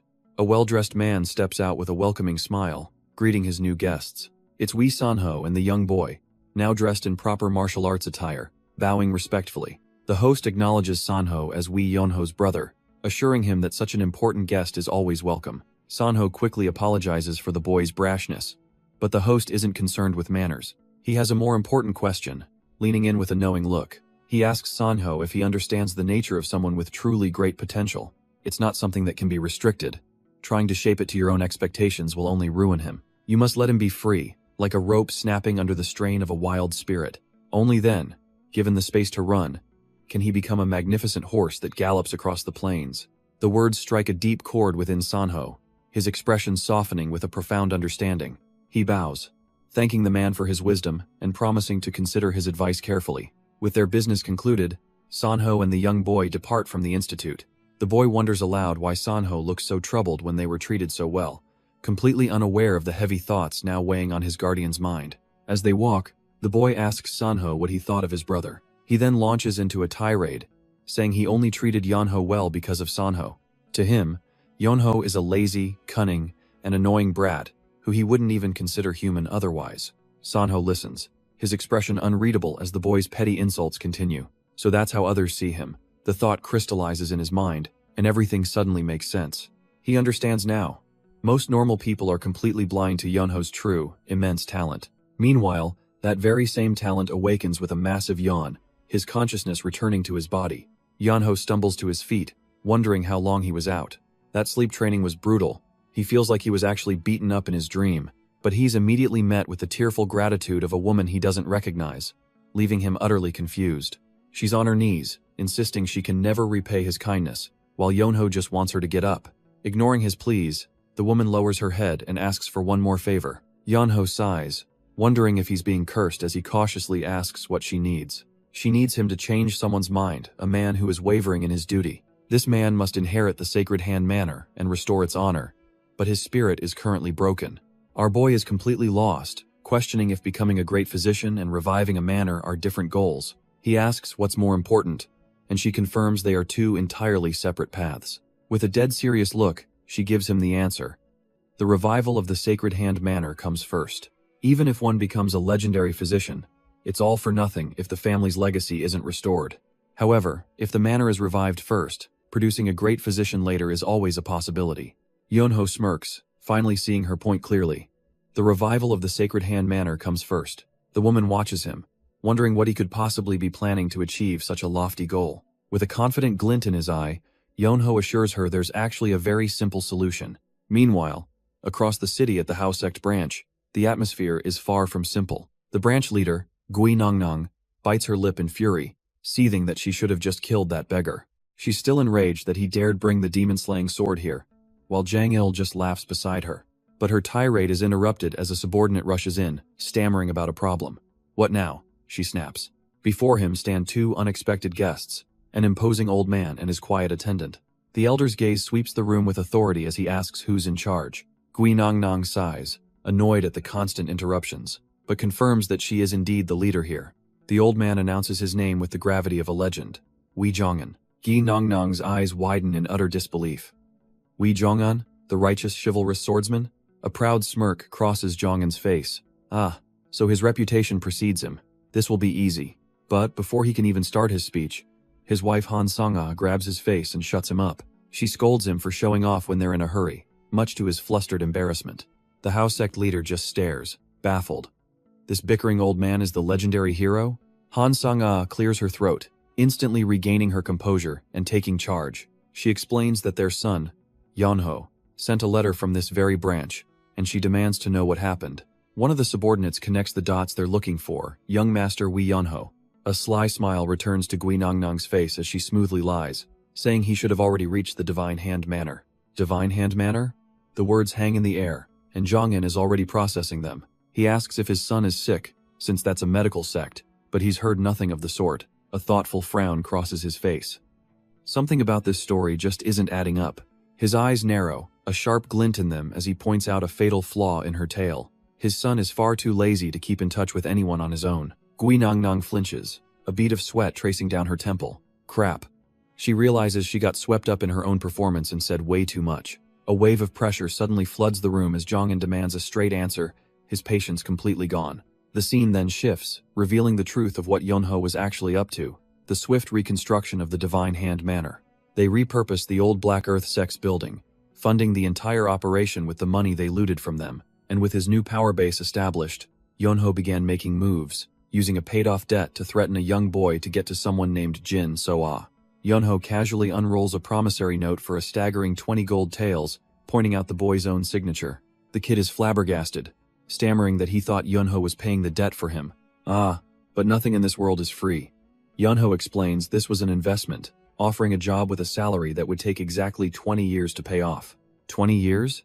The boy's face contorts in absolute horror at his new life sentence. With a predatory grin, Yonho presents the contract, giving him a simple choice: sign it, or pay the 20 gold taels in full, right now. Defeated, the boy realizes he's been caught in a classic slave contract, the kind he'd only ever heard about in stories. As the boy shuffles away, completely broken, Yonho internally celebrates securing the eldest son of the Divine Hand Manor. The portly manager nervously edges closer, questioning Yonho's convoluted methods. Yonho just plays dumb, acting as if he has no idea what the man is talking about. Meanwhile, the boy trudges down the long hall, lamenting that he just signed the most foolish contract of all time. Unseen, the boy freezes as he overhears the manager, asking why Yonho is showing him such favor. The manager just can't wrap his head around it. The conditions of the contract are far too good. He points out that while the Divine Hand Manor is prestigious, it's not exactly necessary for Yonho's goals. So why offer a huge salary and help revive it? He can't see what's in it for the young master. With a knowing smirk, Yonho calmly takes a sip of tea and gives a simple answer. It's a connection. He explains that the boy, Soa, is young but has the potential to achieve great things. If Soa succeeds in reviving his manor and becomes a great physician, he could save countless lives. The manager is still baffled but ultimately accepts his young master's strange decision. But Soa hears it all, and his heart sinks not with despair, but with shock and awe. He clenches his fist, ashamed of his complaints and now filled with a burning new resolve. The young Soa races off, his mind screaming that he must repay this incredible kindness. Back in the room, Yonho casually asks if the boy has finally left. The manager confirms that he's gone, looking out into the empty hall. The moment the coast is clear, Yonho's noble expression melts into a wicked grin. He gloats to himself that fooling a naive kid is just a piece of cake, and his manager, Ha Daebong, absolutely loses it, cackling right alongside his master. With Yonho's full, if manipulative, backing, the Divine Hand Manor was reborn. Ha Daebong, now its general manager, rapidly pushed forward with the grand opening. On the big day, the place is an absolute madhouse, completely overflowing with guests. The staff scrambles as they run out of seats, food, and ingredients, a chaotic testament to their overwhelming success. But elsewhere, the true heir, Jin Soa, tries to steel himself for his own grand opening. The crowd murmurs with doubt, wondering if this child really is the legitimate successor and what this means for the other manor. Just then, a shout rings out. A powerful figure is arriving, parting the sea of people. The young lord watches with a mix of confusion and apprehension, not expecting such a guest. An imposing man in official robes makes his way up the stone steps with deliberate authority. The onlookers can only stare in awe as he walks past them towards the manor's entrance. Jin Soa's eyes tremble, sweat beading on his brow as he finally recognizes the visitor. It's the governor himself, who raises his hand to officially recognize the reconstruction of the true Divine Hand Manor. Overwhelmed, the young lord drops into a deep, respectful bow, vowing to do his absolute best. With the government's official seal of approval, the crowd erupts in celebration, hailing the return of their city's pride. The governor addresses the crowd, declaring that a healthy populace makes for a healthy nation. Word spreads like wildfire. This isn't just any clinic, it's the return of the real Divine Hand Manor.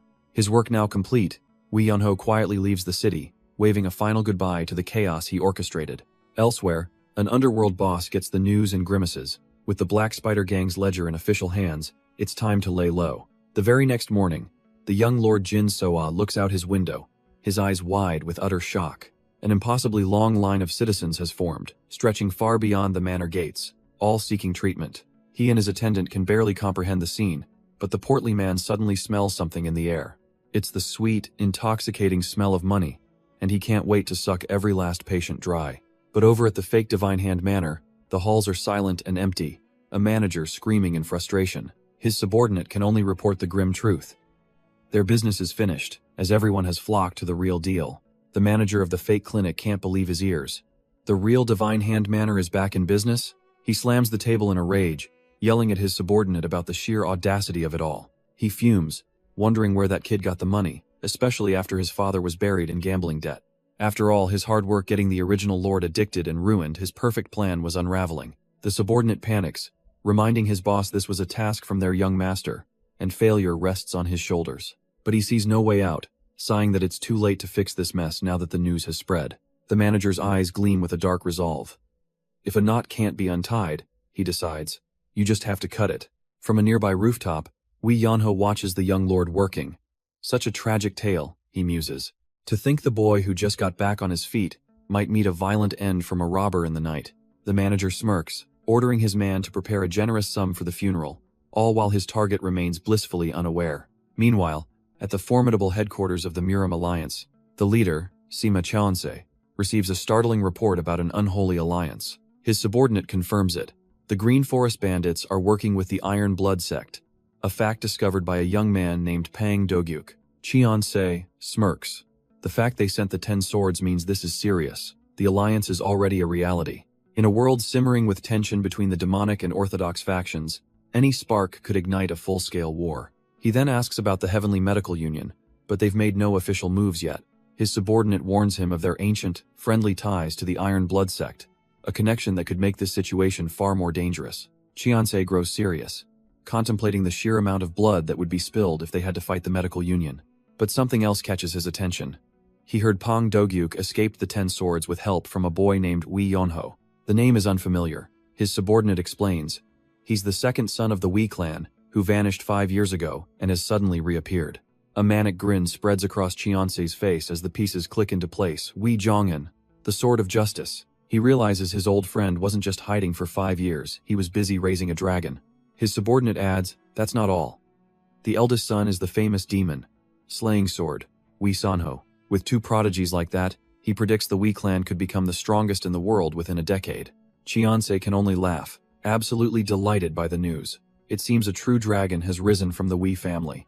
But while the masters of the Murim praise his noble spirit, the dragon himself is currently passed out on a rooftop. A faint voice from below cuts through his slumber, and his eyes snap open instantly. He overhears manager Ha fretting over someone named Soa who apparently fainted from exhaustion. Yonho sits up with a smirk. Calling down to the manager, it seems it's time to pay up on a little bet they made. But before Ha can even respond, the quiet night erupts as assassins descend from the shadows. Daggers drawn, Yonho calmly passes the manager his winnings, remarking that he knew the assassins would come today.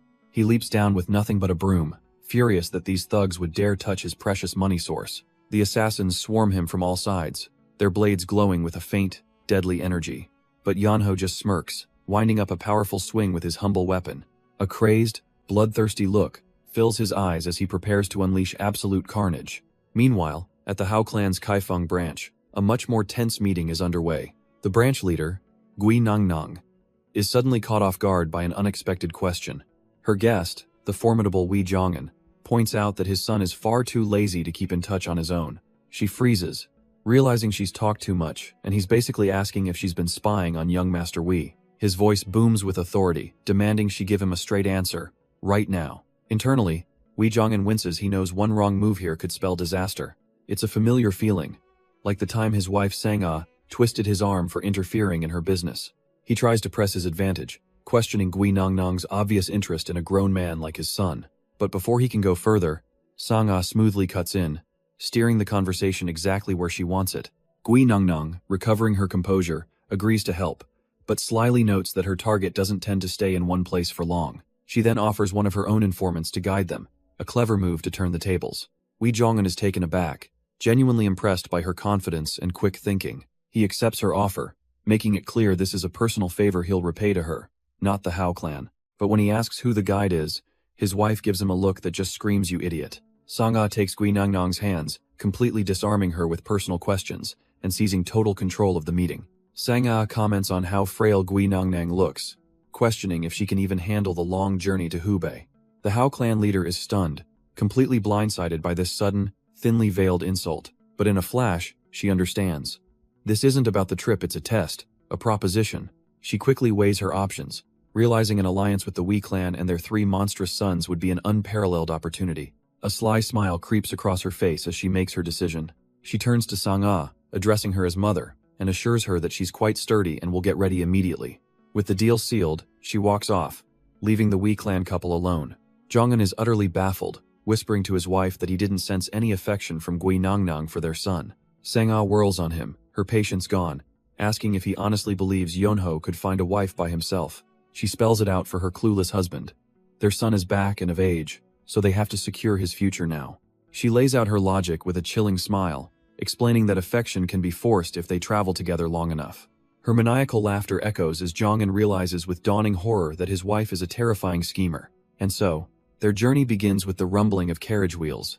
Elsewhere, Yonho happily slurps down a bowl of noodles while his new companion, Jin, Soa, is face down, utterly exhausted. The poor boy can barely lift his head, questioning how Yonho can eat in front of a man dying of fatigue. Soa is deeply skeptical that Yonho's advice to grind himself to dust is a legitimate way to become a great physician. He asks about the screams he heard last night, but Yonho just casually mentions he caught some guys and threw them at the magistrate. With a steely gaze, Yonho declares that with this, Hubei will soon fall into the hands of the Divine Hand Manor. But as he eats, a manor attendant approaches their table with a message. He announces that a certain woman has arrived to visit, leaving Jin Soa completely bewildered. And the visitor is a woman of striking elegance, her gaze sharp and unforgiving. Jin Soa stammers in disbelief, recognizing his own sister, while Yunho watches from a distance. She takes one look around the bustling manor and demands to know what her brother is doing here. Her first order is simple and absolute. He is to quit this job immediately and come back home. She lectures him passionately, reminding him that medicine is a benevolent art, not a business for merchants. With his head hung low, Soa listens as she tells him to pack his bags this instant. But then, a spark of defiance ignites as he looks up, asking if doctors aren't human, too. He argues that while everyone else chases wealth and fame, doctors are expected to live in poverty, forgetting their ancestors' teachings. Their ancestors, he points out, lived in mansions, but she fires back that their wealth came from benevolence, not greed. Finally, Soa roars back, his frustration boiling over, declaring that she is the one who doesn't understand anything at all. He admits his path may not be righteous, but at least he isn't arrogant and self-righteous like she is. He's not her puppet to be ordered around, he declares, telling her to go her own way while she stares in disbelief. Vowing to make the Divine Hand Manor famous himself, he storms off with his attendant as his sister calls his name in vain. Watching from a distance, Wee Yeonho can't help but smirk at the family drama unfolding before him. But his amusement fades as the sister's gaze shifts, her shock turning to cold, focused anger aimed directly at him. She stomps across the bridge towards Yeonho, who simply watches her approach, wondering what this is all about. With eyes full of venom, she blames him entirely, spitting that this whole mess is the young hero's fault. That night, a carriage rumbles through the dark countryside under the light of a full moon. Inside, Wee Yeonho's masked attendant confirms the order to erase any trace of their visit to the manor. Yet he hesitates, questioning his master if it's truly wise to abandon the foundation they've just built. Wee Yeonho calmly explains that while it's a waste, it's better than losing everything by clinging to a bad situation. The real problem is the sudden appearance of that boy, Jin Soa, a small omen that could grow into a massive disaster. Attacking him would only reveal his backers and attract unwanted attention, so washing their hands of it is the smart play. Besides, Yeonho reflects, his older brother is already making moves, and he can't afford to waste time on this unpredictable mess. The carriage rolls off into the night, with Yeonho deciding to send a letter to his main house. He'll warn them that a potential obstacle to their grand cause has just appeared. Elsewhere, under that same moon, Jin Soa's sister drinks alone by a pond, still fuming from the day's events. A voice suddenly cuts through the quiet, telling her that drinking by herself will ruin her stomach. She looks up to find none other than Wee Yeonho himself, casually stretching nearby. With a disarming smile, he asks if her anger has cooled, and if he could get a drink, too. He joins her by the water, casually mentioning that drinking alone is a poison of its own. She retorts with a bit of fire, asking if his face isn't more poisonous, and he just smirks back. But then, the mood shifts entirely as she kneels, offering a sudden apology that catches him off guard. She admits her anger was misplaced after all he'd done, but she was too ashamed to face him. With a sigh, she confesses her troubles, lamenting the difficult state of the manor and her brother. Yeonho listens, then cuts straight to the point, telling her he doesn't understand what she's so worried about. He recalls his master's words, "If you want something, you must achieve it yourself. The thirsty are the ones who dig the well." Her eyes widen as she processes his meaning. Is he telling her to take over the Divine Hand Manor? She protests that Soa is the rightful heir, but Yeonho scoffs at the idea that a title is all that matters. A quiet resolve settles over her face as she points out the real obstacle she sees. She's a woman. Yeonho just smirks, asking if there's some law that says only men can lead a family, and more importantly, does gender even matter when it comes to saving people's lives? Her confidence wavers, and she asks him, a little desperately, if he thinks she can really do it. He flatly replies that no one knows, before pointing out that her brother's talent and her ambition are two different things. If she truly wants to rebuild the Divine Hand Manor to her ideals, then she has to be the one to do it. She's stunned into silence, just staring at him, and wondering why he's pushing her so hard. With a slight smile, she calls him a very strange person, and he just cheekily agrees. Taking a drink, he lays down some wisdom.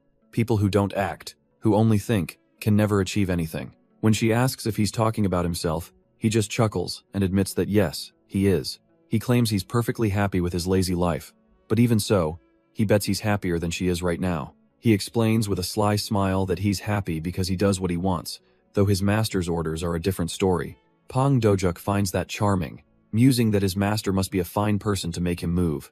With their late-night talk concluded, the two part ways on the moonlit balcony. The night deepens under the gaze of a full, silent moon. Back at his quarters, a surprise is waiting for him. He stops short, finding someone has already made themselves at home, and asks if he can join. It's the divine mad dog, and Wee Seol Cheon immediately demands to know how he was found. The old man just smirks, saying that if you ask, people talk, before probing about Wee's connection to the Hao clan. Wee Seol Cheon pours himself a drink, muttering about how he still doesn't understand the appeal of bitter alcohol. Then, setting his cup down, he cuts straight to the heart of the matter, asking the old man why he did it. Wei Xiaoqian cuts through the pleasantries, accusing the old man of throwing the match. The divine mad dog just smiles, intrigued by the boy's sharp deduction. He reminds the old gambler that he easily could have rolled double sixes to win, but deliberately chose not to. And now, he wants to know exactly why the master gambler would do such a thing. Instead of a direct answer, the mad dog begins a lecture on the true nature of gambling. He calls it a pure contest, a clash where gamblers use all their abilities to seize victory. But lately, he laments, the purity of the game has been corrupted by useless things like plans and strategies. His expression hardens as he insists he has never lost on purpose. His luck simply ran out. But a wide grin spreads across his face, revealing his true goal. With the casino ruined, real gambling can finally return. Wei Xiaoqian remains unconvinced, pointing out that this victory cost the old man everything he had. The mad dog simply explains that what matters isn't the contents, but the vessel itself. If a cup is empty, you just refill it. Losing everything can be seen as losing nothing at all. Wei Xiaoqian realizes this gambling king lives in a world defined by victory, yet doesn't consider it everything. He then poses a question to the old man, admitting something has felt strange lately. Despite being surrounded by the kindest people, he couldn't feel any connection to them. He understood their path in his head, but his heart couldn't follow. But this absurd conversation with the old gambler feels like it's finally breaking the mold. The old man just nods, explaining that's just how people are. They all gamble on the path they choose. Raising his cup, he says that's what makes life, and their match, so enjoyable. As a new day dawns, their journey takes them to the legendary Divine Hand Manor. Inside the Divine Hand Manor, Lord Huang bursts in, sweating and clutching a letter in sheer panic. He stumbles forward, completely overwhelmed by what he's just discovered. Young hero Wei, he gasps, has left this letter and completely disappeared. In it, Wei Xiaoqian explains he felt he'd be stuck forever, and wasn't of much use, so he's leaving. Lord Huang can't believe it, as the letter tells him to run the clinic well, and not to be too greedy. So looks on sadly as he reads Wei Xiaoqian's words of encouragement, believing he'll become a great physician. But then, a postscript changes everything. Wei Xiaoqian will be back to collect his share of the profits. Immediately! Meitner instantly shifts from sentimental to serious, ordering the manager to send men out immediately. With cold certainty, he declares that Wei Xiaoqian couldn't have gone far and must be found. And he's right oblivious to the chaos. Our hero is just finishing a house call in a remote village, thinking he's done plenty. But his departure is interrupted by a woman introducing herself as physician Jin Yaeran. Watching her offer free ointment, Wei Xiaoqian thinks to himself that she's truly unstoppable. He approaches, intrigued by her medicine, and she's stunned to see the famous young master Wei. The two of them find a quiet spot to talk near a scenic waterfall. He playfully questions her methods, wondering who makes house calls for free and spends all their own money. He asks why she's walking such a difficult path. Is it really just a sense of duty? She turns and calmly tells him that it's not about duty at all. With a knowing smile, she reminds him of his own words, that people who only think they can't will never achieve anything. Hearing his own philosophy used against him, a small, impressed smile touches Wei Xiaoqian's lips. He then hands her a bundle of scrolls, saying he saw her selling them off and felt wrong about it, so he brought them back.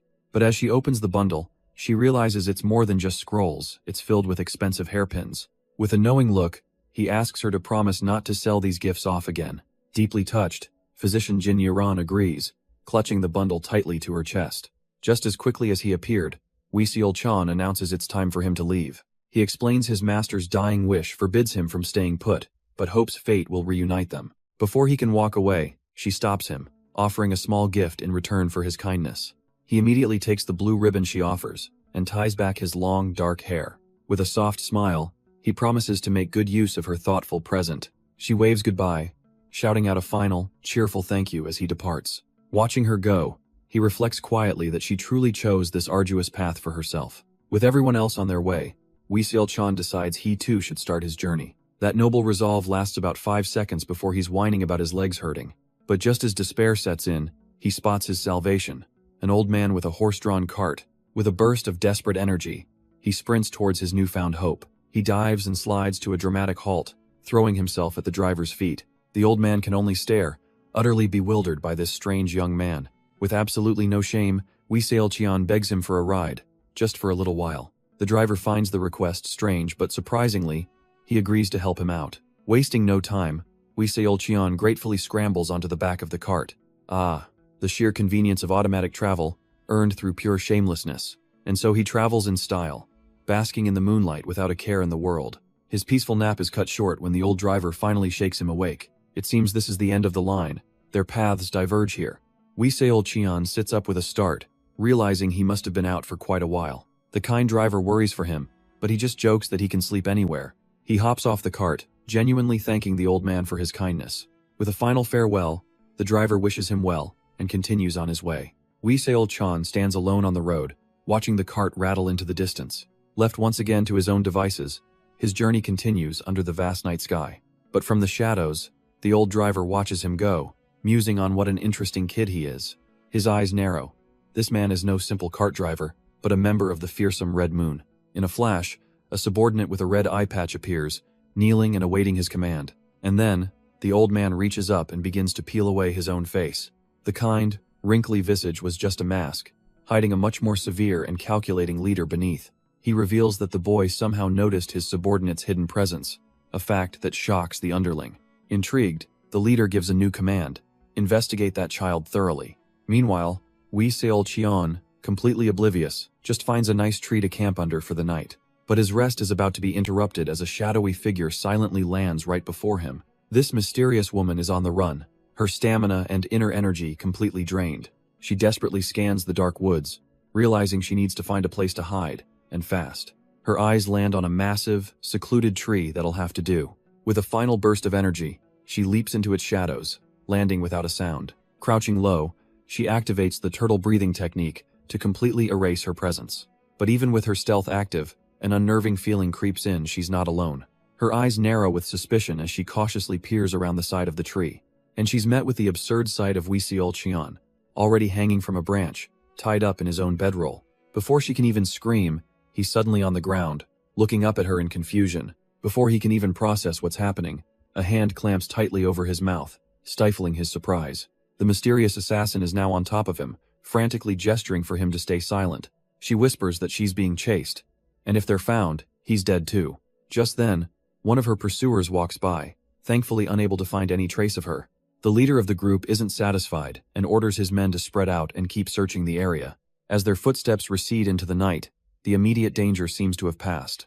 Wee Seol Cheon finally starts to struggle, muffledly asking if they're gone yet. His voice cuts through the silence, no longer panicked, just deadpan as he tells her to move. The assassin suddenly realizes she's been sitting on him the entire time as he complains that she's heavy. She hops off him with a yelp as he loudly complains about his peaceful sleep being so rudely interrupted. The assassin quickly bows her head, offering a flustered apology for all the trouble she's caused. He cuts her off, insisting they need to move now, warning that her pursuers won't hesitate to kill civilians. Feeling responsible, she pleads for him to follow, promising she'll get him out of this mess safely. With little choice, they leap from the branch and begin moving through the darkened forest. Once they're a safe distance away, she formally introduces herself as Seomun Daeon, of the Seomun family. He smirks, casually giving a fake name in return, Wee Yonho. Daeon explains she's on a mission for the Sungcheon Martial Alliance, and he cheekily admits he just thought she was a thief. She has no way to prove her identity right now, but warns him he'll believe her if he ever meets the men chasing her. Wee Seol Cheon, thoroughly unimpressed, cuts to the chase, asking who exactly is hunting her. She immediately tries to shush him, but he stands his ground, demanding answers before they go any further. With a grim look, she finally reveals her pursuers are from the infamous demonic cult. Hez surprised, questioning if that's the same cult that was supposedly destroyed years ago. Daeon gets frustrated, snapping that she's been trying to tell him how serious this is from the start. But he just smirks, clarifying that's not quite what he meant by serious. He then raises his voice, calling out into the darkness that they can stop hiding now. A pair of glowing purple eyes materializes in the shadows, a voice questioning how he possibly knew. From the tree line, a squad of assassins emerges, surrounding them and demanding to know how their ambush was discovered. Seol Cheon remains completely unfazed, even as Daeon stares in horror at the demonic cult assassins. The lead assassin steps forward, eyeing Seol Cheon suspiciously, asking if he's with the Martial Alliance. But he just casually denies it, explaining he has no connection to them and would rather stay away. A sinister grin spreads across the assassin's face, seemingly satisfied with that answer. He declares that he'll trust him right before sending him to have a chat with the King of Hell. But just as he's about to strike, Daeon throws herself in front of Seol Cheon, screaming for them to stop. She desperately pleads for his life, insisting he's just an innocent traveler who knows nothing. As a final offer, she promises to tell them everything she knows if they just let him go. The assassin's smirk widens now that, he thinks, is not a bad deal at all. But Seol Cheon grabs the assassin, whispering that there's a problem. He already knows they're demonic cult scum. His would-be killers are left speechless, wondering if this kid has completely lost his mind. A cold, confident smile spreads across Seol Cheon's face now that he knows he has no intention of leaving. He explains that his father taught him one simple rule. If you meet the demonic cult, you never let them go. The lead assassin just scoffs, demanding to know who his father is to make such a bold claim. The answer hangs in the air. He is from the legendary Wei clan of Guangdong. A shockwave of terror hits the cultists as they realize he's Wei Zhong'an. The leader's face twists in pure hatred, so he's the son of that righteous swordsman he loathes. With a furious roar, he tells Seol Cheon to take his complaints to his father in the afterlife, and lunges in to attack. Watching from the side, Seo Mundayan's instincts scream, sensing immense danger. But Seol Cheon meets the cult leader's furious strike with a calm and effortless parry. The leader's eyes widen in pure disbelief. This kid's strength is absolutely monstrous. With a screech of metal, he's thrown backward, completely overwhelmed. Daeon can only stare, realizing she'd underestimated him on a cosmic scale. Seol Cheon calmly states he's not trying to be some perfect, devoted son, but he will, at the very least, follow his father's advice when it counts. As the other cultists swarm in to attack, his aura begins to surge. He gives them a final, chilling promise. His blade will be even sharper than his father's. Sometime later, the chaos of battle is replaced by a tranquil estate, where Seol Cheon is shocked to find his own family waiting. It turns out they're all here for the same reason, as he confirms he's also come to this place looking for someone named Yeonho. Unfortunately, a manor attendant calmly informs them they've just missed him. Yeonho apparently left a while ago. The news sends Seol Cheon's father into a silent rage, his face contorting with frustration. His wife, Sang-ah, seizes the moment to chastise him, muttering that she told him they should have hurried. Before the family argument can escalate, they're greeted by a portly lord and a young boy, who welcome them as Grandmaster Yunho's family. The boy introduces himself with surprising dignity as Jin So-ah, the master of the Sacred Hand Manor, expressing his deep gratitude to Yeonho. Seol Cheon and his father can only look on in confusion. This little kid is a manor master?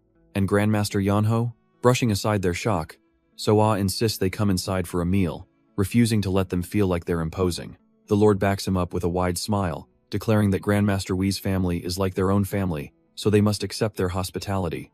The family patriarch grumbles but reluctantly agrees to at least hear the story of what Yunho did here. They're immediately presented with a massive feast, and the old man's tune changes instantly, ready to dig in. But Sang-ah has no appetite, lost in her worries about whether her son is eating well, while her husband just starts chowing down.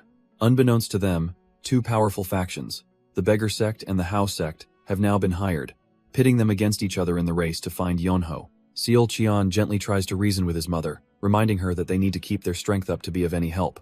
His words strike a chord, and she admits with a sigh that she really hasn't been taking care of herself.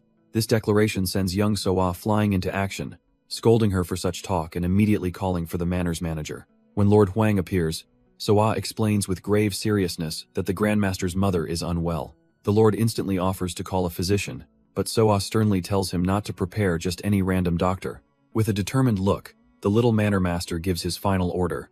Get the best physician they know. The Wei family pauses their meal, trying to make sense of the little lord's grand declaration, but their conversation is cut short by a sudden, violent tremor that shakes the entire manor. In an instant, they're on their feet, startled and on high alert. What was that? Outside, a procession of ominous, cloaked figures marches steadily toward the estate. Their leader emerges, a sinister grin spreading across his face as he declares he's been waiting for his chance. So-ah's eyes widen in sheer disbelief and terror. He knows that man, but how can he be here? The invader scoffs, revealing his backup, a squad of warriors in terrifying crow masks, boasting that he's borrowed strength from others. He then bellows his true intention, to slaughter everyone present and conquer all of Hubei. Lord Huang looks grim while So-ah can only curse inwardly, realizing just how dire their situation has become. But the intruders have forgotten about their guests, as the Wei patriarch's face hardens, calling out to his son. Wei Seol Cheon calmly steps forward, announcing it's time to earn the food they were given. With a confident smirk, he promises to handle this quickly, his hand already on his blade. The invader leader screams frantically for his men to kill them all without delay. Like a wave of darkness, the crow-masked assassins dive towards Seol Cheon. He remains perfectly still, gathering a brilliant blue aura around his sword. The assassins let out a piercing shriek, their claws just inches away. but his father simply watches from the sidelines with a knowing, satisfied smile. He muses that a crow flying too high will only be shredded by a dragon's claws. And in that instant, Seolcheon becomes a blur of motion and azure light. He unleashes the soaring dragon, completely obliterating the attackers in a single, devastating move. He stands amidst the carnage, the bodies of the crow assassins strewn across the ground like broken dolls. Every single spectator, from Lord Huang to the agents of the house sect, can only stare in utter disbelief. The invader leader breaks out in a cold sweat, his mind screaming in terror that was the demon-slaying sword. Seolcheon turns to the trembling man with a simple command. Repair the gate you so arrogantly destroyed. With his new, terrified volunteer in tow, he marches them both straight to the local Orthodox Muram Alliance branch. The branch manager, Gong Son-hyung, steps out, cautiously asking what business brings them here. But just then, another warrior arrives, Seomun-daeon, carrying a bound captive over her shoulder. She drops the unconscious man on the ground, announcing that she's captured a demonic martial artist. Looking exhausted, she explains that she needs help escorting the dangerous prisoner to the main branch. But the manager awkwardly refuses, claiming he doesn't have the manpower because of a rumored secret text. Seomun-daeon can't believe her ears. The entire Orthodox Alliance abandoned their post for a treasure hunt? The branch manager sweats nervously, explaining that it wasn't just any text. It belonged to the legendary Sword Emperor, a name that rocks her to her core. But as she's reeling, Seolcheon casually asks who that is, completely unfazed. To Daeon's utter disbelief, he admits has never heard of the man. She sighs, explaining that fame comes from founding great sects, from disciples spreading stories. A person's life is fleeting, but a powerful organization creates a lasting legacy. The Sword Emperor, for all his might, never did that. His personality was so toxic he even cut off his own family. Seolcheon's eyes narrow in thought. That description sounds disturbingly familiar. Just then, the telltale rumble of a carriage echoes from the road nearby. The carriage rumbles onward, with Daeon sighing dramatically about her current predicament. Inside, Seolcheon demands to know why she's following him all the way to the Muram Alliance in Luoyang. She casually dismisses his suggestion to seek the Sword Emperor's texts, saying her master's teachings are enough for her. Plus, she admits, she really just doesn't want to go back up some boring mountain again. Later, as they sit by a campfire, she starts probing, asking about his relation to the famous demon-slaying sword, Wi Sanho. Her expression shifts into a sly grin when he reveals that the legendary swordsman is his older brother. She immediately claims they're friends, and Seolcheon notes that must mean she's older than him. Seizing the new connection, she starts complaining about how sore and dusty she is from driving the carriage. He simply tells her to rest, but she's secretly delighted, thinking his attitude softened just because she knows his brother. But her act doesn't work. He slams the carriage door, telling her to stop talking and go to sleep. Fuming by the campfire, Seomun-daeon can only mutter one word for the man sleeping in the carriage. She sighs, thinking back to his older brother, Wi Sanho, who was so much more of a gentleman. But her thoughts are cut short as she senses a presence approaching from the woods. 3 cloaked figures emerge, asking her not to be alarmed. They're simply travelers who've lost their way. With a polite bow, they ask if they might share her fire for the night. One of the men whispers to his leader that it might be best to introduce themselves first. The leader agrees, pulling back his hood to reveal his face, stating he is Jua Yang of the Blessing Sect. Daeon's eyes narrow. She acknowledges they're an affiliate of Wudong and immediately tests him, asking how Elder Hyung is doing. The man looks puzzled for a moment, then calmly replies that they have no one with that last name in their sect. That seems to be the right answer. She apologizes for her suspicion and graciously welcomes them to her camp. As they settle by the fire, the men ask why she's camping alone, but Daeon plays it off as simply getting caught by nightfall. She pivots, asking them about the demonic martial artists they mentioned they were chasing. The leader, Jua Yang, reveals with a grim expression that a so-called sex demon is loose in these parts. The sheer absurdity and danger of that statement makes Daeon leap to her feet, completely stunned. He continues, naming their target as the infamous villain, Seo Ju-ak. But the moment the name leaves his lips, a sudden surge of killing intent erupts behind him, twisting his face in pure shock. In a flash, all 3 Blessing Sect members draw their swords, their polite facade vaporizing into raw panic. A low, menacing voice cuts through the night from the darkness, mockingly asking just who they were talking about.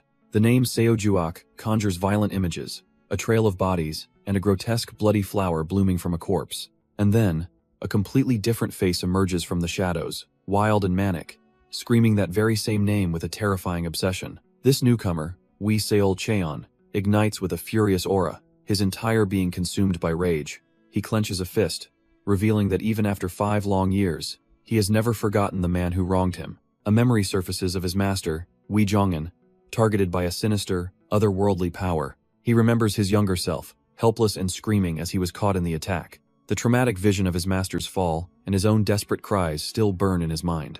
Snapping back to reality, Seol Cheon's eyes are wild as he demands to know where that bastard is right now. Jua Yang, taken aback, stammers that they only know Seo Juok is heading towards Luohe and isn't far. That's all the information Seol Cheon needs. He immediately turns to leave, ready to hunt. Daeon tries to stop him, pointing out the dangers of traveling through the forest at night, but he just cracks a terrifying grin, declaring that he is the most dangerous thing out here tonight. Meanwhile, the very man Seol Cheon hunts, Seo Juok, runs for his life, wondering where it all went wrong. It had all started so well. After coming out of isolation, he was back to a life of luxury and pleasure. He traded one of his techniques for a treasure that let him live like a king, a deal he thought was a bargain, and it was for a little while. But his good fortune was never meant to last. The treasure he received was the Sword Emperor's lost martial text, and its discovery drew martial artists from every corner of the land. He clutches the book, cursing them all. If he can just learn the techniques within, he's certain he'll become an unrivaled master in just a few short years. But right as his ego swells, a foot lands softly in his path, accompanied by a calm, mocking voice. His confident smirk instantly vanishes. Who could have possibly caught up to him? And there she is, a swordswoman of the Plum Blossom sect, appearing amidst a flurry of petals, her hunt finally over. She calmly introduces herself as Li Seolhwa of Mount Hua, wanting him to know the name of his executioner. He's genuinely confused. Kill him? He plays the victim, wondering what crime he could have possibly committed. But his act earns no sympathy. She explodes forward, declaring his crimes worthy of death as she moves to punish him. He just gives her a lazy, confident smirk. It seems everyone loves to underestimate him. Her blade ignites, channeling the fearsome Plum Blossom Path technique in a storm of crackling red light. But he just laughs it off. Seeing the flaw immediately, her flower hasn't even fully blossomed yet. And to show her what a real technique looks like, he unleashes the flower-indulging palm. The two techniques clash, but his raw power immediately shatters her elegant swordplay. She's blown away by the sheer force of the impact, completely overwhelmed. Landing in a heap on the forest floor, she can only cough, the taste of defeat already bitter in her mouth. The force of his attack has left her insides a twisted mess, blood trickling from her lips. He stalks towards her, mocking her naivety for underestimating the cruelty of the world. Leaning in with a disgusting smile, he promises to teach her a lesson of his own tonight. She tries to move, to fight back, but realizes with horror that his technique has completely paralyzed her. As his hand closes around her chin, her mind screams for her master, her last hope fading. But just as he's about to have his way, a new voice cuts through the clearing, announcing they've found him. Seo Juok turns, his moment of triumph spoiled by the arrival of a newcomer. And there stands Wei Seolcheon, a wild, almost joyful grin plastered across his face. For a second, the villain is just confused. Is this man completely insane? But the grin only widens as the boy identifies him by his full infamous title, the Flower, Indulging Scholar, Seo Juok. Seo Juok scoffs, dismissing him as another fool blinded by justice. But Wei Seolcheon's grin just widens. He knows the name, so what? Without any warning, he winds back like a coiled spring. Then he explodes forward in a blur, announcing his very simple plan. First, a beating. He reappears instantly behind the villain, whose eyes widen in shock, a position-swapping technique. The fraction of a second is all it takes for panic to flash across Seo Juok's face. He spins, unleashing his deadly flower-indulging palm with a furious roar to end this now. The two techniques collide with a devastating blast of energy. The paralyzed swordswoman can only watch in despair, convinced this newcomer is about to die for her. But Wei Seolcheon stands firm, a powerful aura flaring as he blocks the lethal attack with a single hand. And before the shock can even register on Seo Juok's face, a fist connects squarely with his jaw. The sound of bone crunching echoes as knuckles reshape his entire face. Seo Juok is launched through the air like a rag doll, a vortex of power trailing behind him. He doesn't just hit the ground, he's slammed into it, bounced, and slammed again by the sheer force. The swordswoman watches, paralyzed, as the invincible monster coughs up dirt and blood. He struggles to rise, his body trembling, his mind unable to process this utter humiliation. But Wei Seolcheon isn't done, a cold smirk on his face as he tells him that wasn't nearly enough. Suddenly, his expression darkens as a memory surfaces, a different young man, burning with righteous fury. He glares down at the confused villain, snarling that this is all his fault. Seo Juok desperately tries to ask who he is, but is silenced by a furious, "Shut up," and another devastating blow. And just like that, the master of the flower-indulging palm is sent flying once more, completely at his mercy. He clenches his fist, a dark dissatisfaction clouding his features.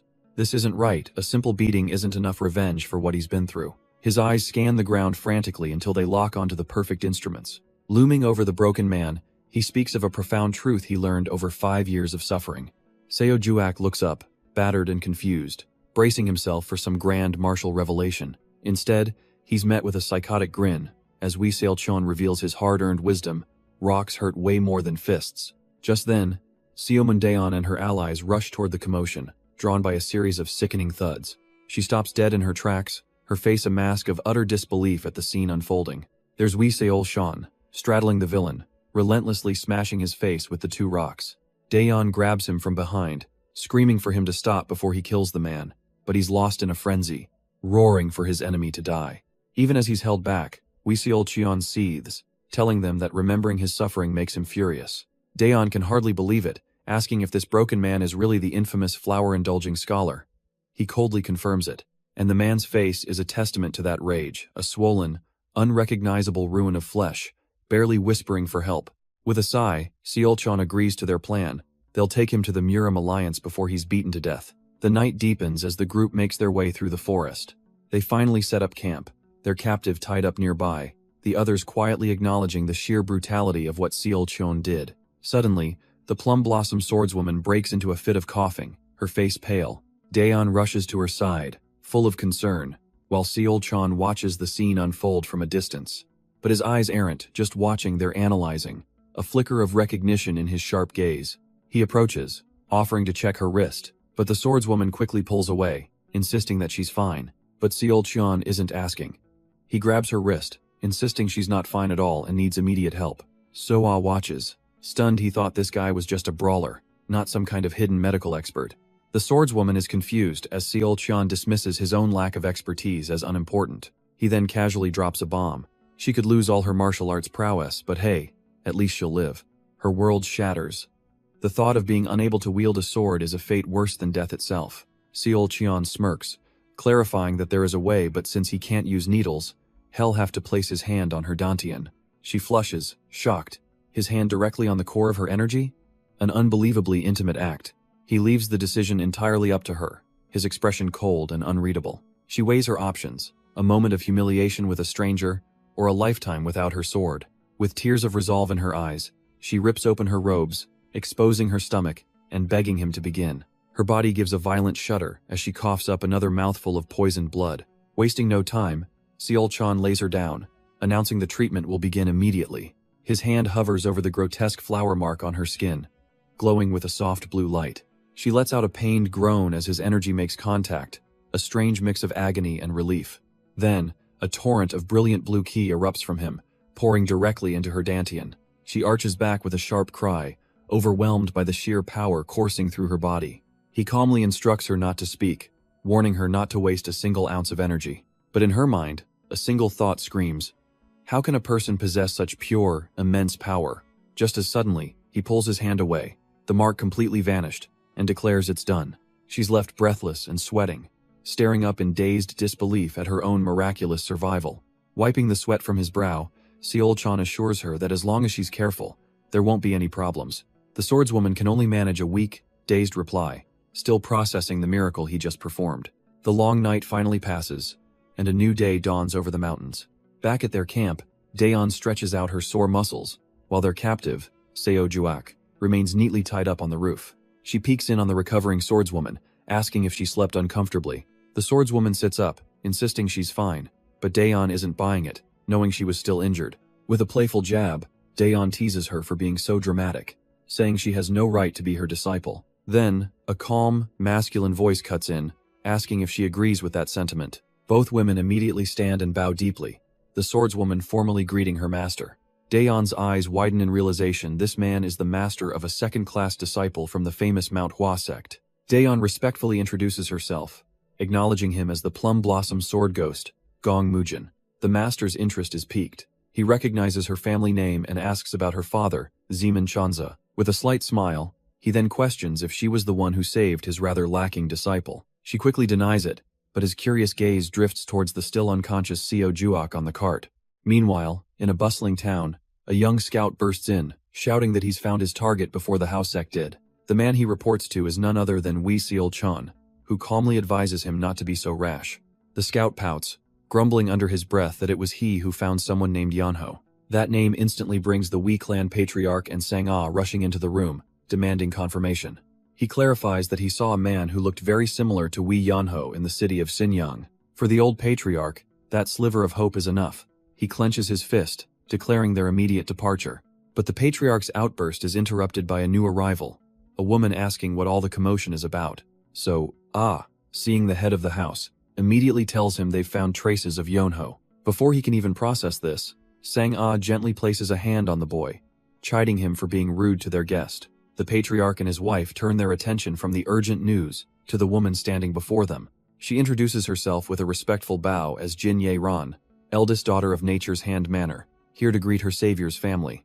The old man is taken aback, asking her what she means by savior. With a fond smile, she explains that young Master Wee Yeonho saved her life, a debt she feels is impossible to repay. The moment she says this, Sang-ah's eyes practically light up with a brilliant idea. She rushes to take Jin Ye-ran's hands as the physician explains she came to offer her skills as repayment. But Sang-ah is already in full matchmaker mode, asking about her age and if she might be looking for a spouse like her Yeonho. And indeed, the news was dire, as onlookers could only tremble in fear at the scene. The Plum Blossom Master strokes his chin, quietly contemplating the unbelievable report he's just received. Spread-eagled on the roof is Seo Juok, the very monster his prized disciple couldn't even hit. The man's bruised and unconscious face is all the proof the master needs to accept the impossible. And the most shocking part of it all was that it only took a single strike. He turns to the Plum Blossom swordswoman, demanding to know if she was simply careless. She insists she wasn't, which only deepens his disappointment in her failure. Her opponent's strength is no excuse. He scolds her for needing to be saved instead of fighting to the death. Humiliated, she can only bow as her master dismisses her, ordering her to return to Manhwa. With his decision made, the master's face hardens, considering the matter closed. Now, it was time to meet the savior who rescued his cute disciple. He approaches a nearby carriage, asking if the person inside is awake. All he gets in return is a heavy, awkward silence. Undeterred, he offers a patient smile and knocks gently on the door. The door slowly swings open on its own, revealing Wee Seol-cheon, casually hanging upside down and looking annoyed by the early morning wake-up call. The Plum Blossom Master is completely stunned, staring at this unusual sight. He takes a deep breath, reminding himself to be patient. This is the man who saved his student's life. He formally states that he heard this was the person who rescued his disciple. The master then gestures to the swordswoman nearby, explaining he came to offer his sincere gratitude. Seemingly unfazed by the lack of respect, the Plum Blossom Master simply nods. But then his friendly smile twists into a predatory grin. A wave of immense pink energy erupts from him, blasting towards the building's entrance. His own disciples are completely shocked by their master's sudden aggression. The commotion finally brings a sleepy Wee Seol-cheon to the door, grumbling about the noise. The master, now perfectly calm again, formally thanks him and asks for the identity of his student's savior. Seol-cheon casually ties his hair, brushing off the question and saying he's a nobody. The master insists, but Seol-cheon just sits there, completely unbothered and unwilling to share his name. So, the master changes tactics, a confident smirk spreading across his face as he suggests a friendly spar. Alarmed, his disciple immediately tries to intervene. Knowing this is a terrible idea, the master turns on his student, his voice dripping with venom, as he asks who gave her the right to correct him. She immediately drops to the ground, apologizing but still pleading that a duel without a just cause is wrong. But he's not listening, declaring that he bears the honor of Manhwa itself and that his pride is paramount. Seol-cheon, however, looks completely unimpressed, figuring this guy's master must be a nobody if he can't even state his own name. Hearing this, the master's rage boils over. He's had enough, declaring that looking down on this warrior is the same as looking down on Manhwa. His disciple despairs, realizing her master won't listen to reason and that young Master Wee is in serious trouble. But just then, Simundaeon calmly tells her not to worry at all. She explains that it's impossible for them to fight, as forcing a duel on someone you owe a life debt to is a major taboo. Besides, she adds with a confident smirk, a man as lazy as Seol-cheon would never agree to something so bothersome. She's proven wrong almost instantly, as Seol-cheon is already on the carriage, remembering his own master's simple advice. Do as you please. His master's voice echoes in his mind, a solemn final request. To those who would dare challenge their swordsmanship, he must ensure they understand its true dignity. The memory of his master, backed by the spirit of a dragon, solidifies his resolve. He might not be much, but he's a good disciple who listens to his master's last words. The Plum Blossom Master smirks, noting his opponent's vigor and asking if he's being challenged. Seol Cheon simply gestures, ready and willing to accept that challenge. Surprised, the master remarks that he didn't expect to be fighting at his age. He formally challenges the young man, asking his name, and Seol Cheon introduces himself and his clan. The master's eyes widen in recognition. This is the son of the legendary righteous swordsman, a man he's always wanted to defeat. The Plum Blossom Master is ready, but Seol Cheon casually informs him he's mistaken about a few things. He explains that firstly, he doesn't even use his family's sword style, so a victory means nothing. And secondly, his father would find it funny, not seek revenge. The master patiently waits for his final point. With a chilling smile, Seol Cheon gets to the heart of the matter. He declares that among all the swords in the world, only the Radiant Sword is truly valid. He may be lazy, he warns, but his sword absolutely is not. Provoked and intrigued, the master ignites his aura and lunges forward to begin the lesson. Their blades meet in a blinding flash of steel, the duel erupting in an instant. But the master immediately unleashes a complex form-shifting technique, surrounding Seol Cheon with a flurry of strikes. Forced on the defensive, Seol Cheon looks up. A flicker of surprise on his face. This guy is actually pretty strong. Yet Seol Cheon parries the complex attack with almost insulting ease. He can't help but wonder if this is the standard, then just how monstrously strong is his own master. The Plum Blossom Master reels back, shocked by the perfect defense against his technique. He concedes that he understands Seol Cheon's arrogance now. Finding such skill in a young man is rare. Seol Cheon just shrugs, calling the master pretty good in return, a comment that clearly stings. Done playing games, the master ignites his true power, a fierce pink aura erupting around him. Seol Cheon simply watches the display, completely unimpressed by the dramatic power-up. The master then lunges forward, his entire form dissolving into a torrent of glowing plum blossoms. He unleashes his signature technique, the 24-movement Plum Blossom Sword, filling the air with deadly energy vortexes. His two disciples can only watch in utter shock. He's actually using that legendary form. With a vicious snarl, the master pours every ounce of his being into the attack. He unleashes the legendary 24 forms Plum Blossom Sword technique. Multiple after-images fill the space, each one a perfect, deadly vortex of sword ki. The entire clearing is swallowed by a raging storm of pink energy, all aimed at one man. And Seol Cheon? He just smirks as a cool blue aura begins to rise around him. His power erupts outwards, a calm but unstoppable wave of azure light. The master's phantom strikes lunge forward, trying to pierce through the defense. But they slam against a wall of pure energy, their momentum completely halted. Seol Cheon's aura doesn't just block the attack, it completely vaporizes it. And the master can only stare, his mind refusing to process what just happened. Realizing the danger, Seol Cheon decides this has to end right now. But the master doubles down, unleashing his final, desperate technique. Plum Blossom, Radiance Release. His ultimate attack crashes against Seol Cheon's aura, and simply falls apart. When the light fades, the master is left standing alone, his technique completely gone.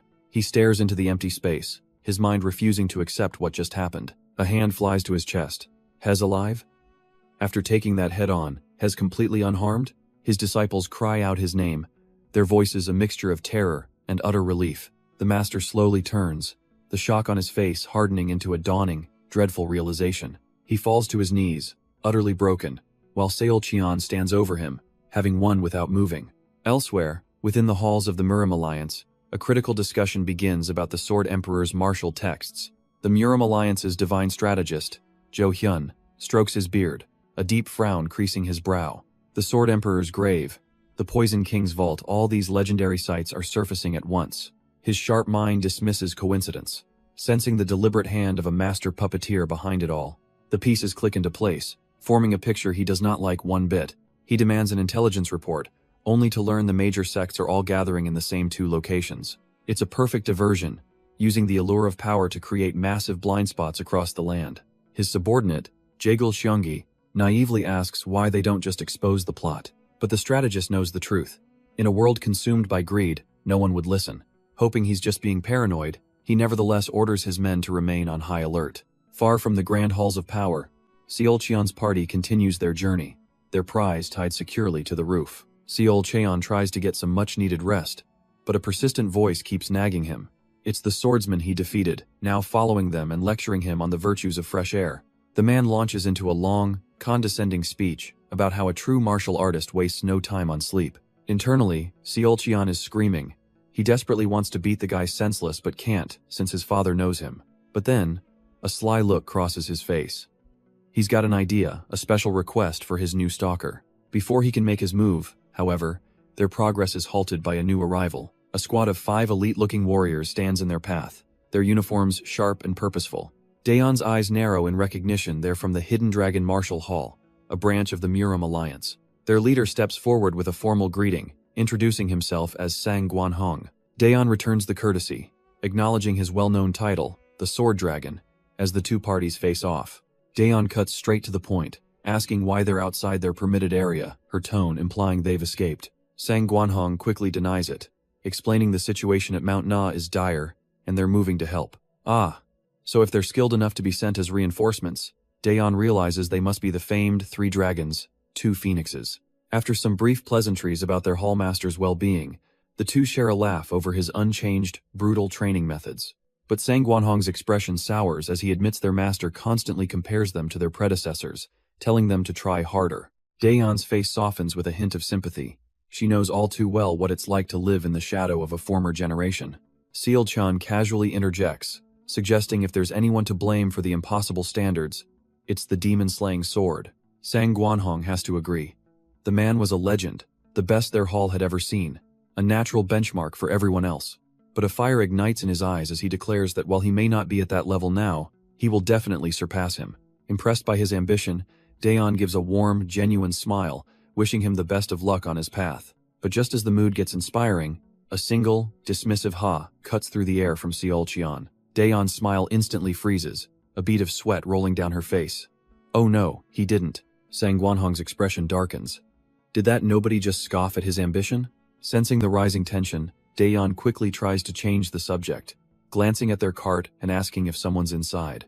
But she immediately pivots, feigning urgency to ask Seolcheon about his grandfather's well-being. Sang Guanhong is taken aback that she even knows him, as Daeon waves it off, confirming Seolcheon has some impressive connections. She's relieved to hear the old man is as elusive as ever, rarely staying home for long. Daeon takes a moment to herself, observing these passionate young warriors with a thoughtful gaze. They are, after all, the Hidden Dragon Martial Hall's legendary rising stars, the 3 dragons and 2 phoenixes. And she smiles warmly, realizing that while they've all surpassed her former self, she can't help but find their fiery spirit absolutely endearing. But one of their hosts has a different theory for their intense energy. She believes it's probably because of the person sleeping inside the carriage. Their new benefactor, however, is simply overjoyed, feeling full just by gazing upon the future of the Muram. Hess honored to finally meet the Hidden Dragon's legendary 3 dragons and 2 phoenixes in person. Sang Guanhong then gestures to the cart, politely suggesting they wake their companion for the meal.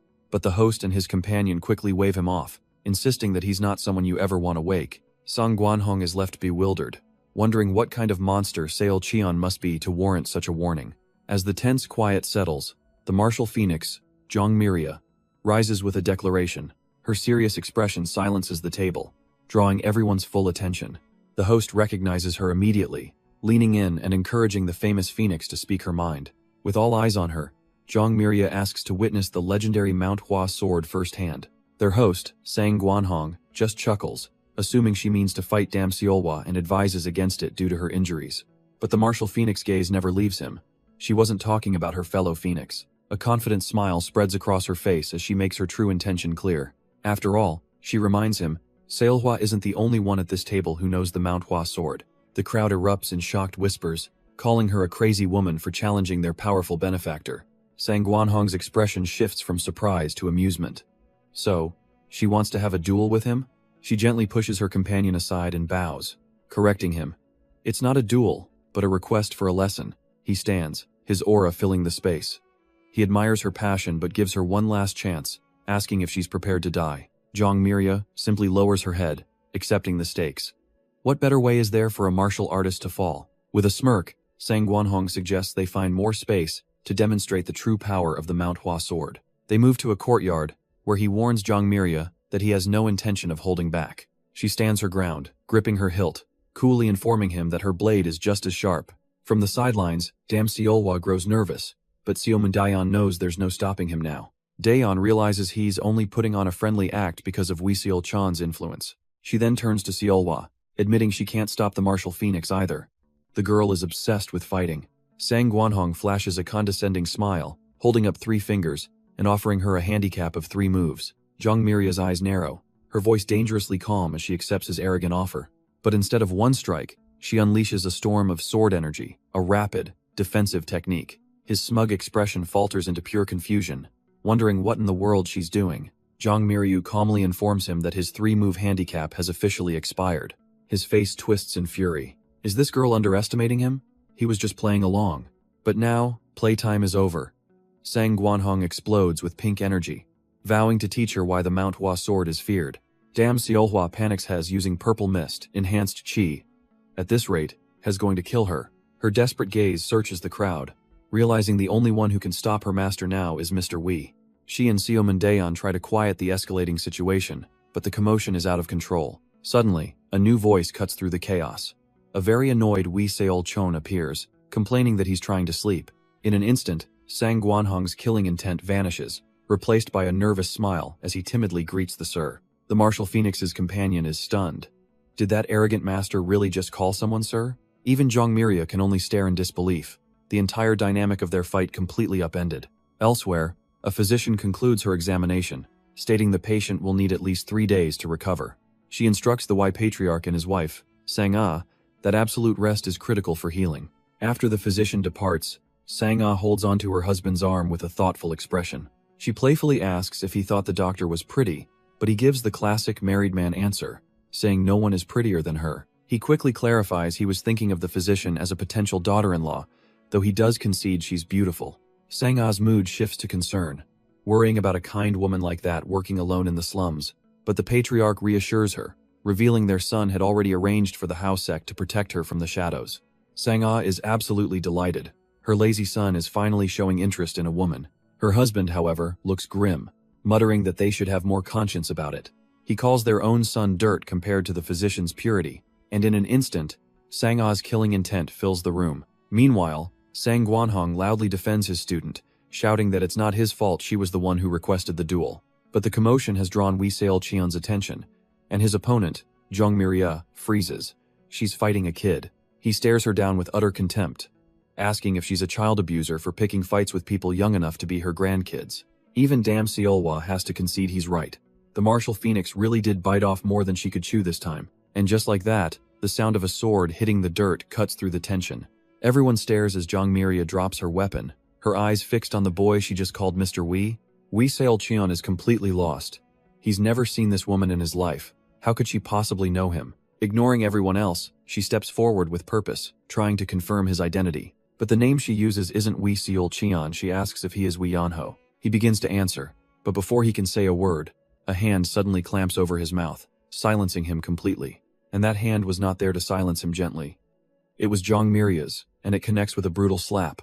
The sheer force sends Wee Seol-cheon flying, spinning helplessly through the air. He crashes in a heap several feet away, completely dazed from the unprovoked assault. Sang Gwanhong, Dam Seolhwa, and everyone else just gape, their minds struggling to process what they just saw. Stumbling to his feet, he demands to know why she hit him, but she just yells that if she hadn't, he would have died. What? Wee Seol-cheon is completely lost. That explanation makes absolutely no sense. Suddenly, her anger melts away, replaced by tears as she sobs that she's been looking everywhere for him. The crowd immediately gets the wrong idea, with Sang Gwanhong laughing, figuring this is just some lover's quarrel. Wee Seol-cheon frantically denies it, swearing he's never met this woman in his life. But her heartbreaking wail cuts through his protests as she reaches out, crying not for a lover, but for her brother. Wee Seol-cheon is completely stunned. Brother? The word makes no sense to him. Then, a flash of memory. A small, crying girl, begging him not to go. Before he can process it, she leaps at him, screaming a name he thought was long buried. Yeonho. She tackles him in a desperate hug, and a flicker of recognition sparks in his mind. Could it be? His sister? Suryeon? Through her sobs, she confirms it's her, clutching his robes as if she'll never let go again. The lost boy, Wee Yeonho, has finally, after all these years, been found by his family. He's still reeling, gently holding her as he tries to match this woman to the child in his memories. She playfully hits his chest, her voice thick with emotion, asking how he could possibly forget his own sister. He sits with her, explaining that 5 years is a long time. She's grown so much he barely recognizes her. But she cuts to the heart of it, asking why he's using a different name. His answer hangs in the air, because of Sanho. He explains it was Sanho's idea to hide his identity, a way to focus on his training without distraction, and he had to admit, remembering his brother's grim warning, that it made perfect sense. But Suryan doesn't care about the reasons. She just wants to know where he's been all this time. With a slight, knowing smile, Yeonho simply tells her he met a ghost. She's baffled by his answer as he gently leads her inside, promising it's a long story. Meanwhile, the others watch in utter disbelief, shocked to see the cold Jongmiria acting so childish. The pieces finally click into place. Her real name is Wee Suryan, sister of the demon-slaying sword.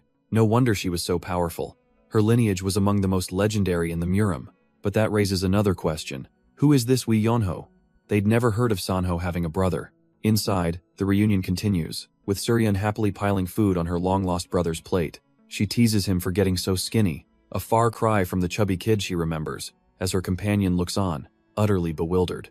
Nearby, Sang Guanhong marvels at the Wee clan's absurd luck, 3 prodigious children shaking the foundations of the Murim. He reflects on their immense talent, realizing the Wee clan's reputation is about to soar to unprecedented heights. But he still doubts Yeonho's usefulness, calling him a shut-in, earning a smug little laugh from Suryan.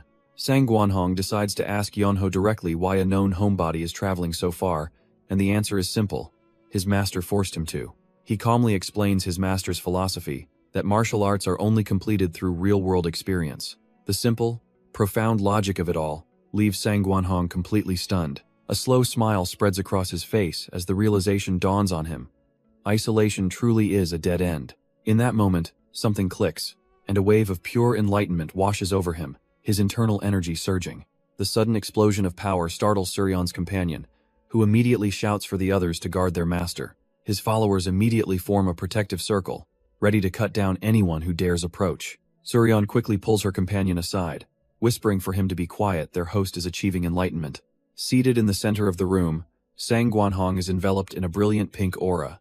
His eyes glow with pure white light as his mind transcends its former limits. The energy erupts from his body in a massive wave, a testament to his breakthrough. When the light finally fades, he opens his eyes, a profound sense of clarity washing over him.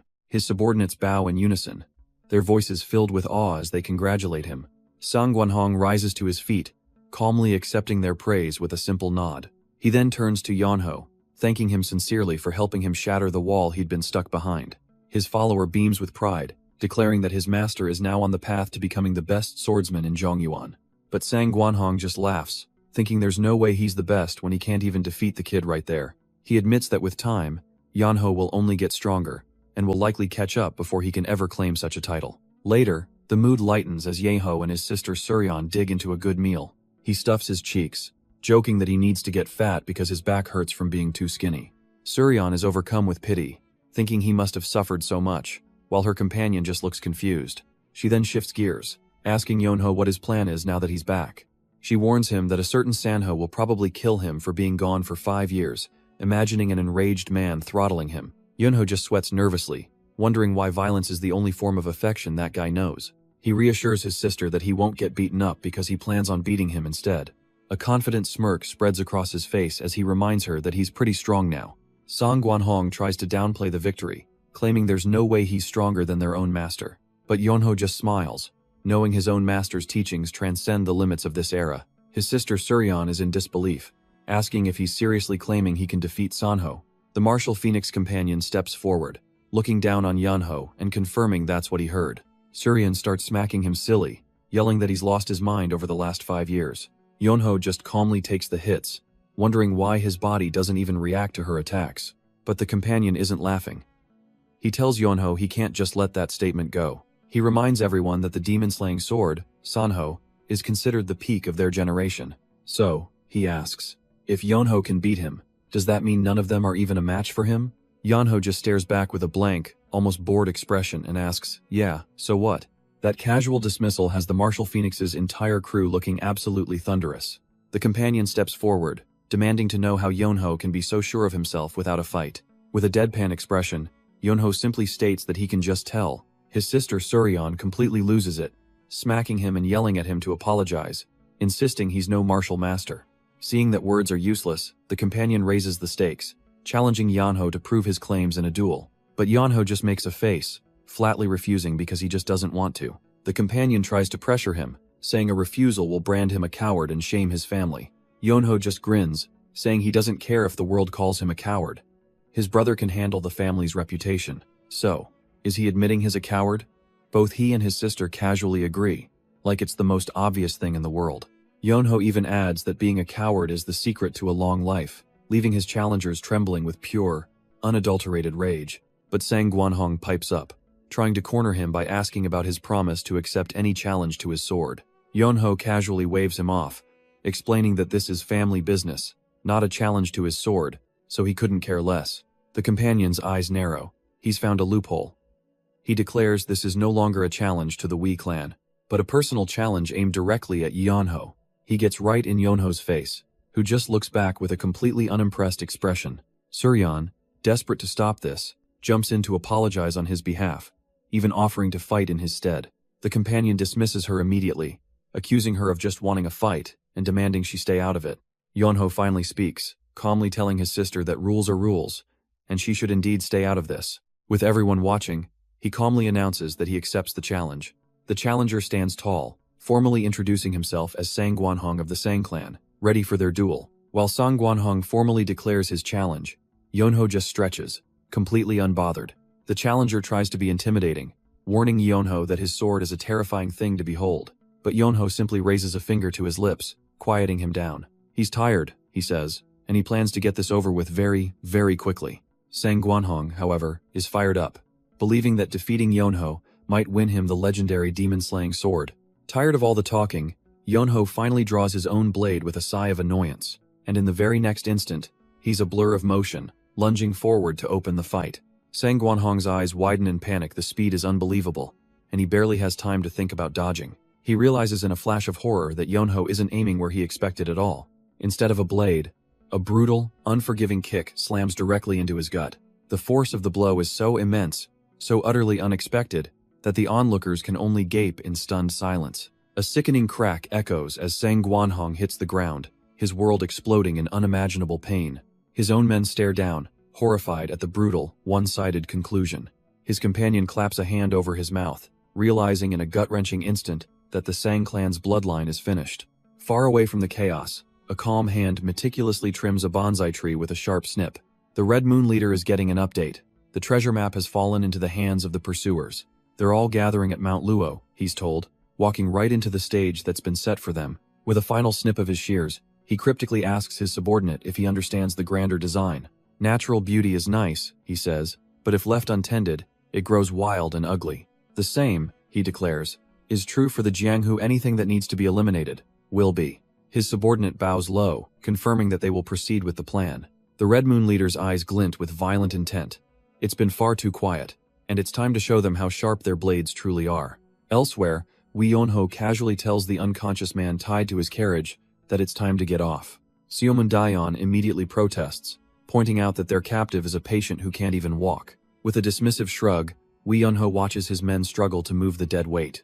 But just then, Dame Seolhwa arrives on the scene, carrying a surprisingly large and comfortable-looking futon. She takes a running leap, landing gracefully on the carriage roof right beside their prisoner. In one smooth motion, she unfurls the bedding, transforming the hard wooden roof into a proper bed. With a few satisfied pats, she makes sure everything is perfectly arranged. She then proudly announces to a slightly stunned Wei Yeonho that the young master's ride is all set up. And of course, Dame Seolhwa is the first to test out the new setup, sighing that a bed is truly the best place to be. An indignant Gong Mujin watches from the side, asking what about him, her own master. He can't believe it. Is this really what he took on a disciple for? As night falls, the group travels onward, their unconscious cargo resting comfortably on the roof. Gong Mujin stews in the back on horseback, grumbling internally about his less than prestigious position. But his thoughts are cut short as a sudden presence catches his attention.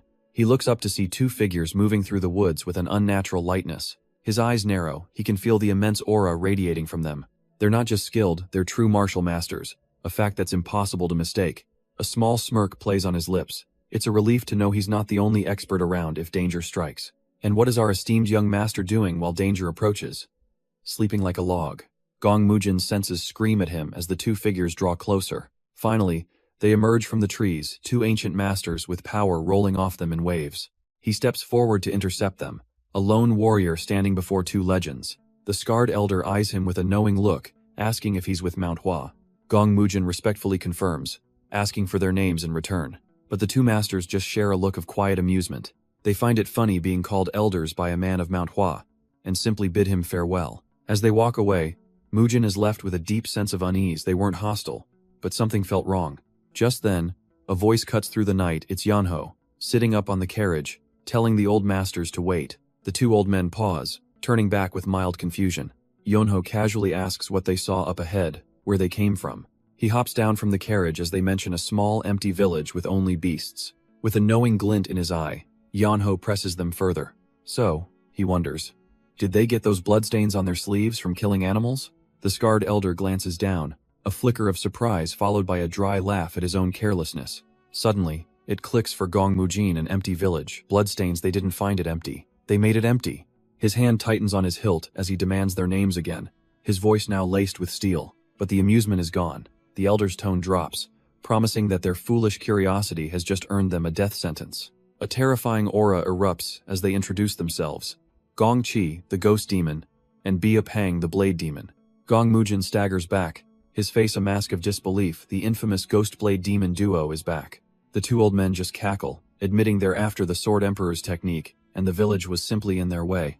Consumed by righteous fury, Gong Mujin roars that they will be punished for their crimes. The ghost demon just laughs, spreading his arms wide with a mocking question. Who exactly is going to stop them?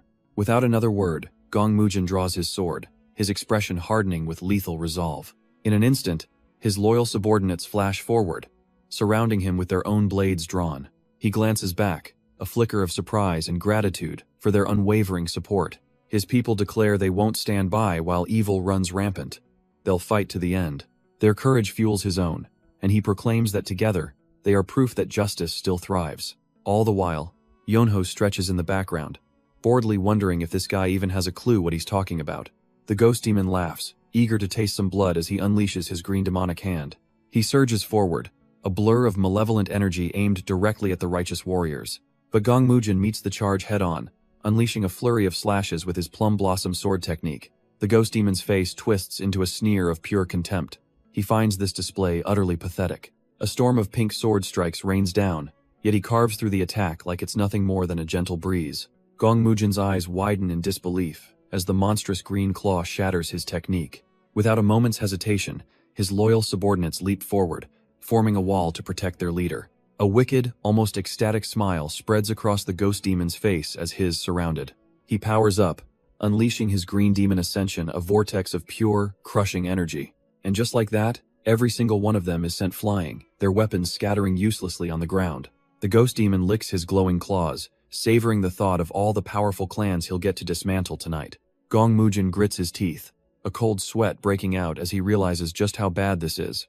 Even working together, they couldn't land a single scratch, and the blade demon hasn't even lifted a finger. His frustration boils over, glancing at the one person just standing there. Yahello, why isn't he doing anything?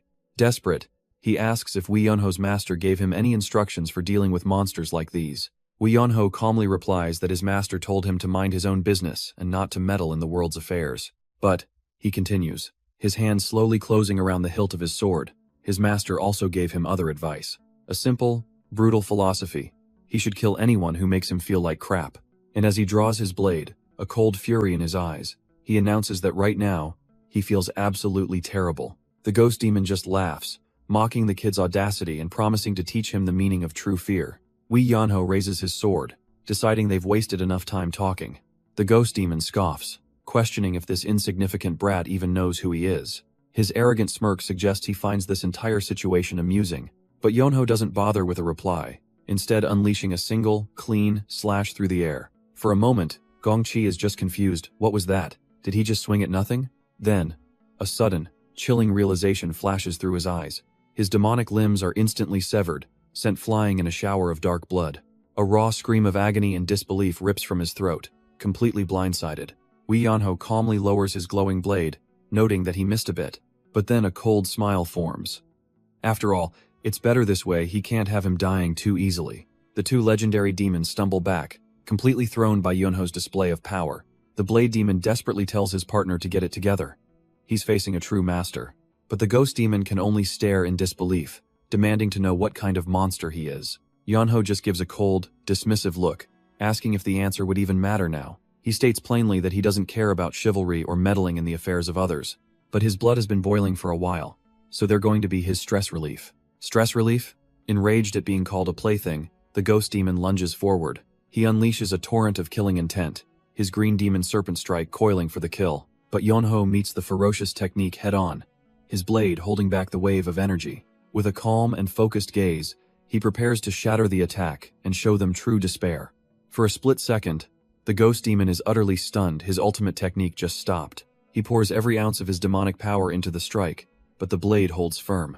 The clash ends as he's thrown back, his hand already gushing black blood from the contact. Ignoring his partner's frantic cries, the Ghost Demon roars and lunges forward, promising death. Yonho watches the pathetic display with cold eyes, musing on how humans always seem to forget their place as the Green Demon Serpent Strike comes again. But this time there's no contest. A single, clean arc of blue light cuts through everything. The demonic claw is severed cleanly from its wrist, sent flying through the air. A guttural scream of agony and disbelief tears from the Ghost Demon's throat, and before that scream even fades, Yonho is airborne, delivering a vicious follow-up kick. The kick connects with the force of a meteor, shattering the Ghost Demon's face. Bone and teeth explode from the impact, a sickening crunch echoing through the forest. Yonho lands elegantly on the demon's chest, pinning him down with his full weight. He looks down, musing that while evil often has excuses, killing for pure sport is unforgivable. The Ghost Demon can only gurgle, his jaw a mangled ruin of flesh and blood. Yonho coldly informs him that a quick, painless death would be a luxury he doesn't deserve. Stepping off the broken man, he turns his attention to the last one standing, the Blade Demon. His gaze is sharp, his intent clear, as he glances over his shoulder. Biapang trembles, his mind reeling as he stares at his partner's mangled form. Yonho asks if he's grieving, reminding him that the families of his victims felt the same, and he has no right to complain. Panicked, the Blade Demon sputters out a desperate challenge, asking what Yonho could possibly know of his reasons.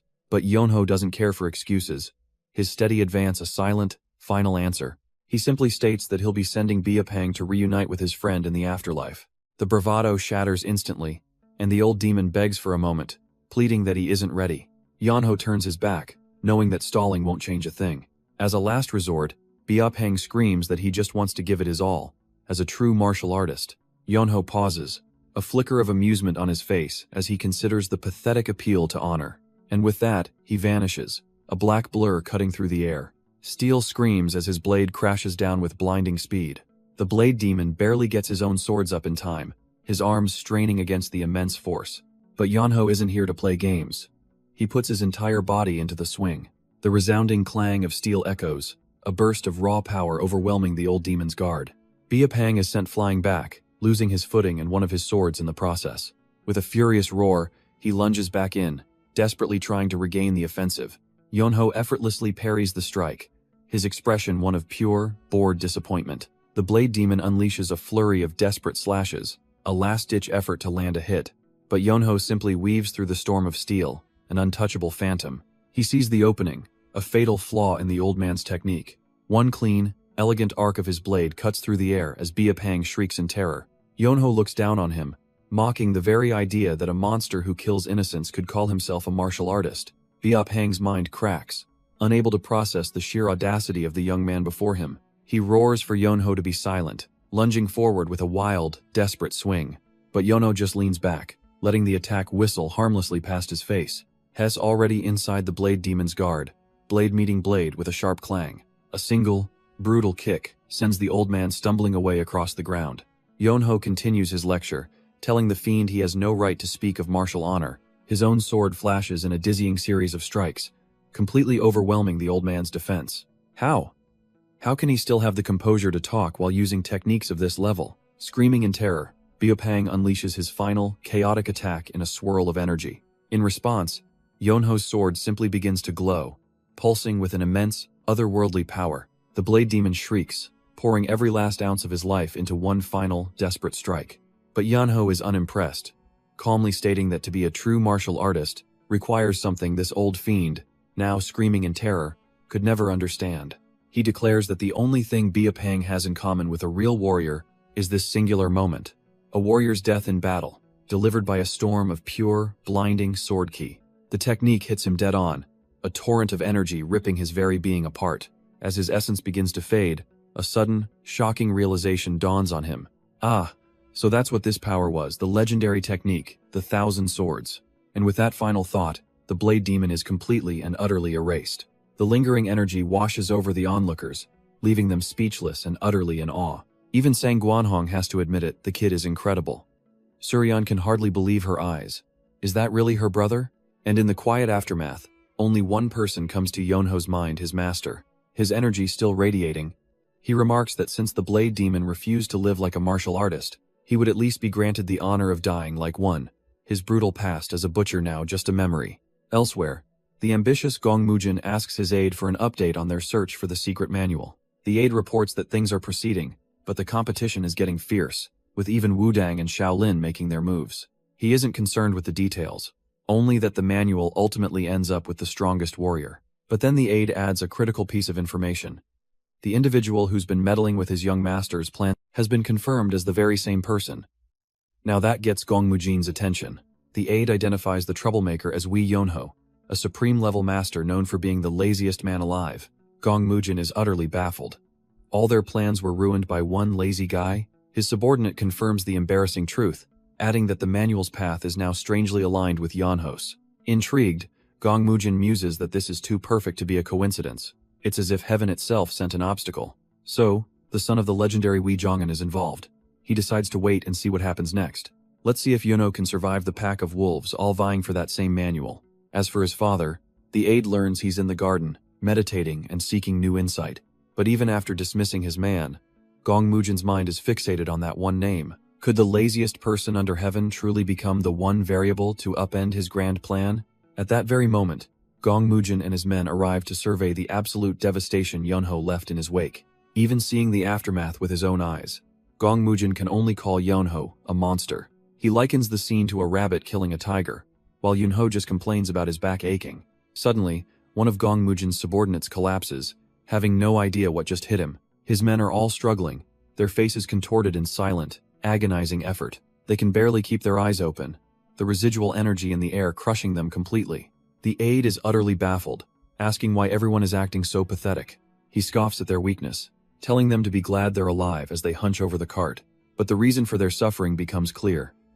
Yeonho himself has finally collapsed from exhaustion. Gong Mujin watches on, lamenting that a hero of this caliber is a mere vagrant, a bleak sign for the Murim world. At that moment, Dam Seolhwa arrives, offering the depleted warrior a sweet treat for his low blood sugar. Yeonho gratefully accepts the treat, already munching away as Gong Mujin looks on from afar. The old master just sighs, realizing that with a monster like Yeonho around, his own student's future is looking pretty bleak too. As their strange caravan moves on, with Seomun Daeon now pulling the cart, Yeonho is already asking when they're stopping to eat. Gong Mujin finally loses his patience, demanding to know if the kid does anything besides eat and sleep.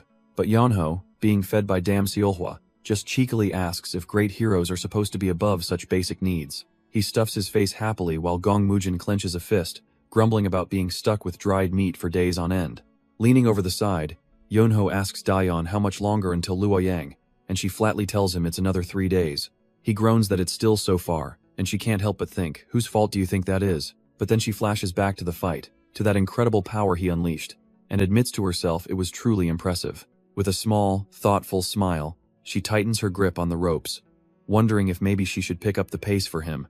As Seomun Daeon continues her new job as the group's beast of burden, Yeonho groans dramatically from his perch. He leans over with a smirk, telling her to take it easy after all. There's a delicate child on board. Gong Mujin finally snaps, asking if he ever plans to train, but Yeonho just deflects the lecture onto his sister Suryeon.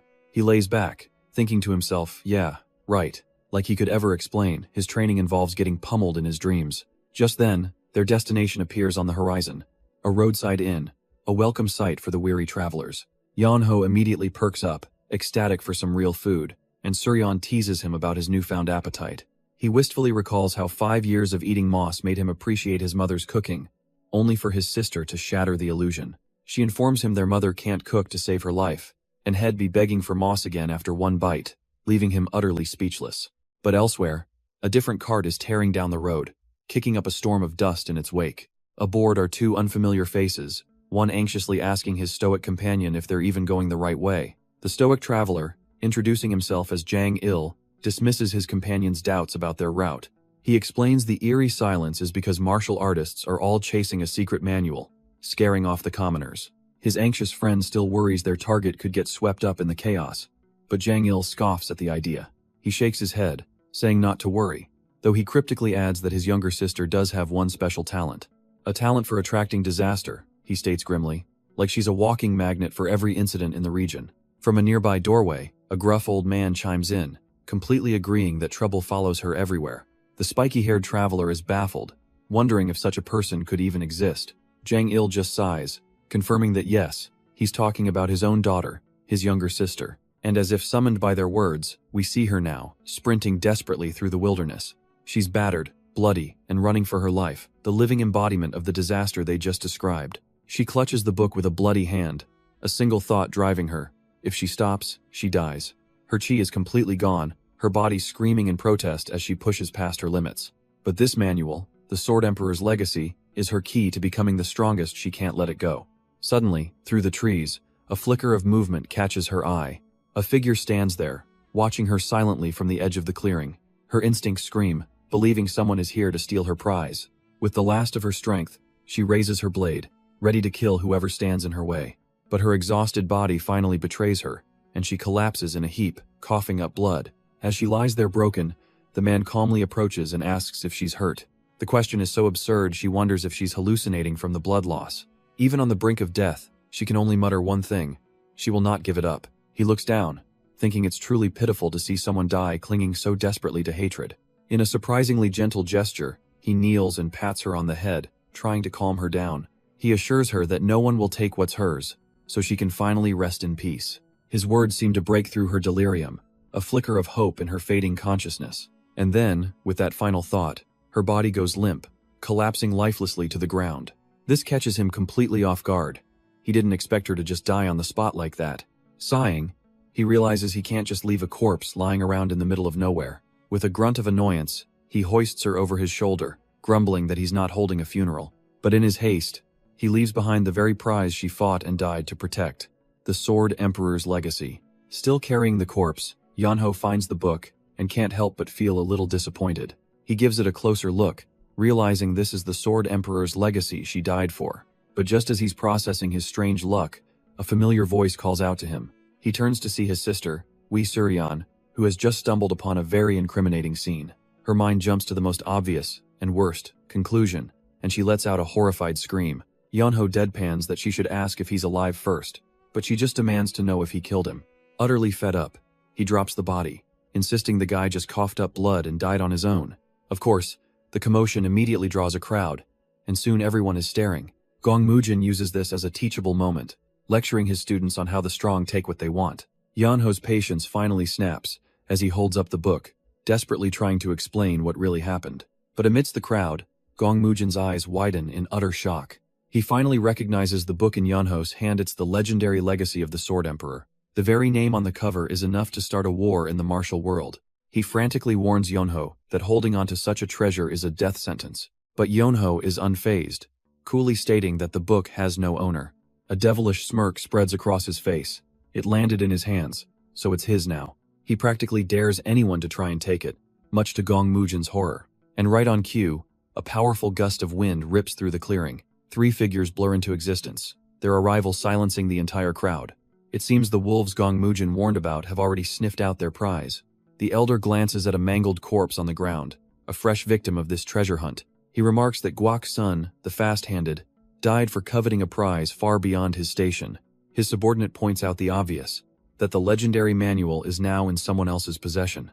And there it is, the Sword Emperor's secret manual, held firmly in Yeonho's hand. The elder turns his attention to Yeonho, patronizingly telling the kid to hand it over to avoid getting hurt.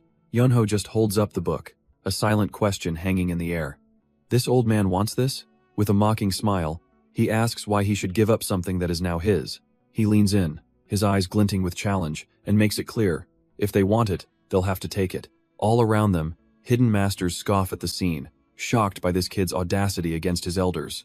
But their judgment is laced with greed. As dozens of warriors emerge from the shadows, all eyes locked on the prize. The old man fumes, regretting he didn't end this from the start instead of going easy on a kid.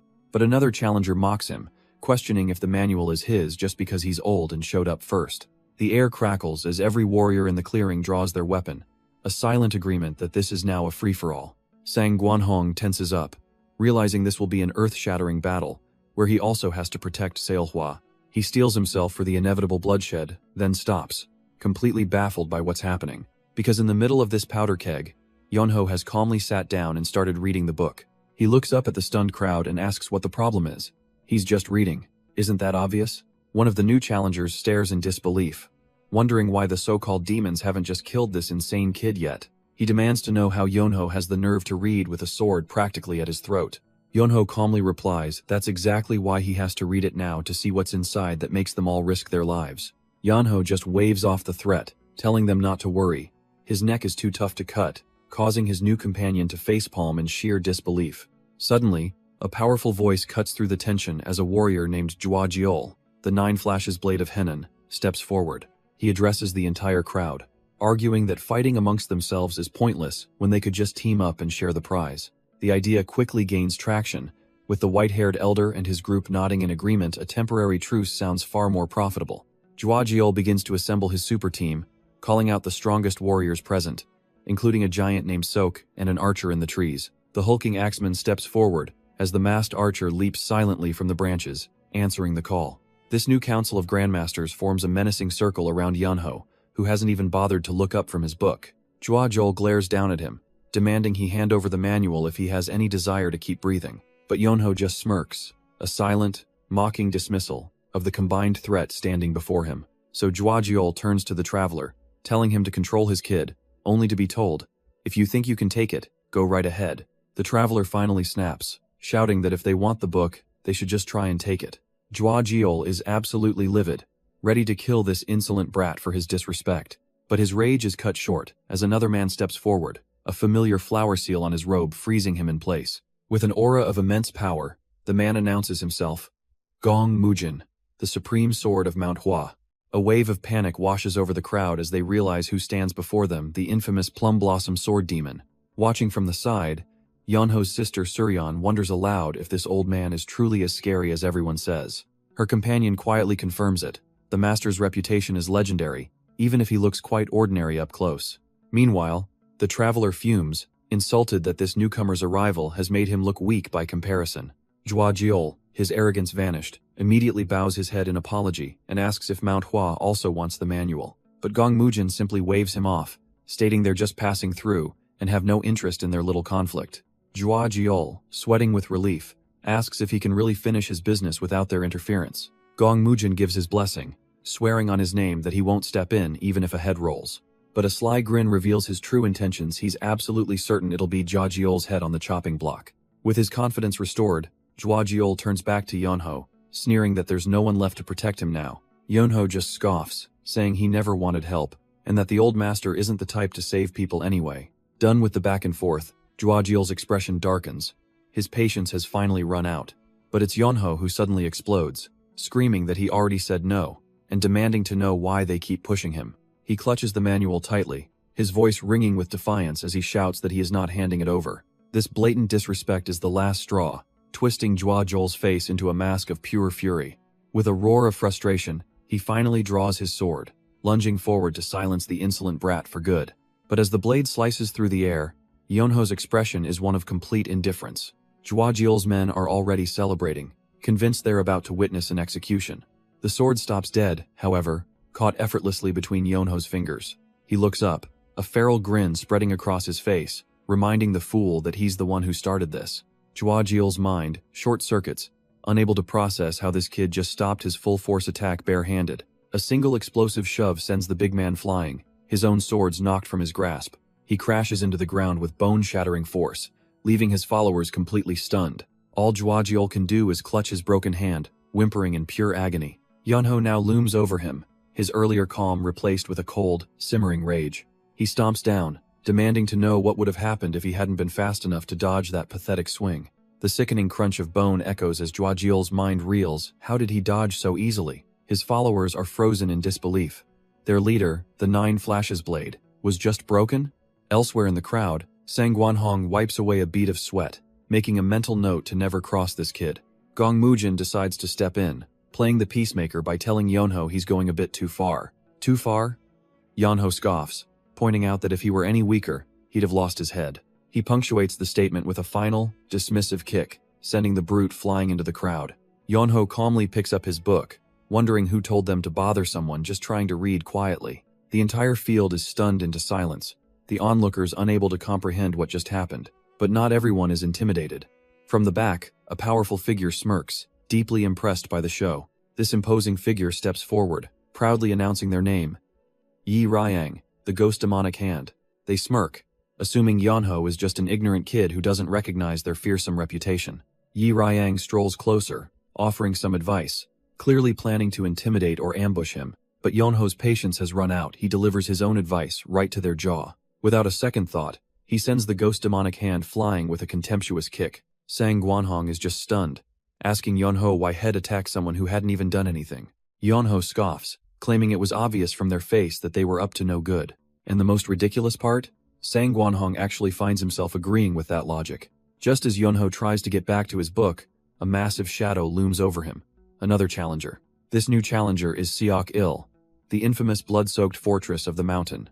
Yonho points at him, asking if that murderous face means he's also looking for a beating. But the giant warrior frantically denies it, insisting he's just an ordinary citizen with no ill intent. Yonho is completely thrown off by this. An ordinary citizen? Really? The man just sighs, lamenting how his scary appearance always causes these sad misunderstandings. For a moment, Yonho just stares, but his patience has finally snapped. He lets out an exasperated breath, completely fed up with every single person here. So he holds up the manual, making an announcement to the entire crowd. Anyone who wants it can come and try. Cracking his knuckles, he decides this is all too complicated. It's time to settle it with everyone, all at once. The entire clearing falls silent, as dozens of warriors stare him down, waiting for the first move.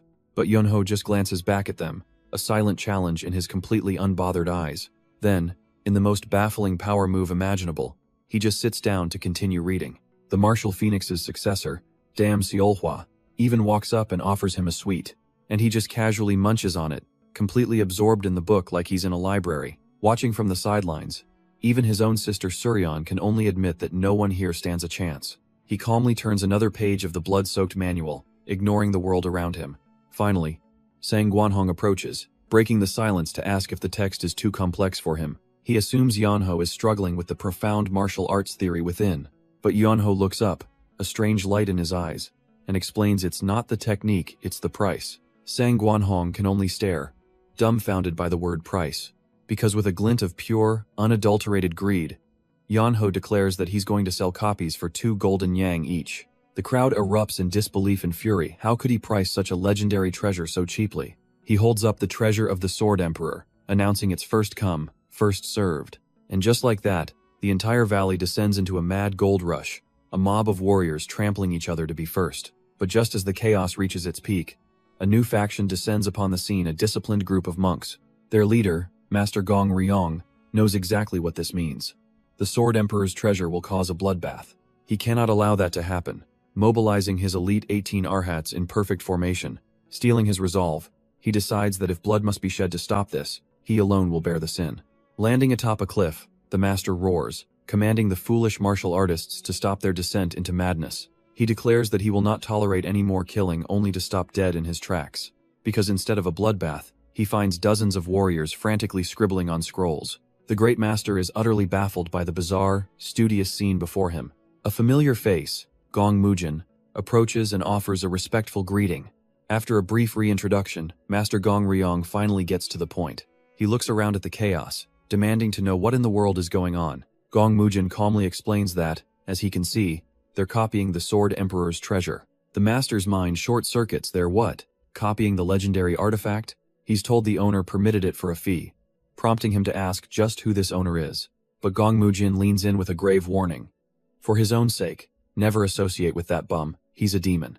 Master Gong Ryong feigns a look of saintly curiosity, believing it's his duty to meet and guide this generous soul. Gong Mujin leads him to the door, calling for Mr. Wei to come out and greet the master from Shaolin. When no one answers, his patience wears thin, rapping his knuckles and demanding respect for the elder. The door bursts open, and an annoyed Wei Yono is unceremoniously tossed outside. He lands firmly on the ground, clearly not having left his room by choice. After a quick bow, he introduces himself as Wei Yonho, the second son of the Wei clan.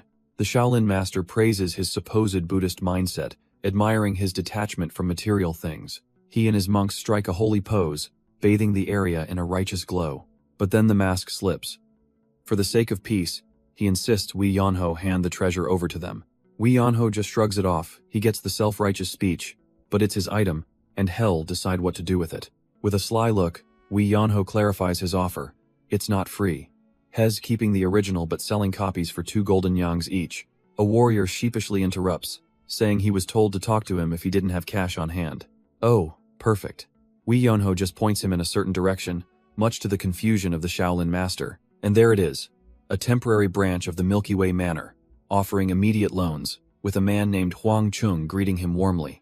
The branch leader launches into his sales pitch, offering a special loan for the Sword Emperor's treasure at a staggering 50% annual interest rate. The warrior slams the desk, calling it outright robbery, but Huang Chung just smiles, reminding him what a pittance that will be for a future grandmaster. He gestures to the crowd of others already taking the deal, asking if he really wants to be the one left behind in the dust. The fear of missing out hits hard. Tears of desperation stream down the warrior's face as he caves to the pressure. Pleased, Huang Chung calls it a wise choice, and has the man stamp the predatory contract without a second thought. The deal sealed, the warrior is told to follow a young lady for guidance, leaving him completely baffled as to what happens now. The young woman presents one last document, a non-disclosure agreement. The book's contents are not to be shared or resold, ever. He reads the fine print, and his blood runs cold. Any violation will be personally punished by Wei Yonho. He can't even show his own kids? She clarifies that direct family is acceptable, but no one else. Defeated, the warrior reluctantly agrees. With another victim secured, Huang Chung saunters over to Wei Yonho to settle up their part of the business. He hands over a payment, all while the Shaolin master watches on with a deeply confused expression. Not 2, but 3 gleaming gold nyongs are placed in Wei Yonho's hand. The master questions the amount, but Huang Chung just grins, calling the extra coin a customer acquisition fee for the referral. Master Gong Ryong thinks he's losing money on the deal, but Huang Chung whispers that he's being naive. He asks if he truly believes these desperate men can repay the loan in a year. A greedy, predatory glint fills his eyes. The real business, he explains, begins the moment they can't pay him back. The monk can only mutter a prayer, horrified, as both Huang Chung and Wei Yonho smile at their viciously effective scheme.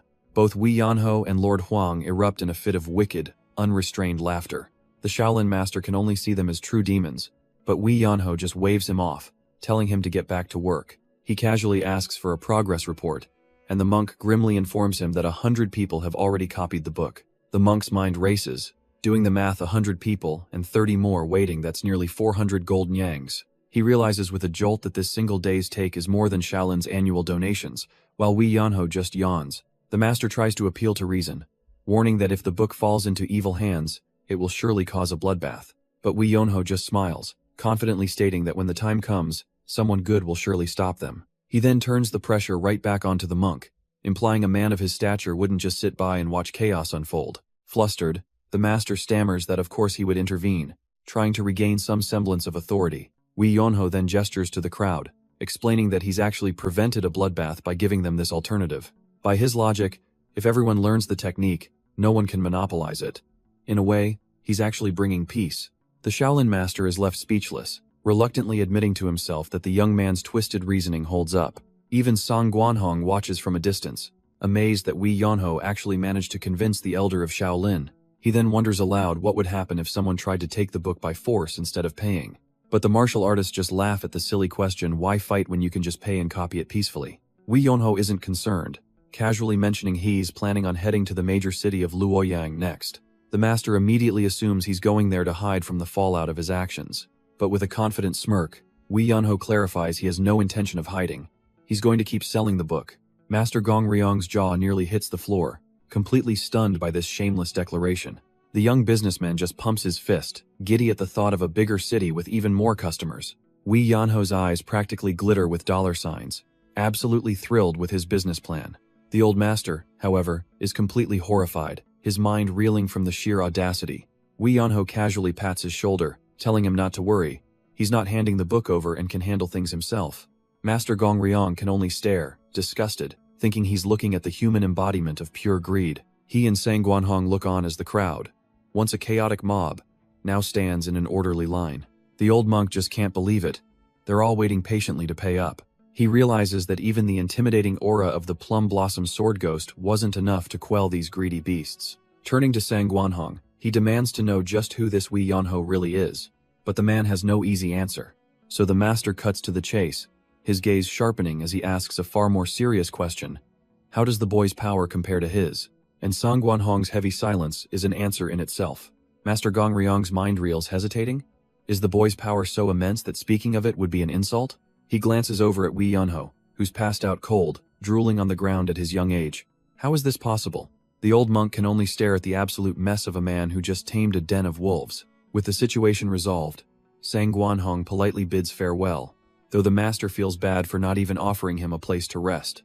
As the Plum Blossom Sword Ghost departs, the sun setting in the distance, Master Gong Ryong turns to his own disciples. He calls out to one of them, Musan, who snaps to attention, confused by the sudden order to stay behind.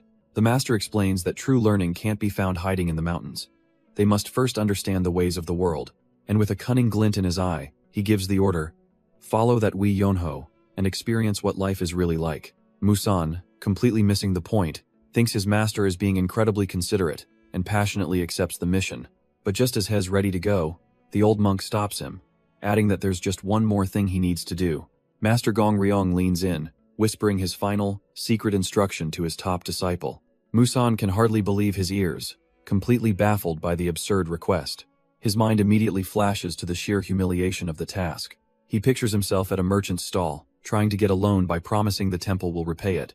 But he knows the merchant would just see a broke monk, not a credible borrower. The master's logic is simple. They need a certain book, they have no money, and Musan must secure the funds. And so, with a heavy heart, the young monk is led off to meet their lender. But it's not some simple merchant, it's Wee Yonho, who smirks, understanding their predicament perfectly. The Shaolin master, his disciple, and even Sang Guanhong stand before him, completely at his mercy. Yonho wastes no time, looking straight at Musan and asking if he's bald because he likes getting things for free. Sang Guanhong absolutely loses it, furious that Yonho would dare mock a monk so openly.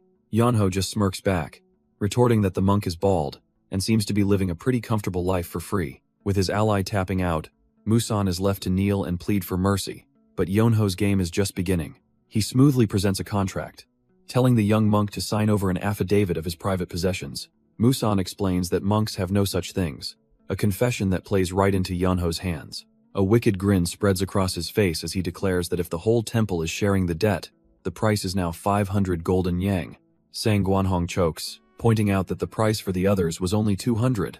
Musan tries to argue that all of Shaolin is one family, but Yonho just scoffs and generously lowers it to 300. Knowing full well the monk has no money, Yonho offers the alternative: use your body to pay. The contract is immediately amended to a promissory note. Musan will become Wee Yonho's subordinate until the debt is cleared. Before Musan can even process the terms, Yonho vanishes in a flash. The monk stands bewildered in a swirl of dust, wondering where he could have gone.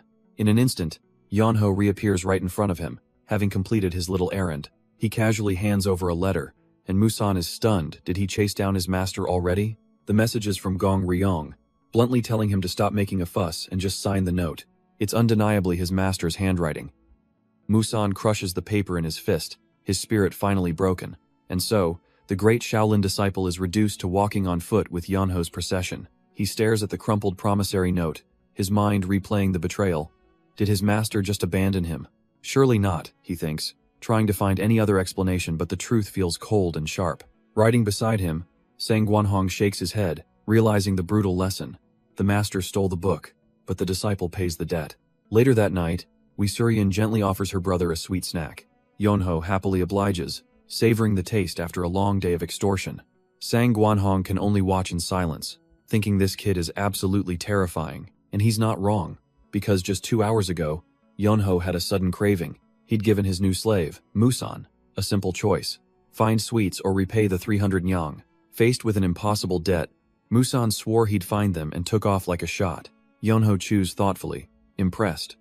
A slave faster than a horse is definitely worth the price. Back in the present, Suryan asks how much they earned, and Yonho playfully corrects her. He reveals a grand total of 800 nyang, claiming the heavens reward those who do good deeds. His sister is ecstatic, and he promises to feed her well with their newfound fortune. As Hez enjoying his snack, Hez suddenly offered a piece by Dam Solhwa, much to his surprise. The three of them are relaxing on a rooftop, sharing their food under the moonlight. But his sister Suryan's mind is clearly on something else, sizing up the girl beside her. She thinks to herself that the Plum Blossom Sword Ghost disciple is pretty and comes from a good family. And her own brother isn't a bad catch, either skilled and handsome, if only he wasn't so incredibly lazy. Deciding Seolwa is a total jackpot, Suryan slyly suggests that she should be the one to feed him. With a nod and a determined look, the two women form a silent, matchmaking alliance. Yonho, meanwhile, is completely oblivious, his mouth stuffed as he wonders what they're up to. But their peaceful night is shattered when their path is suddenly blocked by a line of torches in the darkness. Sang Guanhong steps forward from the crowd, his expression grim, demanding to know what's going on. Yonho leaps from his horse, sarcastically correcting Sang Guanhong that these are people, not animals with torches. Musan, the Shaolin monk, surveys the scene, noting that this crowd seems to be waiting for someone specific. Sang Guanhong states the obvious. They're here to steal the treasure, but Yonho casually suggests they could just, buy it. The house sect agent nervously asks if they should just turn back, seeing the overwhelming numbers. But Yonho, with Luoyang just ahead, has a much simpler plan. They'll just go straight through them. The carriage rumbles forward, approaching the torchlit blockade waiting for them at the city gates. Musan grows uneasy, realizing just how many people have gathered here for the same prize. From the crowd, a man named Zhua Yang steps out, spreading his arms as if to halt their advance single-handedly. Then another warrior, Gong Mujin of Mount Hua, makes his presence known, while Yonho just casually observes from his ride. The mob roars in unison, demanding that the owner of the legendary treasure finally reveal themselves. Gong Mujin steps forward to announce himself, but the massive torch-lit crowd simply ignores him. He scoffs, wondering if they didn't hear him introduce himself as the Plum Blossom Sword Ghost. Zhua Yang waves him off dismissively, yelling that he doesn't have time to deal with some good-for-nothing. The insult hits its mark, and Gong Mujin's face twists with fury. Did he just call him a good-for-nothing? He absolutely snaps, lunging forward as Dam Seolwa and his other companion desperately try to restrain him. Just then, Yonho finally hops down from the carriage, smugly announcing that the real boss is here now. Musan is forced to physically clamp a hand over Gong Mujin's mouth, begging him to just calm down. With the distraction handled, Zhua Yang turns to Yonho, demanding he hand over the book to spare his own life. Yonho just grins, holding up 2 fingers and reminding them of his generous new offer. 2 nyang for a copy. The mob leader explodes in disbelief, screaming at the sheer absurdity of such a price. But Yonho isn't talking to him. He turns to the rest of the crowd, asking if they all heard that. He points back at the mob leader's faction, announcing that they want the manual for free, and to top it off, they called everyone paying for it idiots. His manipulation hits its mark perfectly. The other martial artists, the ones actually planning to pay, start glaring daggers at the instigators. Zhua Yang frantically tries to backtrack, screaming that Yonho's words were twisted, but his voice is lost in the noise. Yonho just smirks, telling the crowd that if those guys won't pay, their only other option is to steal it. That's the final spark. The paying customers explode with rage, calling them shameless thieves. With chaos erupting, Yonho gives his new clients an ultimatum: stay and get robbed, or follow him out of the city now. He assures them he can get them all past the city gates, turning this angry mob into his personal army.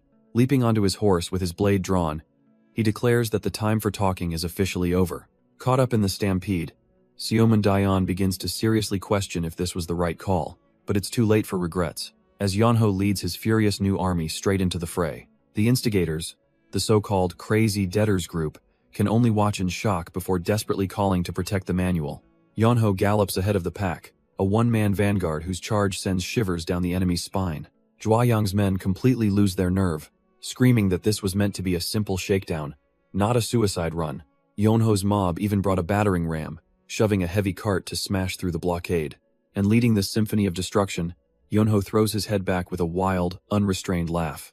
Dayan looks at him in sheer terror, yelling at him that there's nothing funny about their impending deaths.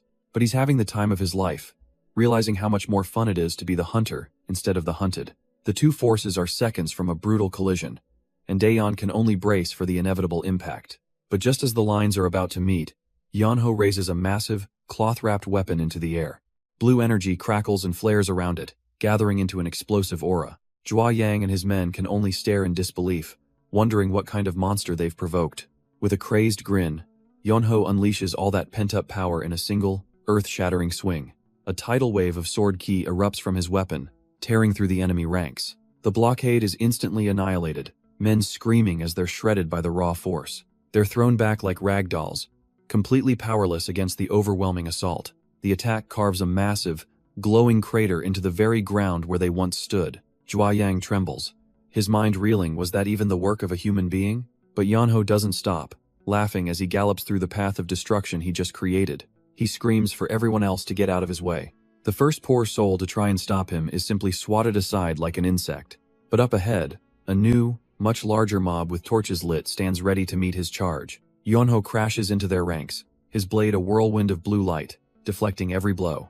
Then, a sudden realization dawns on him. These scoundrels are trying to rob him blind. Their leader just roars that numbers are on their side, confident they can overwhelm him. And from above, the situation looks grim. They're completely surrounded, with no escape. But Yeonho just strikes a pose, a manic grin on his face, declaring no one gets a freebie. Seomun Daeyeon is absolutely floored. He's haggling over prices in a life-or-death battle. He snaps back that this is exactly the time to talk business. Enraged, they'd try to steal his product. He screams curses at the thieves, wishing baldness upon them for being such cheapskates. But his chaotic sales pitch is cut short by a young monk whose patience has officially run out.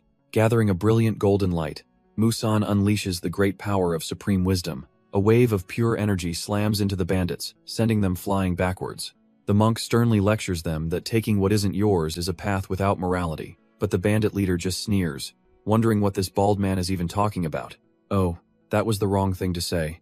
Musan grits his teeth, muttering that he's not bald, he just shaves his head. Another fool charges in, sword raised, screaming for the bald man to die. And that's it.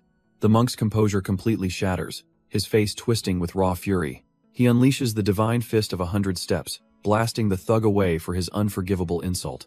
With a huff, Muzan dismisses the thug he just launched into the night sky. He clasps his hands, desperately trying to suppress the demon of rage boiling within him. But the other bandits see only a mad monk, a renegade completely out of control. Little do they know, this very night marks the beginning of the legend of the Blood Arhat. And elsewhere in the chaos, another storm of violence is erupting. A man in pink robes moves like the wind, his blade leaving trails of deadly light. He taunts his opponents, inviting them to come and taste the sword of a so-called nobody. With each elegant swing, bodies fall, unable to comprehend his blinding speed. But this is no nobody, this is the fearsome demon of the plum blossom sword. At the same time, a sleazy bandit leader sets his eyes on a new target, a lone young woman. But Sang Guanhong is already there, his blade flashing as he roars for the man to get his eyes off his disciple. The bandit falls, his life fading with a single, final thought, at least she was beautiful. Meanwhile, in a completely different fight, two escorts are getting overwhelmed, one screaming in confusion about why they're even fighting. His partner tells him to shut up and take one more down. They're in the same boat as young Master Wei now. They press on, guarding a carriage that's being violently jostled through the chaos. A sickly young servant peeks out from inside, weakly begging for them to slow down. Then a lady's delicate voice follows, complaining that she can't take the rough ride anymore. Hearing her, the two guards are instantly love-struck, their hearts pounding in their chests. But their romantic delusion immediately shatters into disgust when the servant's whining voice pipes up again. Filled with rage and confusion, they charge forward, wondering where their lives went so horribly wrong. And as they flee, a tidal wave of enemies crests the rooftops, swarming down on them. The pursuers scream warnings to each other. The men in the back are sticking right behind the suicide squad. Wei Suryan is losing her nerve, yelling that things are getting too dangerous and they need to go faster. But as they sprint through the streets, she spots their only hope, the city gate up ahead. Her hope immediately dies. It's late at night, and the gate is sealed shut. They're trapped. Seomun Daeyeon snaps, grabbing Wei Yeonho and demanding a plan. He was the one who said he had this handled. Yeonho, however, just flashes a confident grin, pointing forward and telling everyone to keep moving and trust him. He leans in with a smug look, confessing he's actually always wanted to try this at least once. With a smooth motion, he pulls a small, official-looking token from inside his robes. But up on the walls, the guards spot the approaching group and yell out in alarm, ordering them to stop immediately. But ignoring their orders, Wee Yunho and the massive mob behind him continue their charge toward the gate. The guards' confusion instantly melts into cold, sweat-drenched terror, because Yunho raises a small object high, and it erupts in a blinding golden light. It's the golden blade of the royal inspector, a symbol of the emperor's absolute authority. The guards' mind short-circuits. It can't be a boy like this holding such power. With a triumphant grin, Yunho announces that the great royal secret inspector is here to see them. Pure, unadulterated panic erupts on the wall as the guards stumble over themselves. They scream to each other that it's the real insignia. If they don't open the gate, they're all dead. With trembling hands, they crank the massive wheel, their lives flashing before their eyes. The heavy gate begins to groan open as the guards shriek for everyone to get out of the way. But Yunho has absolutely no time to wait for their terrified fumbling. A wave of force blasts the gate, and the guards aside in a shower of blue energy. He charges through the opening on horseback, insignia held high like a trophy. With a wild, manic laugh, he screams for his steed to go even faster. Sang Guanhong demands to know where they're headed, and Yunho roars back their destination. The Martial Justice Alliance. Annoyed by all the noise and attention, Sang Guanhong snaps at him to shut up, but it's too late. Their chaotic procession thunders through the city, kicking up dust and pursued by guards. Finally, his escorts spot the massive fortress of the Alliance headquarters looming in the distance. There's just one tiny problem: they're heading straight for a sheer cliff wall, not the main entrance. While his followers begin to panic, Yunho's face remains locked in cold, unblinking determination. He screams at his horse to just keep charging, straight towards the solid rock wall. With a smug grin, Yunho mentions an old saying as his sister begs him to stop whatever madness he's planning. He leaps atop his steed, raising the insignia high and roaring that the great path has no gates. And with a glint of pure insanity in his eyes, he declares that if there's no gate, hell just make one. Sang Guanhong finally snaps, screaming that the brainless psycho has completely twisted the meaning of the proverb. But Yunho is already in motion, leaping high into the air as a storm of ki gathers around him. Sang Guanhong can only reach out in sheer terror, his denial swallowed by the roar of energy. A massive explosion of blue light tears through the air, slamming directly into the fortress wall. He stares in utter disbelief. The legendary wall, a symbol of the Alliance's power that never fell to any army, was just casually demolished by one man, who now grins and declares that the way forward is clear. And leading the charge is Siomundaeon, eyes blazing with furious determination. This is it, an all-or-nothing gamble as their carriage rockets through the newly made entrance. Inside, the Murim Alliance fortress is in utter chaos, the warriors reeling from what they think is an earthquake. The guards on duty stare blankly into the dust, completely bewildered by the sudden explosion. Their confusion turns to terror as they see a shape hurtling towards them, and they scramble to get away. A horse-drawn carriage, driven by none other than Yunho himself, thunders past the stunned onlookers. Daeon screams for everyone to get out of the way, announcing herself as the heir of the Flying Swallow Pavilion.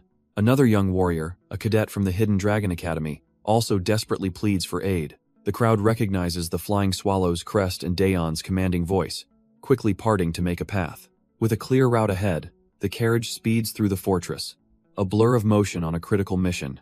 The warriors below can only watch, murmuring amongst themselves about the daughter of the Swallow Pavilion. But their pursuers skid to a sudden, grinding halt. Yunho, having crossed the threshold, turns back to face them with an unreadable expression. They stand on one side of an invisible line, while his carriage sits safely on the other. The men draw their swords, but they dare not take another step. They know the instant they cross this border, they'll be branded as invaders of the Martial Justice Alliance. With a theatrical sigh, Yunho casually steps out of the carriage. A wicked grin spreads across his face as he mocks them for almost catching him. One of the pursuers explodes in a rage, screaming that he's going to kill Yunho. But his comrades grab him, desperately reminding him that stepping into that fortress means certain death for all of them. With a smug grin and a dismissive wave, Yunho tells them better luck next time, if there even is one. But as his pursuers tremble with rage, a new sound cuts through the night air. They look around, torches held high, completely baffled by the sudden noise. Thundering hooves echo as the Luoyang Guard charges onto the scene. An entire battalion surrounds the area, their formation a clear and intimidating message. Yunho points at the stunned men, asking why they look so surprised. Did they really think they could cause such a commotion and just get away with it? The pursuers can only sputter back that he's the one who started all of this. But a guard captain steps forward, his voice a cold command. Do not take another step. He issues a final, chilling warning. Move, and they make an enemy of the government itself. But the chaos isn't over, as a new faction descends upon the scene. The crowd parts for the imposing figures of the Grand Celestial Troop. Their leader immediately locks eyes with the guard captain, a silent clash of authority. Just as tensions are about to boil over, a soft cough cuts through the silence. Yonho calmly strolls between the two powerful men, completely unfazed. With a sly grin, he reveals a small, gleaming golden blade. The guard captain's eyes go wide. He recognizes the golden blade of the royal inspector. Yonho turns to the stunned pursuers, explaining to the captain that these men are simply thieves, just a shameless bunch who tried to kill people and steal goods in the dead of night. But their crimes don't end there. They also invaded Luoyang without permission. Yonho declares that such blatant crimes cannot be ignored by anyone in power here. The troop leader and guard captain can only grit their teeth and agree. He's got them cornered. A wave of pure dread washes over the pursuers as they realize there's no escape. With a smug little smile, Yonho tells the authorities he'll leave the rest to them. He then calmly turns his back on the chaos, pulling a small wooden cart behind him. Arriving at a hidden courtyard, he kicks his two bound captives onto the ground. The prisoners groan, still dazed, as Yonho stands over his delivery. He points to the muscular one, telling his allies to take Seojuak away. Leaning against a doorway, Yonho sighs, completely spent, claiming he's done enough for one night. Outside, his waiting allies, Sangwonhong and the others, gather around their newly acquired prizes. As dawn breaks over Luoyang, the authorities have finally cornered Yonho's pursuers. The guard captain calmly lists their crimes: destruction of the gate and illegal entry. The pursuers sweat, frantically trying to claim they weren't the ones who destroyed it. But the list of charges continues: carrying weapons, causing a disturbance, and attempted murder. With no room for excuses, the captain bellows the order to arrest them all. The city guard wastes no time, advancing in formation with their spears leveled. The Grand Celestial Troop eagerly leaps into action, ordered to help subdue the outlaws. Realizing they're trapped, the pursuers break into a full-blown panic, trying to flee for their lives.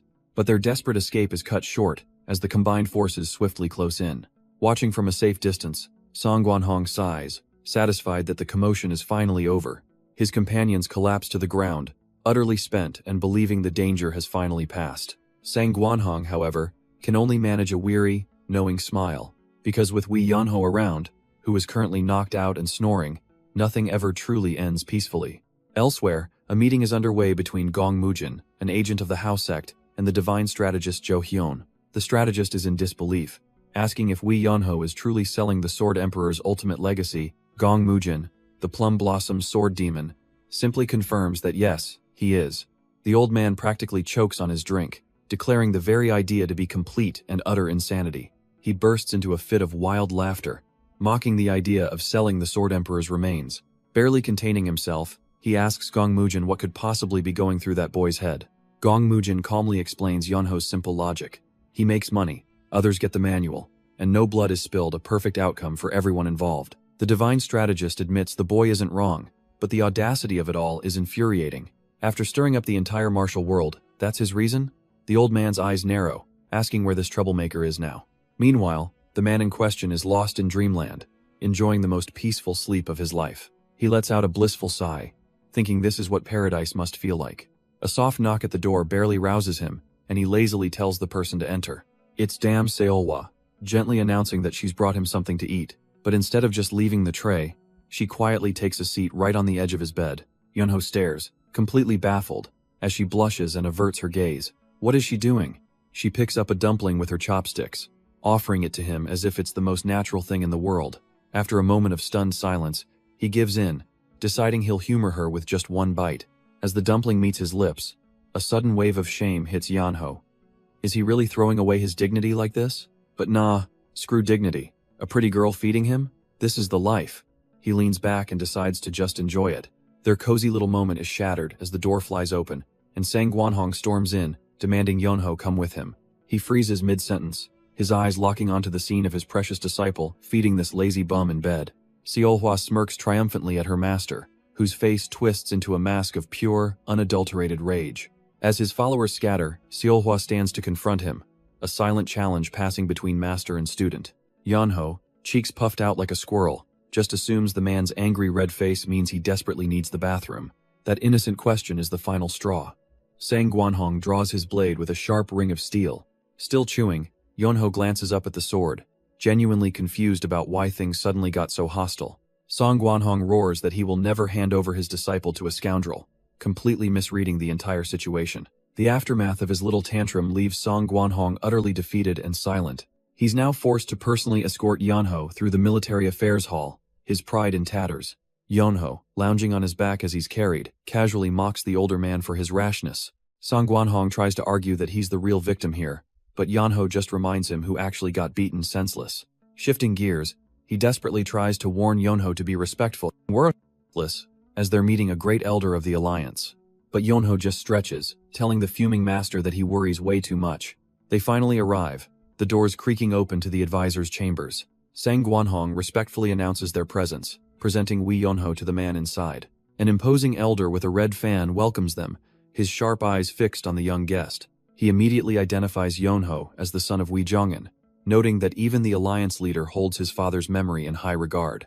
Yeonho then openly mocks his father's chivalry, claiming it's the reason his family survives on scraps. Sang Gwanhong frantically jabs him in the side, desperately trying to get him to show some manners. The divine strategist, however, just seems amused by the brat's audacity and invites them to sit.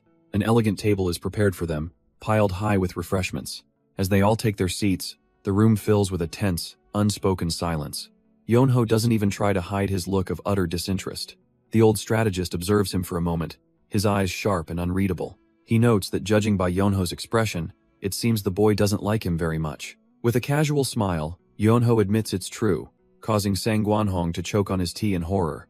The poor man can only stare, wondering if Yeonho is simply shameless or has nerves of absolute steel. The divine strategist leans in, genuinely curious as to why the boy dislikes him so much.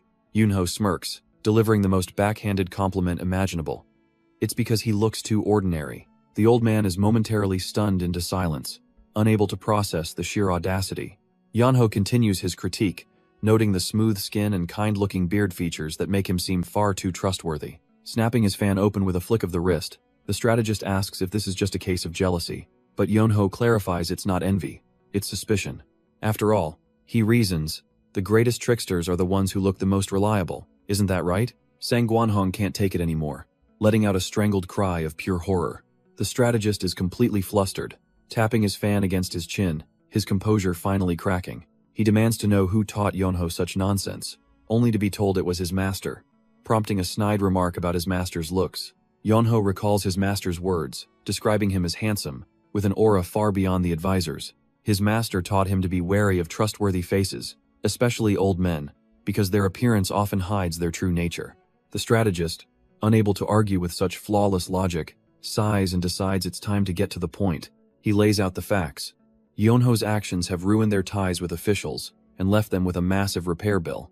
But Yeonho just calmly sips his tea, completely unfazed, and says he has something to say about that. A vein throbs on the strategist's temple, his patience clearly wearing thin. With a sly grin, Yeonho leans forward and suggests they make a deal. His proposal immediately cuts to a scene at the bustling main gate plaza. A massive crowd has gathered around a stage, lured by the promise of the Sword Emperor's legendary legacy, now up for sale. And conveniently, a pawnshop has set up a temporary booth, eagerly offering loans to anyone who might be short on cash. The crowd murmurs amongst themselves, wondering who has the guts to run such a blatant scam right in front of the alliance. When someone finally asks the price, the broker coolly announces it's just 3 gold coins. 3 coins? The crowd scoffs, that's a fortune. They immediately dismiss the whole thing as a ripoff. But just then, 2 imposing figures begin shoving their way through the crowd, announcing they have business to attend to. The onlookers eye them suspiciously, immediately thinking they must be paid actors, plants to legitimize the scam. As the 2 men step into the clearing, however, a sense of familiarity ripples through the crowd. It can't be, that's the divine skill All, Simwoo, and Yang of the Shangxi Formless Fist. Without a word, the 2 renowned masters present their certificates, sit down, and prepare to copy the text. The skeptics are left speechless. Actual experts are copying a manual that costs a mere 3 coins? Suddenly, it's real. The crowd explodes into a frenzy, shoving each other, begging for loans, and throwing their money at the stage. The brokers shout, trying to funnel the absolute chaos into 2 lines, one for cash, one for credit. Amid the pandemonium, one man wants to know if this is even the real original manual. The merchant simply smiles, pointing to a seal. He asks if anyone would be foolish enough to run a scam right here, under the Murim Alliance's watch. That's all it takes. A guarantee from the Alliance themselves sends the mob into a total meltdown, throwing money and screaming to be let in. But a furious roar cuts through the din, demanding that this madness stop immediately. A stern-faced master strides forward, and the crowd murmurs, "It's Taoist Songmoon of the Wudang sect." He points an accusing finger, declaring he could no longer stand by and watch such a blatant scam unfold. With righteous fury, he vows to personally shut down this deception and punish the perpetrators himself. But a quiet voice suddenly materializes right beside him, coolly asking what, exactly, he planned to do. The Taoist breaks out in a cold sweat. He hadn't sensed a thing, not a single footstep, not a hint of presence. The young man, Wei Yonho, calmly asks, what part of this looks like a scam to the flustered Taoist? His eyes narrow with theatrical offense.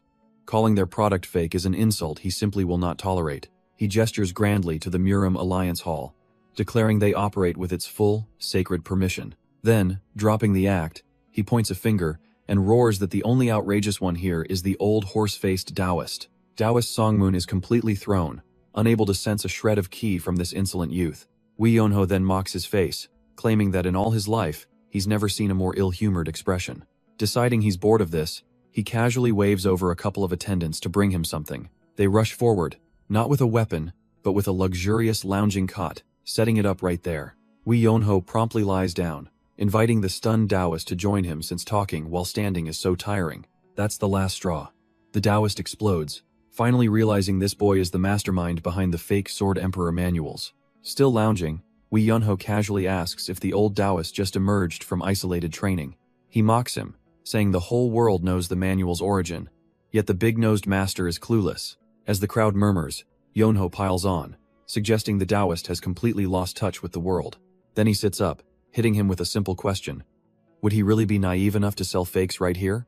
The logic actually lands, and for a moment, Taoist Songmoon pauses to consider the boy's point. Yonho offers to let him see for himself, but only the introduction, to prove its authenticity. He holds out a copy, which the still skeptical Taoist snatches from his hand. Vowing to kill him if this is a farce, the old master begins to read. His eyes scan the pages, his expression hardening as he searches for any sign of forgery. But then, his entire world shatters as his eyes blow wide in utter disbelief. His skepticism evaporates in a wave of golden light. This is it. The key to breaking the bottleneck he's faced for years. He's on the verge of a breakthrough, so close he can almost feel the power surging within him. But just as he's about to turn the page, Yonho snatches the book right out of his hands. The free preview, he says with a smug grin, is officially over. All pretense of dignity gone, the Taoist grabs him, frantically asking the price. But Yonho leans in with a whisper that shatters his world. The Shaolin paid 300 gold, and not even in cash, he adds with a sly smile. They're on an IOU system, and word is Manhwa is also interested. The Taoist is horrified. If Shaolin and Manhwa are in on this, Wudang cannot be left behind. He demands a copy, promising to sign for it on behalf of his entire sect. But Yonho corrects him he's only allowed to copy it. So the proud Wudang elder kneels on the floor, frantically copying every single word with a brush. Word spreads like wildfire. A Wudang elder is copying the Sword Emperor's manual. The rumor ignites a frenzy, with every martial artist in the city clamoring for their own copy. And amidst the chaos, Yonho simply kicks back, watching his little plan unfold perfectly. But as he observes the madness, a strange thought hits him. Why is no one the least bit suspicious? He knows the content is shallow, and worse, he feels a strange malice emanating from the text. Still, if this is truly the Sword Emperor's legacy, it makes him wonder just how strong his own master was. The comparison sends an unnerving jolt through him, a sudden and powerful sense of dread. He sits up, unable to shake this restless feeling, like he's done something terribly wrong. For a moment, he just stares into the distance, lost in his growing unease. But then, with a sigh, he decides to just roll over and sleep it off. But while Yonho sleeps, another group is already tracking his movements, confirming he's headed for Luoyang. Gongmujin urges his father to set out at once, and the Wei patriarch agrees there's no time to waste. Sang-ah, however, delivers a chilling threat to Gongmujin, making it clear he'll pay if this is a wild goose chase. The patriarch can only offer his son some sage advice. Once you're married, just stay home for the sake of peace. But before they can leave, an agent steps forward with one last piece of intel. When Yonho passed through Xinjiang, he was traveling with a young woman. The news instantly piques Physician Jin's interest, and she grabs the agent's arm with a surprisingly tight grip. She declares that if a big incident is unfolding, a physician's skills will be needed, so she must go along. Faced with her righteous excuse, even the formidable Sang-ah has to wave her on with a sigh. And so, the carriage sets off, racing down the road towards the chaos brewing in Luoyang. And as the carriage speeds on, Physician Jin's resolve hardens. She's coming for Yonho, Song-ah tries to put on a brave face, nervously chuckling at the thought of Yonho with some other woman. The patriarch, however, just grumbles to himself, convinced his lazy son is just lounging around somewhere. But we flash back to a different time, where Yonho himself is utterly baffled by an unexpected proposition. A distinguished elder, the divine strategist Jo Hyun, has a unique opportunity for him. He wants Yonho, of all people, to become an instructor and teach martial arts to others. Yonho can only think that this old man has lost his mind. Him, a teacher? The idea is absurd. He tries to talk his way out of it, insisting he's too young and, above all, far too lazy. But the strategist easily cuts through his excuses, questioning how a lazy man could possess such incredible power. This triggers a painful memory of the special circumstances that forced him to become so strong. The strategist confirms that's precisely the point. He wants Yonho to teach others how he got so strong. A smirk crosses Yonho's face as he warns the old man that he's going to regret this decision. He groans, still trying to weasel his way out of all this hard work, but the strategist won't have it. Jo Hyun calmly states he can't force him, but snaps his fan shut with a knowing look. He then brings up all the complaints about Yonho's lucrative manual selling business at the front gate. Yonho breaks into a cold sweat, realizing the old man is threatening his primary source of income. He's torn he can't abandon his business, but he hates being tied down by this man's orders. Suddenly, he slams the table, agreeing to the job on one condition. They sign a contract. He lays out his outrageous terms: 0 liability and a monthly fee of 1 gold nyang per student. A smug grin spreads across his face, absolutely certain no one would ever accept such a crazy offer. But to his absolute horror, the divine strategist simply smiles and says the terms are fine. Yonho's mind shatters as he faceplants onto the table. His perfect escape plan has backfired spectacularly. The old strategist just watches, a smug little grin playing on his lips. He's completely cornered the boy. Lying there in defeat, Yonho laments his miserable life, forced back to work without a single moment's rest. But then, a wicked little spark ignites in his eyes. Fine. If he can't quit, hell just caused so much chaos they'll have to fire him. He has no idea, however, that the strategist is already anticipating this, fully intending to squeeze every last drop of talent from him. And so their battle of wits begins. Meanwhile, the leader of the Martial Justice Alliance, Sima Qian's, pores over a report. The one delivering this startling news is none other than Gong Mujin. Sima Qian's finds it all hard to swallow, especially the part about the subject's age. He knows Gong Mujin isn't one to lie, but the claims are so outrageous he can't help but be skeptical. Gong Mujin confirms the unbelievable. The boy's martial arts are a complete mystery, and his level is simply beyond estimation. Sima Qianse leans in, incredulous. Even a master like Gong Mujin couldn't gauge his limits after they clashed? He reminds him of his own vast experience, having fought against the greatest swordsman in the world. How could this assessment be possible? Gong Mujin falls silent for a moment, the gravity of his next words hanging in the air. He decides to be brutally honest, even bringing up his past duel with the legendary immortal sword elder. But he'd never felt a gap as vast, as hopelessly distant, as when he stood before that boy. The implication hits Sima Qianse like a physical blow. Above the immortal sword elder, he shoots to his feet, scattering the tea set. What kind of monster is this kid? Did he devour a celestial treasure? The leader of the Martial Justice Alliance slams his fist down, his composure completely shattered. He stomps his foot, unable to process the world-breaking news he's just been given. His internal energy erupts, blasting the room with the force of his disbelief. Gong Mujin flinches back, shouting his leader's name in alarm. For a talent to surpass the immortal sword at such a young age, Sima Qianse's mind races. Then, a crucial, ego-driven question forms in his mind. How does this kid compare to me? He turns to his subordinate, his intense gaze demanding an honest answer. But Gong Mujin can only sweat, admitting he wouldn't even dare to make such a comparison. Instead of rage, Sima Qianse erupts into a booming, manic laugh. He can't believe it. His subordinate can't even give him a hollow compliment about being superior. Just as he's celebrating this news, the divine strategist enters, asking about the commotion. The old advisor reveals that, in exchange for doing business, Wei Yonho will be an instructor at their hall. An instructor? Sima Qianse scoffs at the idea, noting Yonho is barely older than the students. But the divine strategist calmly states that this is precisely the point. He explains that since Yonho avoids others, this is a perfect chance for him to form bonds. Besides, if his presence motivates the other students, then it's a win-win for everyone involved. The scene shifts, a new day dawning on the martial world. We arrive at the training grounds of the prestigious Hidden Dragon Martial Hall. Here, a top student named Yan Hyo clutches his chest, overcome by a strange and sudden unease. His name is called from behind, as he stares out at the grounds. A friend, Peng Dohyung, approaches, asking if he's alright. Noticing his anxious expression, Yanhyo brushes it off as the other students complain. They have no idea who their new instructor even is. Peng Dohyung nudges his friend, asking if he's seeing what he's seeing. Their eyes lock onto a bizarre sight in the middle of the training yard, a single, solitary bed. Yanhyo's jaw clenches in disbelief. He prays it's not what he thinks it is. Just then, a smarmy new face, the young master of the Moyang clan, introduces himself with misplaced confidence. The newcomer points, cluelessly asking why there's a bed on the training grounds, but Peng Dohyung whispers a wicked little plan. They can't be the only ones suffering, so they should keep this guy in the dark. Despite the cold sweat on their brows, Yanhyo resolves to stay. This is a golden opportunity to learn from a monster. A heavy footstep echoes across the dirt, and there he is, their new instructor, shuffling into view like he'd rather be anywhere else. With a long, miserable sigh, Wee Yanho makes his grand entrance, much to the shock of the students.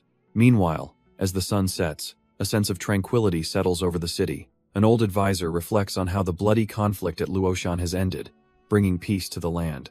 But he sighs. This peace would be much sweeter if not for a certain ongoing commotion. Down below, a massive crowd is growing restless, complaining about the endless wait. Just then, Chief Instructor Seik Muncho arrives to give his greetings.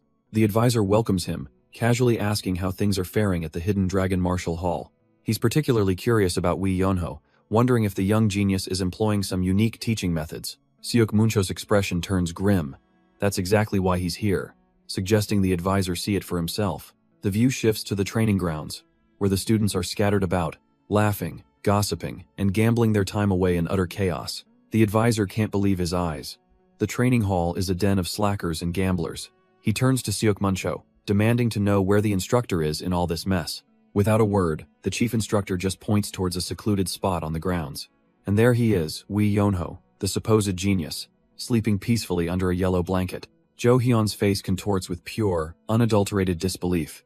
He is completely dumbfounded. He bellows from the balcony, his voice echoing as he demands to know what on earth Wee Yonho is doing. Startled from his nap, Wee Yonho slowly wakes, a line of drool on his cheek, utterly confused. The advisor tries to compose himself, taking a moment to sip some freshly poured tea, but the sheer audacity of it all is too much, and he sprays the tea everywhere in a fit of rage. With a lazy smirk, Wee Yonho cheekily comments on the heat, suggesting the fuming old man could make a fortune as a circus act. The advisor's hands tremble with rage, as he demands an explanation for this blatant disrespect and dereliction of duty. But Yonho is unbothered, calmly explaining that he is providing the best education, self-study, the path of legends. Jo Hyun slams the table, roaring that those were geniuses. Ordinary people need a master to guide them. Yonho leans back, posing a simple, devastating question. Have any of those students ever actually surpassed their masters? The old man stammers, unable to answer, and Yonho presses his advantage. What good is a teacher who only creates a ceiling? He continues his verbal assault, questioning how he could possibly teach blade arts to a student when he's never even used a blade himself. Absolutely losing his mind, the divine strategist pounds his chest, yelling he wasn't asking for specifics, just the core concepts. Wee Yonho just gives a little shrug, acknowledging the hall's policy with a look that says he's not done dismantling the man's entire worldview. He then coolly presents the contract, pointing out the clause stating his teaching methods are not to be interfered with. The divine strategist clutches his head, exasperated. Why did Yonho even bother arguing if he had this the entire time? With a placid expression, Yonho replies that he was simply curious to hear the advisor's esteemed opinion on the matter. But after listening, he lets out a little scoff. It wasn't exactly what Head called deep insight, was it? He declares class over, stretching as he asks for his meal to be sent to his quarters, leaving the old man utterly speechless. And as Yonho leaves, Jo Hyun is left standing alone, trembling with a silent, impotent rage. The next day, our instructor seems to have forgotten all about the drama, enjoying a fresh, warm dumpling.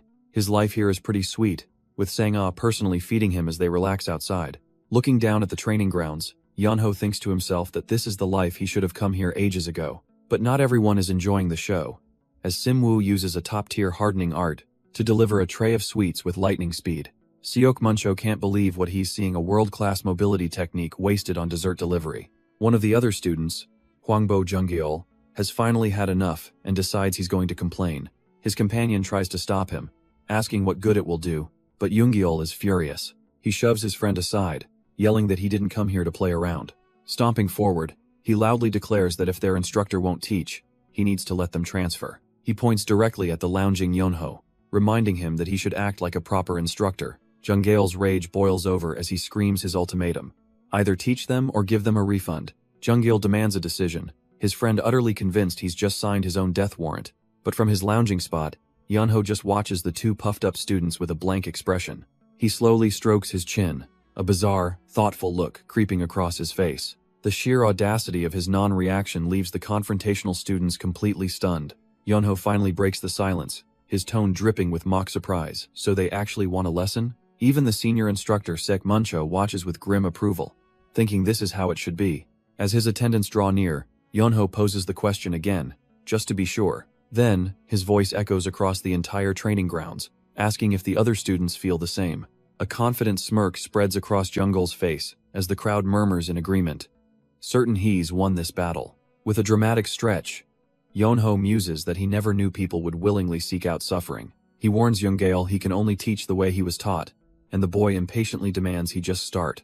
A sinister grin crosses Yonho's face as he cracks his back. Well, they did say it was okay. In an instant, his entire demeanor shifts as an overwhelming aura flares to life in his eyes. He moves with blinding speed, and the ground erupts, sending the unprepared students flying. A single stone, thrown with devastating force, whistles past. The crowd can only stare in utter disbelief. Did he just throw a rock at a student? Yonho calmly picks up another pebble, explaining his master's first lesson. A rock hurts more than a fist. And so begins the unlimited stone-dodging training, a hellish class taught by the ghost of his master.